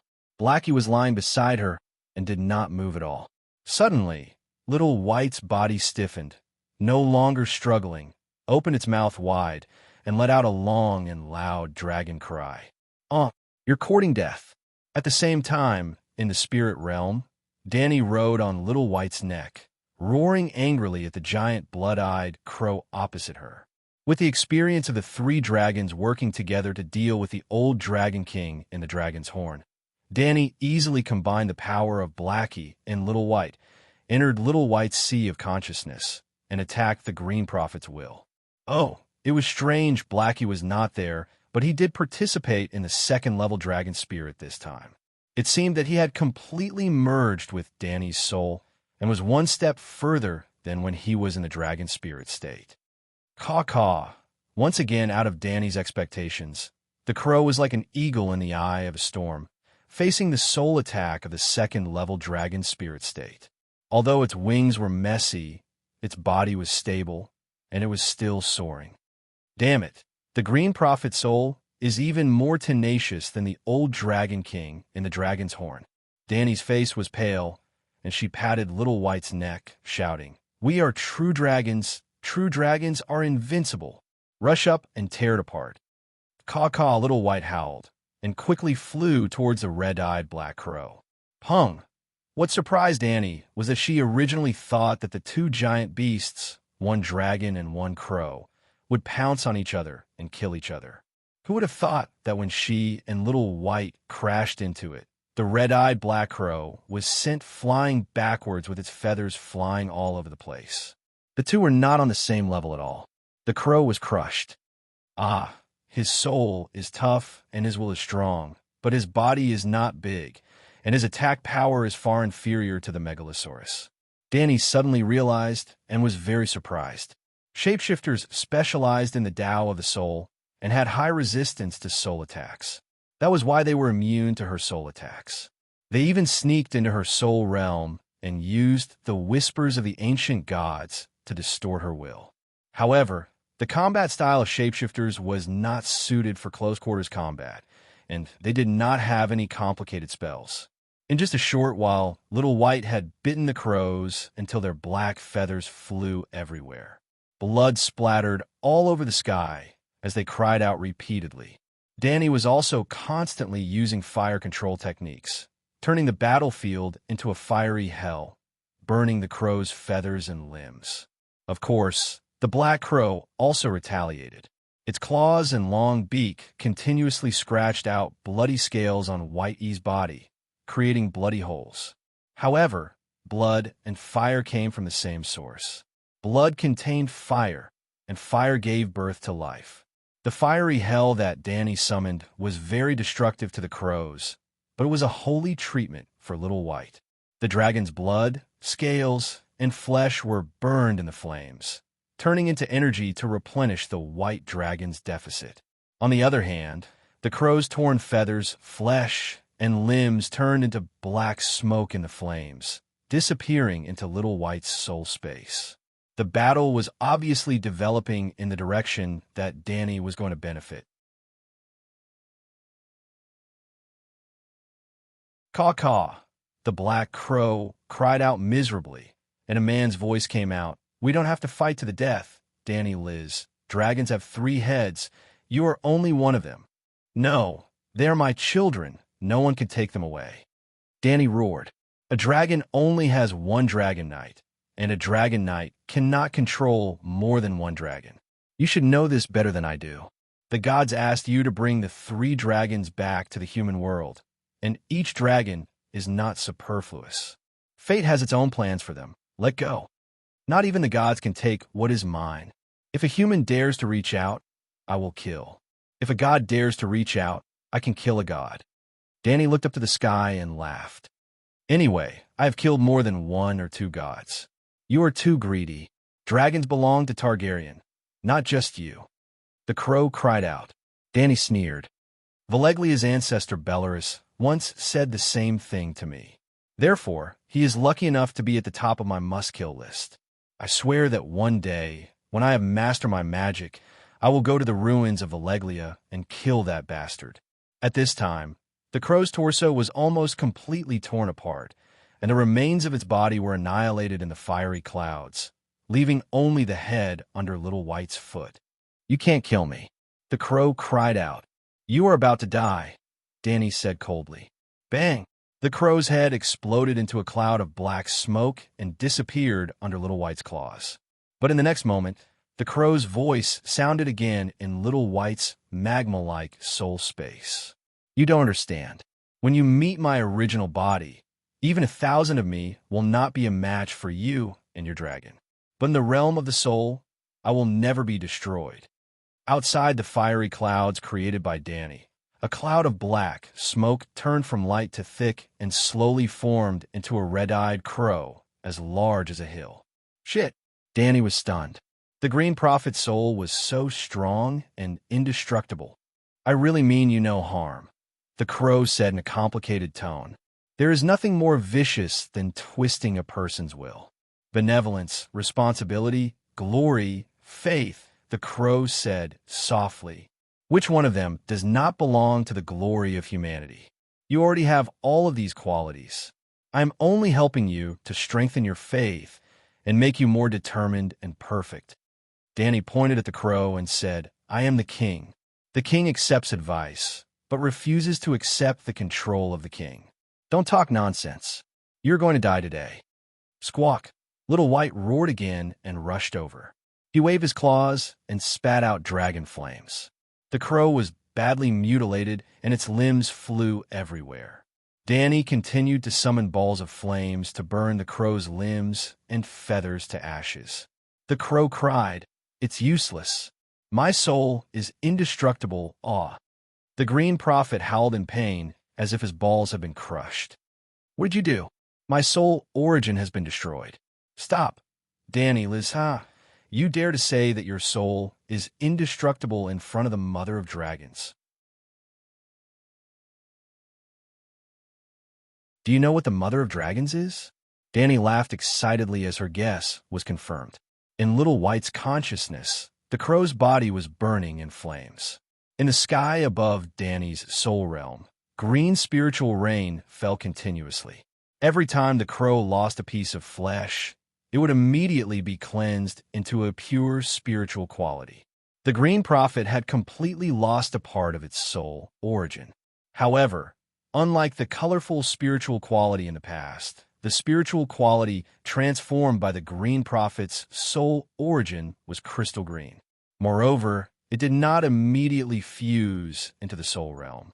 Instead, it gathered into a small lake of crimson green. However, Danny did not have the energy to study the Green Prophet's unique spiritual quality. Right now, the most important thing was to kill the three-eyed crow. She could leave the matter of checking her spoils of war for later. What did you do? I'm not telling you. Just be a confused ghost. Danny continued to enter this spiritual bestowment state of the Mother of Dragons. She focused her energy and burned the crow's spiritual body while cleansing the soul power that was stripped out of it into spiritual quality. The Green Prophet and the dragon's horn had the same goal, to seize control of her dragon. However, the method to expel them was slightly different. The dragon's horn controlled the dragon completely by relying on the superior Dragon King's soul pressure. When a young dragon faced the old Dragon King, it was like a lamb facing the might of a tiger. As long as Danny entered the triple dragon spirit state, the three dragons would work together. The quantitative change would lead to a qualitative change, and their soul pressure would surpass the old Dragon King's. Then, the dragon's horn's dragon controlling wizard spell would naturally lose its effect. The Green Prophet's soul pressure was not even comparable to a single megalosaurus. However, just like how humans tame beasts with their intelligence and skills, shapeshifters had a unique talent for seizing. They could use their own will to replace the will of their animal companion. It was equivalent to temporarily seizing the body of a beast. Look at Valamir. He was a short and old middle-aged man. His body was weak, but he managed to use his shapeshifter's talent to seize the legendary creature Shadow Lynx. Valamir was definitely not a Shadow Lynx that was subdued by soul pressure. This was why Danny's old method soul pressure was almost ineffective against the Green Prophet. To be honest, Danny could not find a way to resist the Green Prophet's forceful seizing ability. Burning, tearing, and devouring by the Megalosaurus could not harm the Green Prophet's soul. She was almost at her wit's end. Fortunately, Danny remembered that she still had a bug-like spiritual bestowment skill. Through burning with fire, she could convert the essence of nature into spiritual substance and give it to a dragon egg or a megalosaurus. No matter how tough and immortal the Green Prophet's soul was, the fact that the soul was made up of spiritual substance could not be changed. Before you recover, I'll burn the soul into spiritual substance. The effect was unexpectedly good. When it came to killing, crows were far inferior to the megalosaurus. Every piece of the body that was torn apart by Whitey represented a piece of the soul. Danny burned the pieces and turned them into spiritual substance. In the end, oh no, Danny writhed. The crow's head exploded into a cloud of smoke in the flames. Then, it turned into a rain of spiritual substance that fell into Danny's sea of consciousness. Huff, huff, huff, it's finally over. Even though she was a spiritual body, Danny could not help but gasp for breath due to exhaustion. But this guy doesn't seem to be Bran.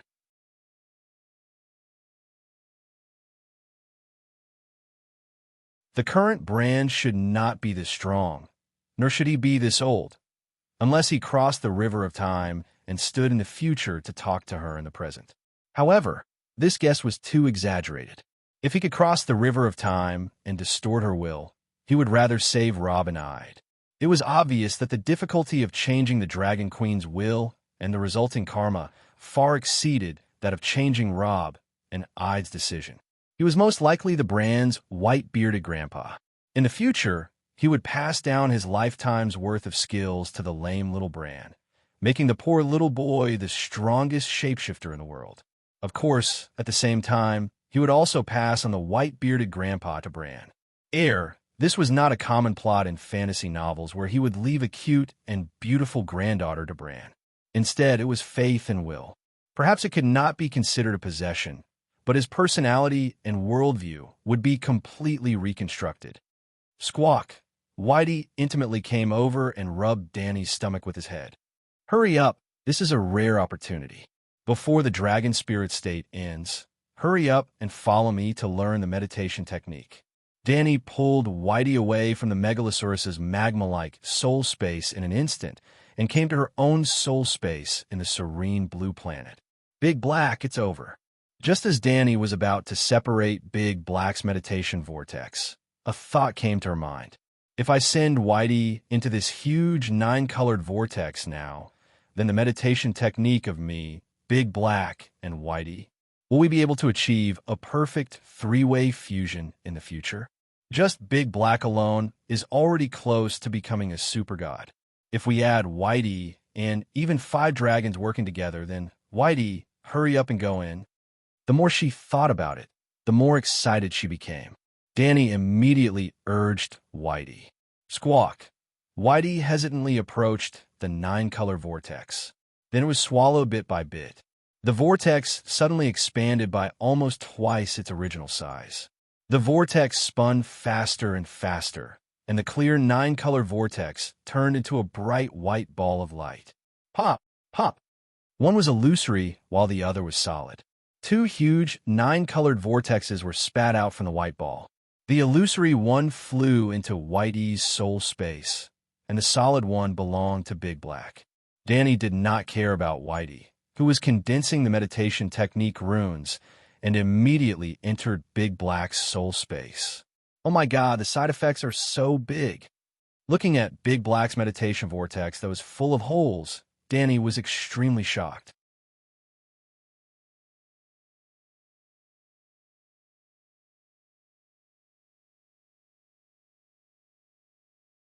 Chapter 317. Blackie was in a very bad state. Not only did the meditation vortex in its soul space slow down, but there were also many illusory holes.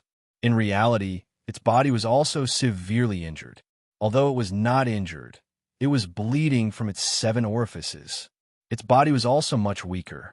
Its blood-red dragon eyes that were as big as wine cups lost their divine light. Its broad wings and strong hind legs could not even support its body. It was a bit like a drunkard whose spirit had been emptied.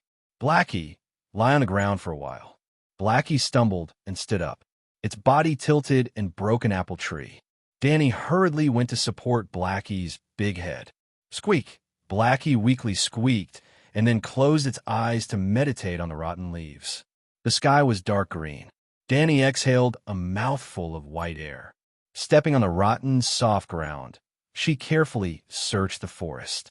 Finally, She found a dead crow on a branch with 2 rotten apples hanging on it. What a big crow. I wonder if the green prophet is dead. She held the crow and looked around. It was as big as a wild duck. It was slightly warm to the touch. Its mouth, nose, and eyes were bleeding. There were no 3 eyes on its forehead. Even the 6 forms people had 5 pets. Danny did not believe that the green prophet only had 1 crow. According to the plot of the last season of Game of Thrones, Bran seemed to have inherited the white-bearded grandpa's thousands of crows. How did such a big crow get into my sea of consciousness? Danny was puzzled. She put the crow close to her eyebrows. She could smell the smell of bird feces like a chicken coop. It was definitely real. A real crow that needed to eat, drink, and defecate. Squeak, squeak, squeak. Suddenly, Whitey put its head over and squeaked anxiously. What's wrong? Can't get used to the new wizard vortex? Danny threw the crow aside and held his forehead as she asked concernedly. Squeak, squeak, squeak. Whitey put its head on her forehead and touched her nose. It was so sour that tears came out. Danny hurriedly dodged to the side and covered her nose. Softer, softer. What do you want to say? Hiss. Boom. Little White's head twisted from side to side, and it was unusually irritable. It even spat out a mouthful of dragon flames at the fruit tree beside it. This time, Danny panicked. She knew that there was an 80% chance that something had happened to Little White. Sigh, let's try the dragon spirit. As soon as the thought came to her mind, she instantly contacted Little White. A huge 9-color vortex came crashing into her soul space, as if it had been waiting at the door for Danny and her dragon spirit. Don't be agitated. Don't fuse too deeply with me. Danny was shocked and hurriedly tried to dissuade it. She didn't want Little White to become as weak as Big Black. Her worries were unnecessary. Little White's 9-colored whirlpool was not condensed at all. Only 1/3 of it was solid, and the remaining 2/3 was in an illusory state. The way Danny looked at Xiao Bai changed. She said in disappointment, "Why are you so stupid? You don't even know how to copy homework from the answers." Hiss. In the soul space, Little White's golden eyes were full of grievance. Danny's heart skipped a beat. Little White's cry sent a mental wave to her. Go to my mindscape. In the next moment, Danny and Little White arrived at a dark red magma space at the same time. Wisps of light, gray smoke came from the sky, the ground, and all directions like snakes.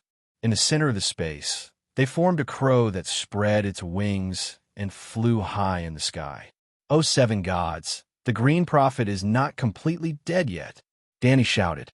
She immediately jumped on Little White's back vigilantly and prepared to fight together again. However, when she rode closer on Little White, she was shocked to find that the crow was not a soul. It was a witchcraft rune.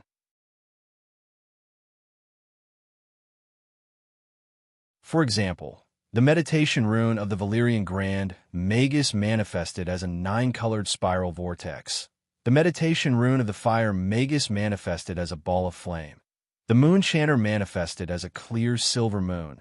The Shadowbinder manifested as a bonfire of shadows. The light-colored crow in Little White's soul space was also the manifestation of a type of meditation spell. Shit, this is the Green Prophet's meditation spell foundation. Danny exclaimed in realization. No wonder Little White went crazy. He already had an incomplete meditation technique in his sea of consciousness, but he just had to copy another meditation technique from me. Meditation spells are the foundation of witchcraft. A house can only have one foundation. No wonder the Green Prophet's soul is immortal. No wonder he can control the Megalosaurus. Danny rubbed her chin and fell in a deep thought. A normal person's meditation rune can only be a stable combination. Just like the 9-colored whirlpool, it can only appear as a whole. It can't be split into 9 different colored whirlpools. If it breaks, the witchcraft power will be wasted. However, the Green Prophet's meditation spell is very special. Not only can it gather and disperse at will, but the individual runes can also perfectly fuse with the soul. The runes and the soul are interdependent. As long as the runes are not destroyed, the soul can gather and disperse at will like the runes. It's almost immortal. What's even more terrifying is that the Green Prophet's meditation runes can not only fuse with his own soul, but also accept the souls of his animal companions without any resistance. Previously, these runes had been hidden in Little White's soul realm. Thinking of this, Danny could not help but feel a lingering fear. The Green Prophet's soul was too strong. If not for the fact that she had never given up on researching this spirit bestowment skill, she might have. After thinking about it carefully, she sighed in relief. As long as she could enter the dragon spirit state, the Green Prophet would never be able to control Little White. Now that the Green Prophet's soul has been transformed into a spiritual substance, only an empty shell of a meditation rune is left. How should I deal with this meditation corpse? If Little White did not have the 9-colored whirlpool, this matter would have passed without her knowing. She might not even have had the chance to find out. Learning the meditation technique also required talent. Otherwise, everyone could become a Green Prophet, and the test of the Great Wizard's inheritance would be meaningless. The Megalosaurus was perfectly compatible with Valeglia's meditation technique. This was because the Valeglia Blood Wizard was the most basic meditation technique that was created by imitating the operation of the Megalosaurus magic power. However, the Megalosaurus was not compatible with the Green Prophet profession. Perhaps after a year or so, these runes without an owner would disappear on their own. It would not affect Little White at all. However, he just happened to replicate the 9-colored whirlpool. I wonder if I can learn the Green Prophet's meditation technique. Danny had to admit that she coveted the ability of the three-eyed crow.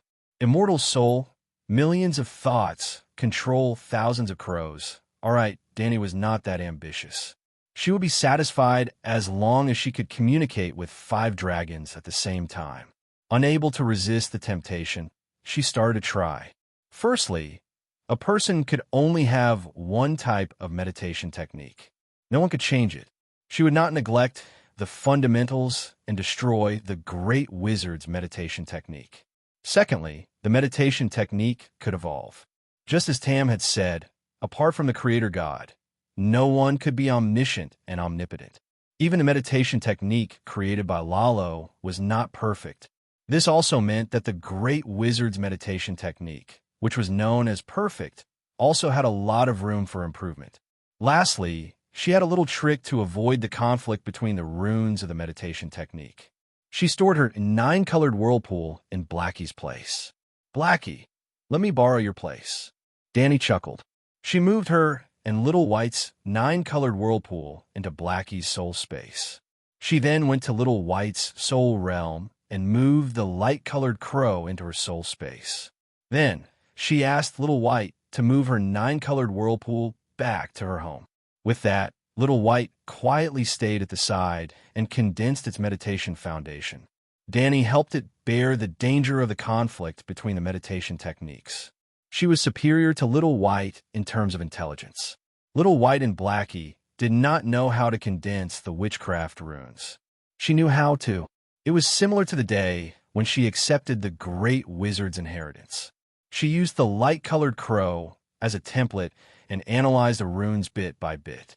Then she reorganized her own meditation technique foundation. Walala, a single dark red rune could be constructed with spiritual power. However, the QR code meditation rune was made up of hundreds of runes. The moment it was assembled, it collapsed.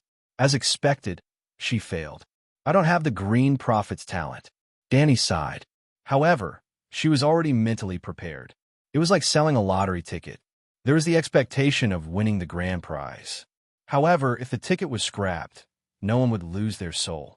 She did not believe in the old gods. She did not have the ancestral bloodline. In fact, the Long family had been the Westeros for 300 years. They had already mixed the ancestral bloodline with them. She did not even have the talent of transfiguration, let alone the Green Prophet. What a pity. This is an incomplete Green Prophet's inheritance. Just as Danny was about to completely disperse the light-colored crow, she suddenly caught a glimpse of a verdant spring in the corner of the blue soul space. She could control the soul space as she wished. Danny waved her hand. The spring turned into a small lake and floated in front of her. She reached out her hand and scooped up the verdant lake water. A strange scene happened. Her palm was white and clean. However, the lake water was visibly dyed a light pink.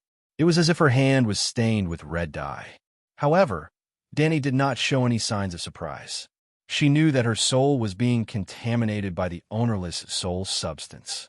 Previously, the soul substance did not automatically merge with Danny's soul and reveal its original verdant color. However, now that Danny took the initiative to extend her spiritual power into the soul substance, the ownerless soul substance did not resist at all. Perhaps because of the soul physique that came from the same source as her blood and fire, Danny's soul essence appeared red. Voila! The pink liquid in her palm fell into the lake. It was as if a drop of red ink had fallen into the lake. In a moment, the lake with a diameter of 20 meters was dyed a light pink. The water in the center of the lake protruded. Pop! The protruding liquid spread out and turned into a beautiful girl with silver hair and purple eyes. She had light pink skin. Another Danny. How magical. This soul substance clearly belongs to me. I even transformed it into a part of my soul. However, it can exist independently outside my main soul. This is like a second soul. The second primordial spirit in novels? Pink Danny looked left and right, up and down. She was amazed. The pure soul substance had been absorbed by Danny and became a part of her soul. Hence, she could project her spiritual body. However, under normal circumstances, when Danny absorbed the soul substance from the outside world to strengthen her own soul, it was like a child eating meat to grow taller. Her body would become stronger, but the newly grown muscles would not be any different from the previous ones. She would not grow a human head on her neck after eating a pig's head. The newly grown soul was also a part of the original power. There was no order. However, the Green Prophet's soul was so tough that it turned into soul substance. After being absorbed by Danny, it still retained some characteristics. Danny was not sure what characteristics this soul substance had, but it was true that it was outside of her main soul. Right now, it was like eating a crow's head. Her body had also grown fat, but what was born was a second Danny's head. The two-headed monster Danny? Ugh! Shivering, Danny hurriedly abandoned this terrifying thought. Two souls in one body, two souls from the same source. Does this mean that I can have two meditation techniques as the foundation? Also, this little Danny's head originated from the Green Prophet's soul substance. Then, Danny was eager to try. Her eyes shone with extreme excitement.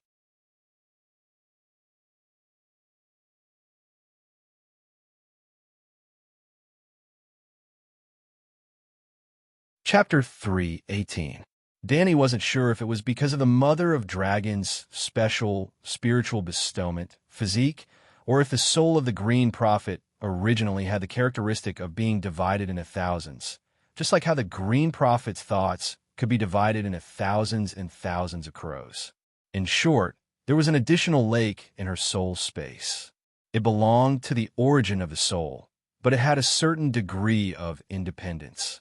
In the original soul space of Serene Blue Star, she had failed to simulate the Green Prophet's meditation technique. Then, she had anxiously practiced the meditation technique for the second time in the lake domain. How should she put it? At first, she was ecstatic, then depressed and disappointed. Her best guess was verified.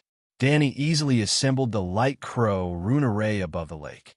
But she didn't understand the basic meditation runes of shapeshifters at all, and the foundation of the meditation technique was very unstable. Just like Lisbon and Larissa, they didn't master the 108 basic runes of Valeglia, and they didn't have a systematic inheritance the glass candle, which contained a full set of rune combination techniques, similar to the combination of manual and basic teaching materials, which led to their failure. The meditation technique foundation in the soul space was full of mistakes and was on the verge of shattering. At this time, Danny was in a similar predicament. I need the inheritance of the Green Prophet, the inheritance of the basic meditation technique. I can't copy it with only an incomplete meditation foundation corpse. Wait, A light suddenly flashed in Danny's mind. Why not learn from Blackie and Little White? When she first learned the Grand Wizard's meditation technique, the two-dragon situation was 10,000 times worse than hers. But if they could cheat, why couldn't she? Blackie could use her 9-colored vortex to engrave his meditation technique foundation. And now she also had a template, the incomplete Light Crow. Whether the Green Prophet's body was dead or not, she was very sure that the soul of this Light Crow had been completely stripped. The template had no owner, and it was even slowly dissipating and annihilating. She could copy it without worry. As soon as it touched the light pink lake, it was like a wax figure falling into a steel furnace. The light-colored crow-shaped rune quickly melted in the lake. In a few blinks of an eye, the mountain-sized gray crow disappeared in the lake of the soul, and the lake water bubbled. It felt like a whole duck was being cooked in a big pot. Gradually, the surface of the lake calmed down, and the lake water turned from light pink to forest green. It was a tranquil green lake. No more crows flew out, and the original gray crows also disappeared. Danny closed her eyes and meditated. A gentle breeze blew across the surface of the lake, and wisps of natural magic were absorbed into the lake. The meditation technique has been successfully replicated. It's working well. It can absorb magic energy from the outside world and convert it into wizard power. She opened her eyes, overjoyed. But looking at the lake-shaped meditation foundation, she was a little puzzled. Why wasn't it a crow? Actually, Danny had made a mistake. The three-eyed crow was the Green Prophet, but the Green Prophet wasn't necessarily the three-eyed crow. Simply put, the current Green Prophet had a special liking for his crow companions. Before he became the Green Prophet, he already had the bandit nickname of Three-Eyed Crow. After inheriting the legacy of the previous Green Prophet, he followed his own will and manifested the foundation of his meditation technique into the form of a crow. This form was more beneficial for increasing the abilities of his crow companions. This was similar to the relationship between the wizard Valeglia and the dragon. The 9-colored whirlpool in Danny's Sea of Consciousness was actually the form of a dragon's flame, and its cone-shaped spiral structure simulated the process of the Megalosaurus spitting out dragon's flame. Now, it's time to do the final test. Danny rubbed her hands and looked at the sky nervously. The dragon spirit was connected to Blackie's soul space, and her little 9-colored whirlpool streaked across the sky and appeared in the blue soul space out of thin air. Buzz, buzz, buzz, buzz. The soul space started to tremble intensely, and the wizard power started to circulate on its own. The 9-colored whirlpool produced a great repulsive force, and the green lake seemed to have suffered a Shinra Tensei, and it spun and flew out. Squeak! At the edge of the soul space, the green lake crashed into a formless space wall and shattered. Ah! In the soul space, Danny hugged her head and howled. The pain of her soul being torn apart almost made her collapse. In reality, Danny also groaned. Her nostrils seemed to have opened up some kind of channel, and 2 streams of blood flowed out of her nose in a horrible shape. Whitey hissed anxiously. Pop! The lake exploded into millions of water droplets, splashing in all directions. However, the great repulsive force of the 9-colored whirlpool still existed. The shattered lake water was squeezed into mist, and the mist was crushed into invisible steam under the pressure. The steam was annihilated little by little and disappeared. Ha ha! Danny gradually regained her breath and laughed crazily in the soul space. Even I can't destroy this part of my soul. I've succeeded. This is the immortal soul. In Danny's wild laughter, a thin ring was born from nothingness in the soul space. With the 9-colored whirlpool as the center, it spun counterclockwise against the soul wall. This was the reborn soul lake, the second soul of the ring that laid the foundation of the Green Prophet's meditation, and Danny's second head. Dahe Whitey, come over and play Fight the Landlord. With a thought, the main soul entered the dragon spirit state with Dahe, and the second soul entered the dragon spirit state with Whitey without any hindrance. In the next moment, 2 Megalosaurus, one white and one black, were lying across the blue soul space. Hiss, Dahe roared at Whitey in surprise. Why are you here again? Hiss, Whitey roared blankly. I don't know anything, other than being able to communicate with Whitey's dragon spirit. Danny also sensed little green and little gold in the slave bay for the first time. She could determine their location, but she couldn't sense the dragon spirit. She was sure that the second soul of the ring strengthened her connection with the dragons. Great harvest, it's really a great harvest. Ha ha, now I'm really invincible. With Dahe on the left and Whitey on the right, Danny was extremely proud. No, I could still be stronger. Danny looked excited.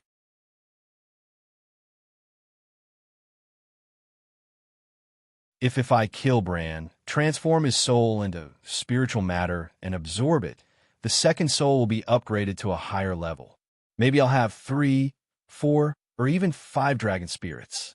How terrible will the true dragon's roar be when I have 5 dragon spirits? In a state of 5 dragon spirits, if I superimpose the 5 dragon meditation vortexes on my body, I can burn the Night King to death with one look, right? When Danny ended the dragon spirit state and her consciousness returned to her body, the sky was silver gray and a full moon was already hanging on the top of the tree. She took out a silk handkerchief from her backpack, dug a few piles of hard snow in the ditch against the sun, rubbed it in the silk handkerchief, and wiped the blood scabs on her mouth and nose clean. After a while, Danny stepped on the soft leaves and returned to Whitey's side. Before climbing on his back, she caught a glimpse of the big crow that was thrown on the ground before. After thinking about it, she went over and picked it up. It was hard and stiff. Maybe it's a magic material. I could take it back and study it. At least it's more magical than Tyrion's second brother. With that in mind, Danny lifted the crow's leg, rode the white dragon, and soared into the sky. Blackie also struggled to get up and followed behind, flying in the direction of the Great Wall. Blackie was a little tired. It should have rested in Hogwan Town for a night and go back tomorrow. But Danny thought of something. There was a big battle this morning, and so many people died. They must be burned tonight. She planned to get some spiritual matter to nourish Blackie's body. I just hope the bodies are not burned clean. In fact, the Great Wall was in a mess, and no one was dealing with the bodies outside the city. Danny did not attract much attention when she suddenly left in the afternoon on the dragon. But as the sky darkened, Barristan had already returned from outside the city. She still did not appear, and some people panicked. The old fox, Yimont, did not guess wrong. A small group of how to deal with the Dragon Queen quietly formed between the Night Watchers and the Urlu cavalry, quietly split and quietly unified. Melisandre lied. The plan of the marriage of the mother of dragons and the child of prophecy was not a whim. Stannis knew about it, and so did the nobles under him. Even the plan of marrying Dany Rise to King Stannis was proposed by one of King Stannis's important ministers. Then, Stannis's knights split into 2 factions. Some supported the marriage of the dragon and the deer, while others firmly opposed it. It was very complicated. Stannis was the Duke of Dragonstone Island, so his original subordinates were the vassals of Dragonstone Island Targaryen's vassals 16 years ago. For example, Valerian and Sitiga, the absolute confidants of the House of Dragonstone, were now the backbone of the Urlu army. Of course, the defeat at the Battle of Blackwater River was too terrible. Valerian and Sitiga were almost destroyed, so they did not follow Urlu to the wall. But the Duke of Dragonstone Island did not only have these 2 vassals. There were 7 or 8 other families that followed Urlu to the wall.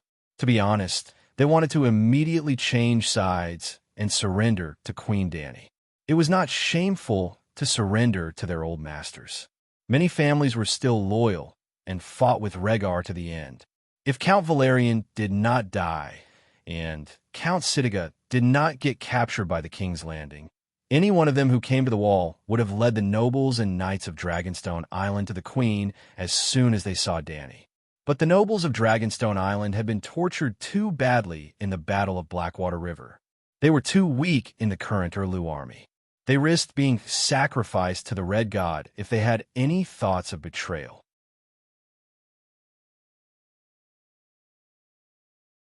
A few nobles of Dragonstone Island had been burned to death because they spoke ill of the Light King behind his back. They were all afraid that the priestess could predict their betrayal. Before the news of the Dragon Queen came, Erlu had two political groups under his command. One was the king's party who believed in the seven gods, and the other was the queen's party who believed in the Light King. After knowing that they might encounter Dany, the two parties split again. The king's party of Dragonstone Island advocated for the union of dragon and deer. The king's party of Stormland hesitated. The queen's party of Riverbend firmly opposed it. The queen's party outside Riverbend supported the union. It's getting more and more complicated. Stannis originally only had Dragonstone Island as his fief. His younger brother Renly was the Duke of Storm's End, Lord of Stormland, and married High Court Tyrell, Riverbend. After Erlu killed Sanlu, he inherited part of his younger brother's legacy, the nobles of Stormland and a small number of Riverbend nobles. Among them, the Riverbend nobles followed the lead of the Florin family of Brightwater. Erlu's wife was from the Florin family. The Dragonstone Island faction and the Red-Robed Woman supported the union of dragon and deer. The Stormland hesitated because of the War of the Usurper. Robert led the Stormland nobles to overthrow Targaryen. The Queen's party of Stormland naturally didn't want Queen Celis to be disgraced. But after Dany expressed her support for the union of dragon and deer, the divided Erlu forces reunited. Just as old Ymont worried, some of them tacitly agreed to kill Dany. Then, Dany disappeared. They were worried sick. Those with bad intentions were worried, and so were the neutral Night Watchers. There were still so many barbarians outside, dozens of giants building walls in Dark Castle, and the gold royals and food promised by the Dragon Queen.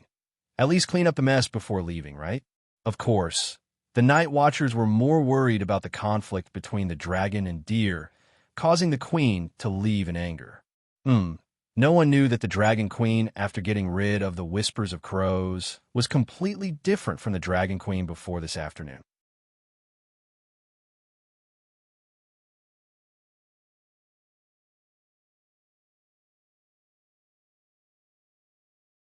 Chapter 319. Calm down, everyone. Don't panic. In the front yard of Dark Castle, Maester Ymont gestured with his hands and tried to calm the arguing crowd. Ser Barristan is still here. He represents Queen Dany Rise and has full authority over matters related to the Westeros. Barristan was angry at the Queen for not informing him, but he did not object to her decision to leave. There were two reasons. First, he knew the Queen's abilities. She had left a magic coordinate on his wrist that allowed him to communicate with her. Second, like old Ymont, he was worried that someone would take advantage of the opportunity to harm him. How could he trust Erlu, who would kill his own brother for the Iron Throne? He was an upright man, but an upright man was not necessarily a fool. Yes, I'm the Queen's Iron Guard, captain of the White Knights. I represent the Queen in dealing with the barbarians in the new camp, the White Knight said seriously. Stannis bit his cheek and glared at the White Knight for a while before he asked bitterly, "Sire, why didn't you go to Dragonstone to find me?" Barristan did not expect Erlu to bring this up. He was startled for a moment before he smiled bitterly. "Your Majesty Stannis, you are all wrong. Ever since Joffrey stripped me of my white robes, I had no intention of joining any king. Really, you and Lord Renly are Joffrey's uncles. Joffrey is not Robert's son." Stannis interrupted him angrily. "Everyone recognizes his identity," the White Knight said noncommittally. "Even if he took away my white robe, my honor does not allow me to encourage my uncle to oppose my nephew. So, you and Lord Renly are not in my consideration." Thus, Robb was the only king left. I sympathized with him, but I would not support the king's division. At the time, I was going to find a small sept in the countryside and dedicate the rest of my life to the seven gods. "Then how did you become her White Knight?" Stannis ground his teeth. "Varys found me." "Varys?" Stannis exclaimed. "Yes, when I was praying in the basilica, his little bird came and told me about Her Majesty Daenerys. I couldn't refuse. This was a chance for me, a chance to redeem myself. However, I didn't intend to serve a crazy king anymore. When I saw her, I concealed my identity and observed her for nearly half a year. I found her benevolent, wise, kind, intelligent. Enough. The old knight had a blissful look on his face as he reminisced, but Stannis's face looked as if he had been fed feces. He interrupted the White Knight and said, "Now that she has left, how do you contact her? How else can I contact you?" White Knight glared at him and said matter-of-factly, "Of course it's through messenger crows. I'm always at the Great Wall, right?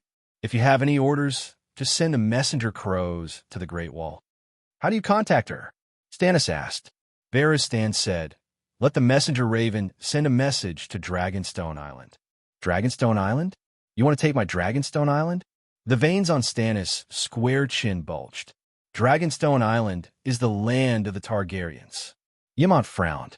Stannis looked at the old man coldly and emphasized, "It is now my territory." Didn't she swear that she would not clash with the forces stationed at the Great Wall before she dealt with the deviants? She can't say that the promise of not starting a war is only valid at the Great Wall, right? We come to the north, and she comes to the south to invade our home. Who would dare to leave their own territory to support the Great Wall? Erlu's words were not unreasonable. For example, if Lannister went north to the Great Wall to fight the deviants, Dany could not possibly go and take Casterly Rock, right? There was only one point.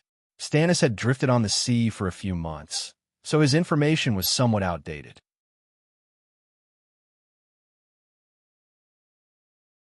Dragonstone Island is no longer yours, Barristan said with a strange expression. Right after you left, Lannister took advantage of the fact that Dragonstone Island was defenseless and sent thousands of soldiers to surround the castle. About half a month ago, Sir Loras attacked Dragonstone Island. Stannis' face was gloomy. He turned to old Ymont and asked, "You are the scholar of Dark Castle. Why didn't you tell me about this?" Ymont frowned and slowly explained, "I don't know either. In the past few months, the City of Learning has not sent any messenger crows to the Great Wall. How could the City of Learning care about such a small matter?" Paris yawned tiredly and defended the City of Learning. "It's too far away.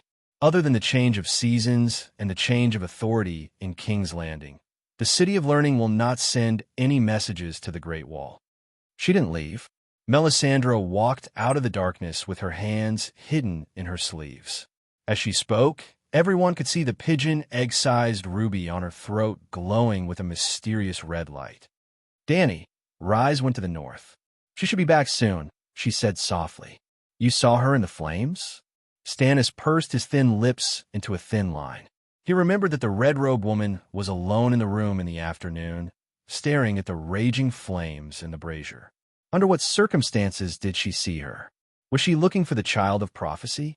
Or was she following his orders and trying to cast a shadow spell on her? Stannis began to clench his teeth, and his cheeks puffed up out of habit. Melisandre understood his thoughts just by looking at his expression. She could not help but sigh to herself. After meeting Targaryen riding a dragon, even he began to doubt the authenticity of the child of prophecy. It was no wonder that she herself was shaken. Could the prophecy be wrong, and the real reincarnation of Yesor and Ahai was Dany Rise? However, she did not communicate with Lalo. When she was looking for the child of prophecy, she saw the Dragon Queen.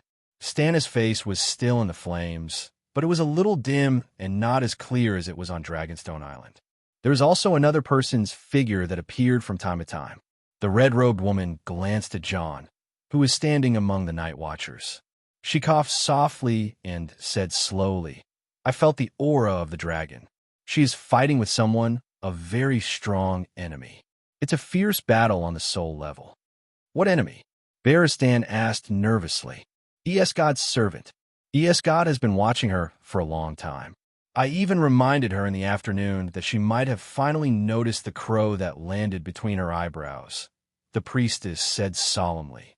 Everyone was confused, but they could guess that the Dragon Queen's enemy was very strong. However, there were not many who were worried about her. Instead, some of the Night Watchers and Erlu's armored knights exchanged looks with joy and excitement. The White Knight's expression changed, and he asked anxiously, "Where?" "I'll go over now."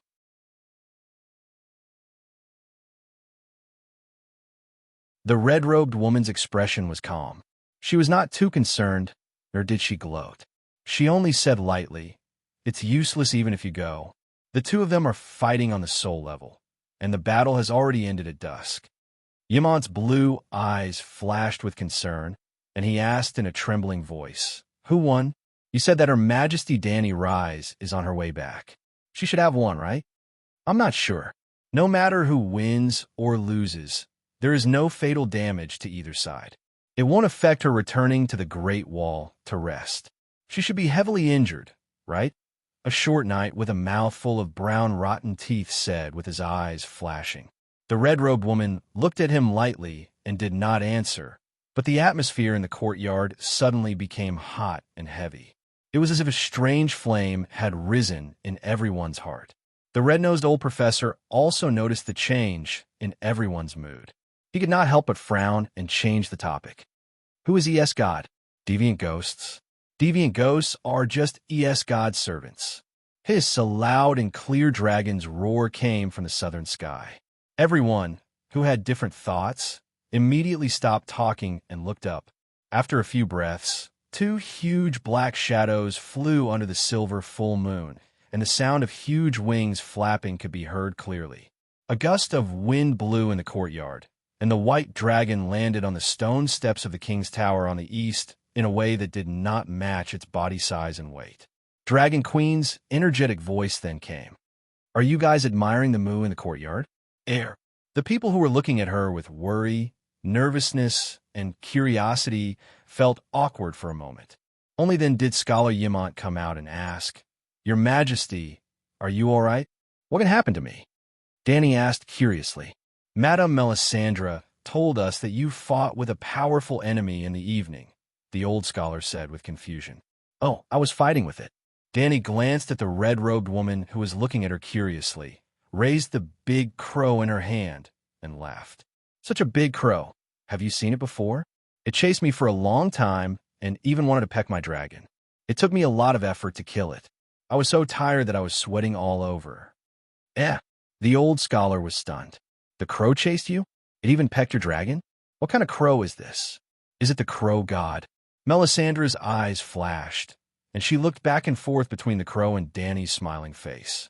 After a while, she said with a complicated tone, "I didn't expect you to hunt this crow with your own ability. I underestimated you." "Eh." Everyone was confused. It was just a black crow. Although it was bigger than a normal crow, it was not a rare beast. It was just an arrow. Dany threw the dead crow on the ground and urged loudly, "If you have time to sit here and talk nonsense, why don't you burn the bodies of the dead?" The red pomegranate chief hesitated and said, "The barbarians are easy to deal with, but almost 300 knights died today. Friar Sarlita is helping them to decorate their bodies. He's been busy since noon. Then transport the knights to the cellar and store them there. First, burn the bodies of the freemen and the common soldiers from beyond the Great Wall. You night watchers should know how horrible it is to keep the bodies of the dead overnight. Even if we put them in the cellar, we still need to chain their ankles," Jon reminded. "Don't worry, the Great Wall has magic power. It can block the power of the Frost God," Melisandre said softly. "A year ago, the bodies were resurrected under the Great Wall," Jon said with a frown. "They must have been resurrected outside the Great Wall and pretended to be corpses to sneak into Dark Castle," the red-robed woman said with certainty. Yrgrit, who had been watching from the side, walked through the crowd and carefully glanced at the white dragon.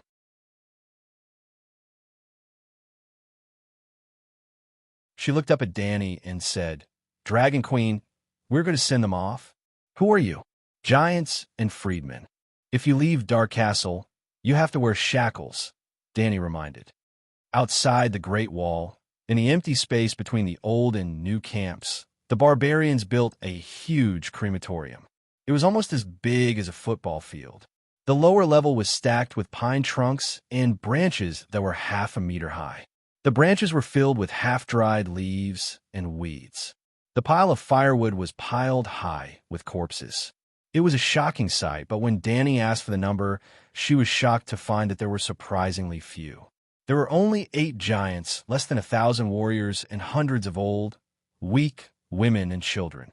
There were also many dead mammoths and warhorses, but they were not cremated. The Night Watchers had cut their flesh and preserved it in the ice cave under the Great Wall. Well, Dany was not a cold-hearted person. She did not want more barbarians to die, just to get more soul essence. More importantly, she saw Stannis' horse trampling through the camp in the morning. Hundreds of thousands of barbarians rushed into the forest and trampled on the ground. There were definitely more than 2,000 dead. Even more than 8 giants died. The number is wrong.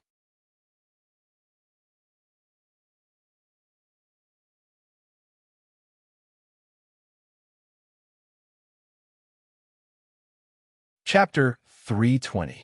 Thousands of people surrounded the north side of the crematorium. There were savages, giants, and night watchers to maintain order. Dany rode on Little White's back and fought at the front.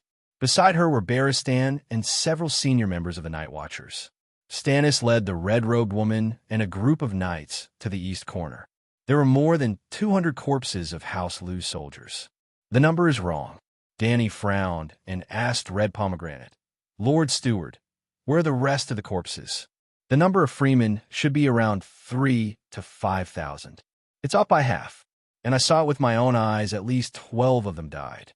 At noon, she had personally given Red Pomegranate the task of collecting the corpses and organizing the barbarians to burn the wood that night. She did not expect the task to be so bad. It's deep in the woods. We don't dare to go in. Bo and Maxie said, "Why not? Are there deviant ghosts? If they don't burn the corpses, they will turn into corpses."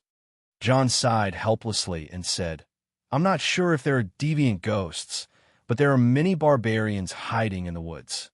2 brothers in black who collected the corpses had their eyes gouged out and their tongues cut out. Their heads were hung on branches at the edge of the woods. Dany's face darkened, and she cursed in a low voice. "Those bastards don't know what's good for them." "Do you know which bastard did it?"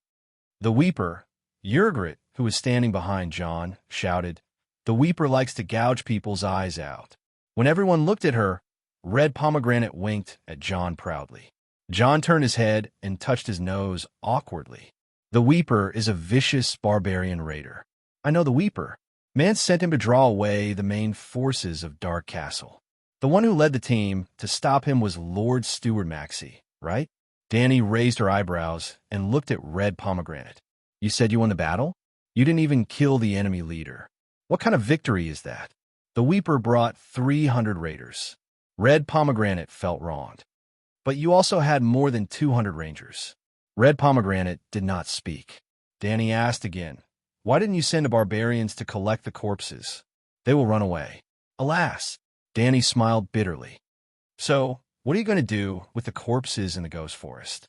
Jon said, "Perhaps the barbarians will burn the corpses of their own people. They all know that corpses can be resurrected." "That's right. We're not as stupid as you." Ygritte nodded. While they were still discussing the corpses in the forest, Stannis and the others next door were already bidding farewell to their old friends. The night is long, and danger lurks everywhere. We mortals live and die alone, at a loss. Hesitating in the valley, Stannis and the red-robed woman stood side by side at the front. Hundreds of people lined up and knelt on one knee, chanting in unison, solemn and respectful. Boom! The red-robed woman waved her hand, and the entire bonfire seemed to have been splashed with gasoline. In an instant, 7 feet of flame soared up, and the high-temperature wave crossed dozens of meters, blowing the hair on Dany's forehead into a mess. "Let's begin." Dany looked around and didn't find anyone who looked like a priest. She couldn't help but ask, "Are there no priests among the free people?" "We believe in the old gods, and they have no priests," said Mance's pretty sister-in-law. "The old gods only have faces carved into tree trunks. They have noses, eyes, and mouths. Unfortunately, they can't speak or guide you in chanting." Sir Alistair mocked. "Where's Friar Sileta? Why don't we let him make a cameo appearance?" Dany came up with a bad idea. I'm a last giant. I don't have any companions." Yrgrit suddenly started singing, scaring Dany and the people around her. "The last giant came from the mountains. We once ruled the world."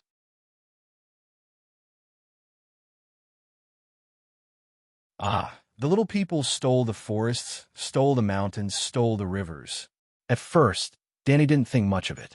You're just a small female savage. How are you a giant? But gradually, the smile on her face disappeared. The sadness in Jigrit's song was so clear that no one could escape from it, and no one could laugh at it. Whale paused for a moment, then followed in a low voice.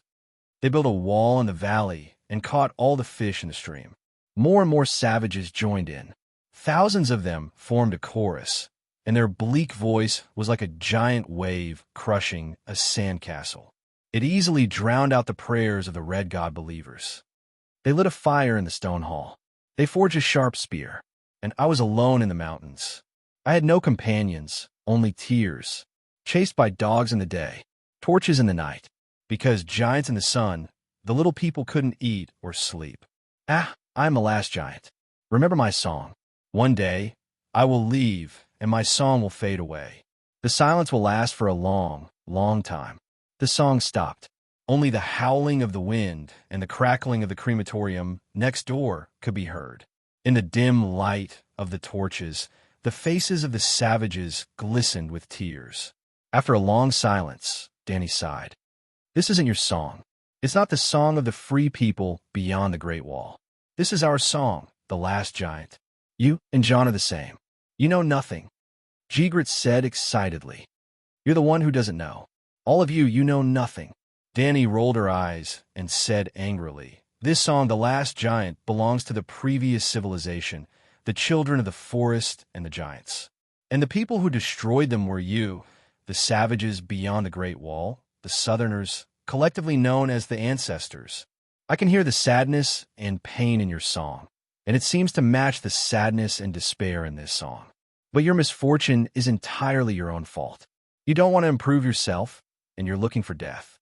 All the savages stared at her angrily. If she wasn't riding on Little White's back, some of them might have rushed over to beat her up. What are you looking at? The Dragon Queen had a dragon's gallbladder, so she wasn't scared at all in the face of public condemnation. Her eyes were wide open, and she roared in an even louder voice than before. Look at you, wearing animal skins and holding wooden sticks. You eat raw meat and drink blood, and you don't work at all. What's the difference between you and savages? Oh, I forgot. You are the savages. But haven't you forgotten one thing? Your ancestors, the ancestors who came to this world from the land of Urso, defeated the children of the forest with superior technology and social system, and expelled the giants. 10,000 years have passed, and your civilization has regressed. Your social system has collapsed, and the technology of forging bronze has become the heirloom of a few tribes.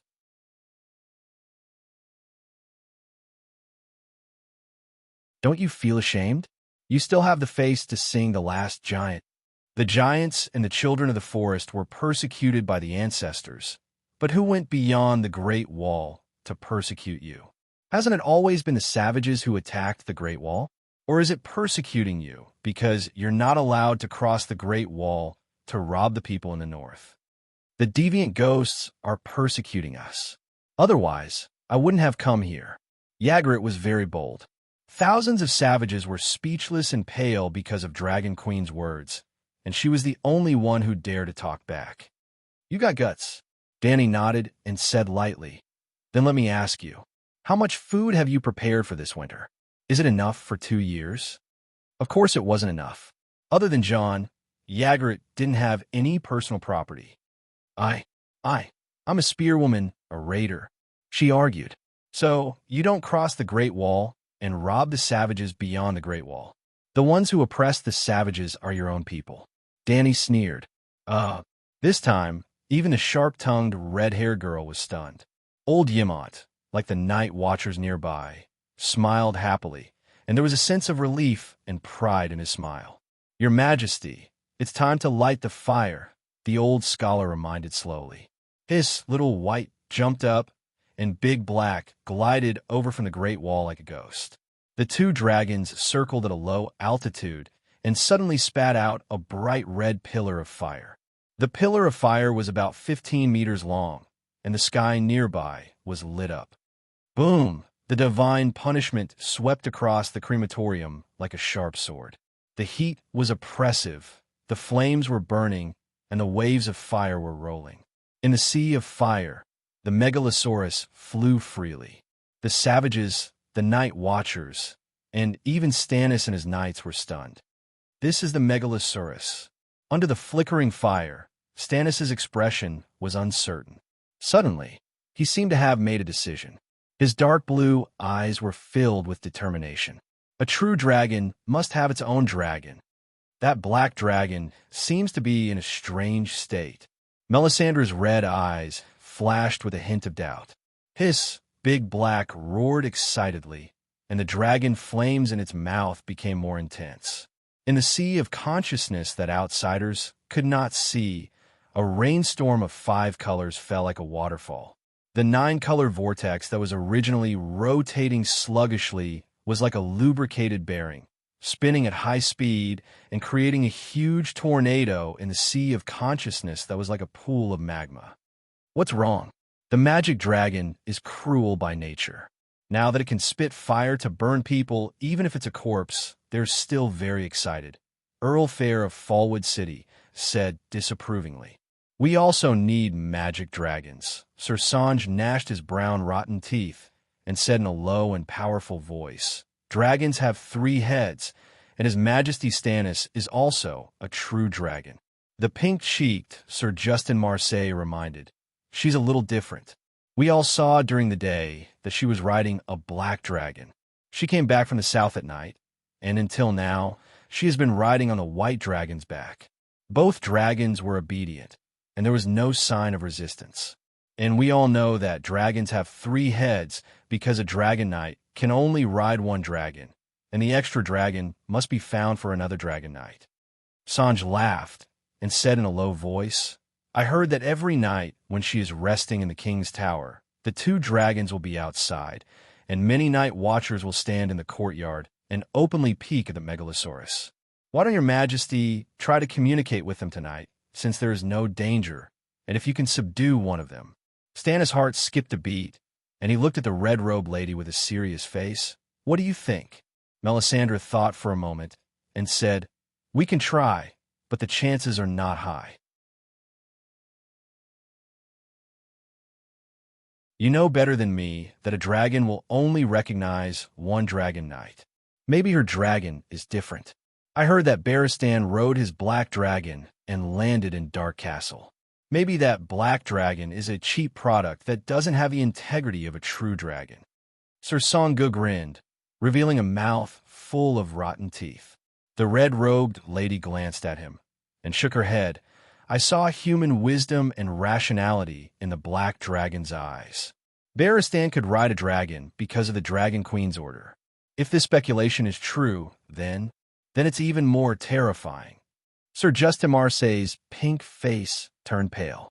Then, the blue eyes of this noble began to flicker with an unknown light.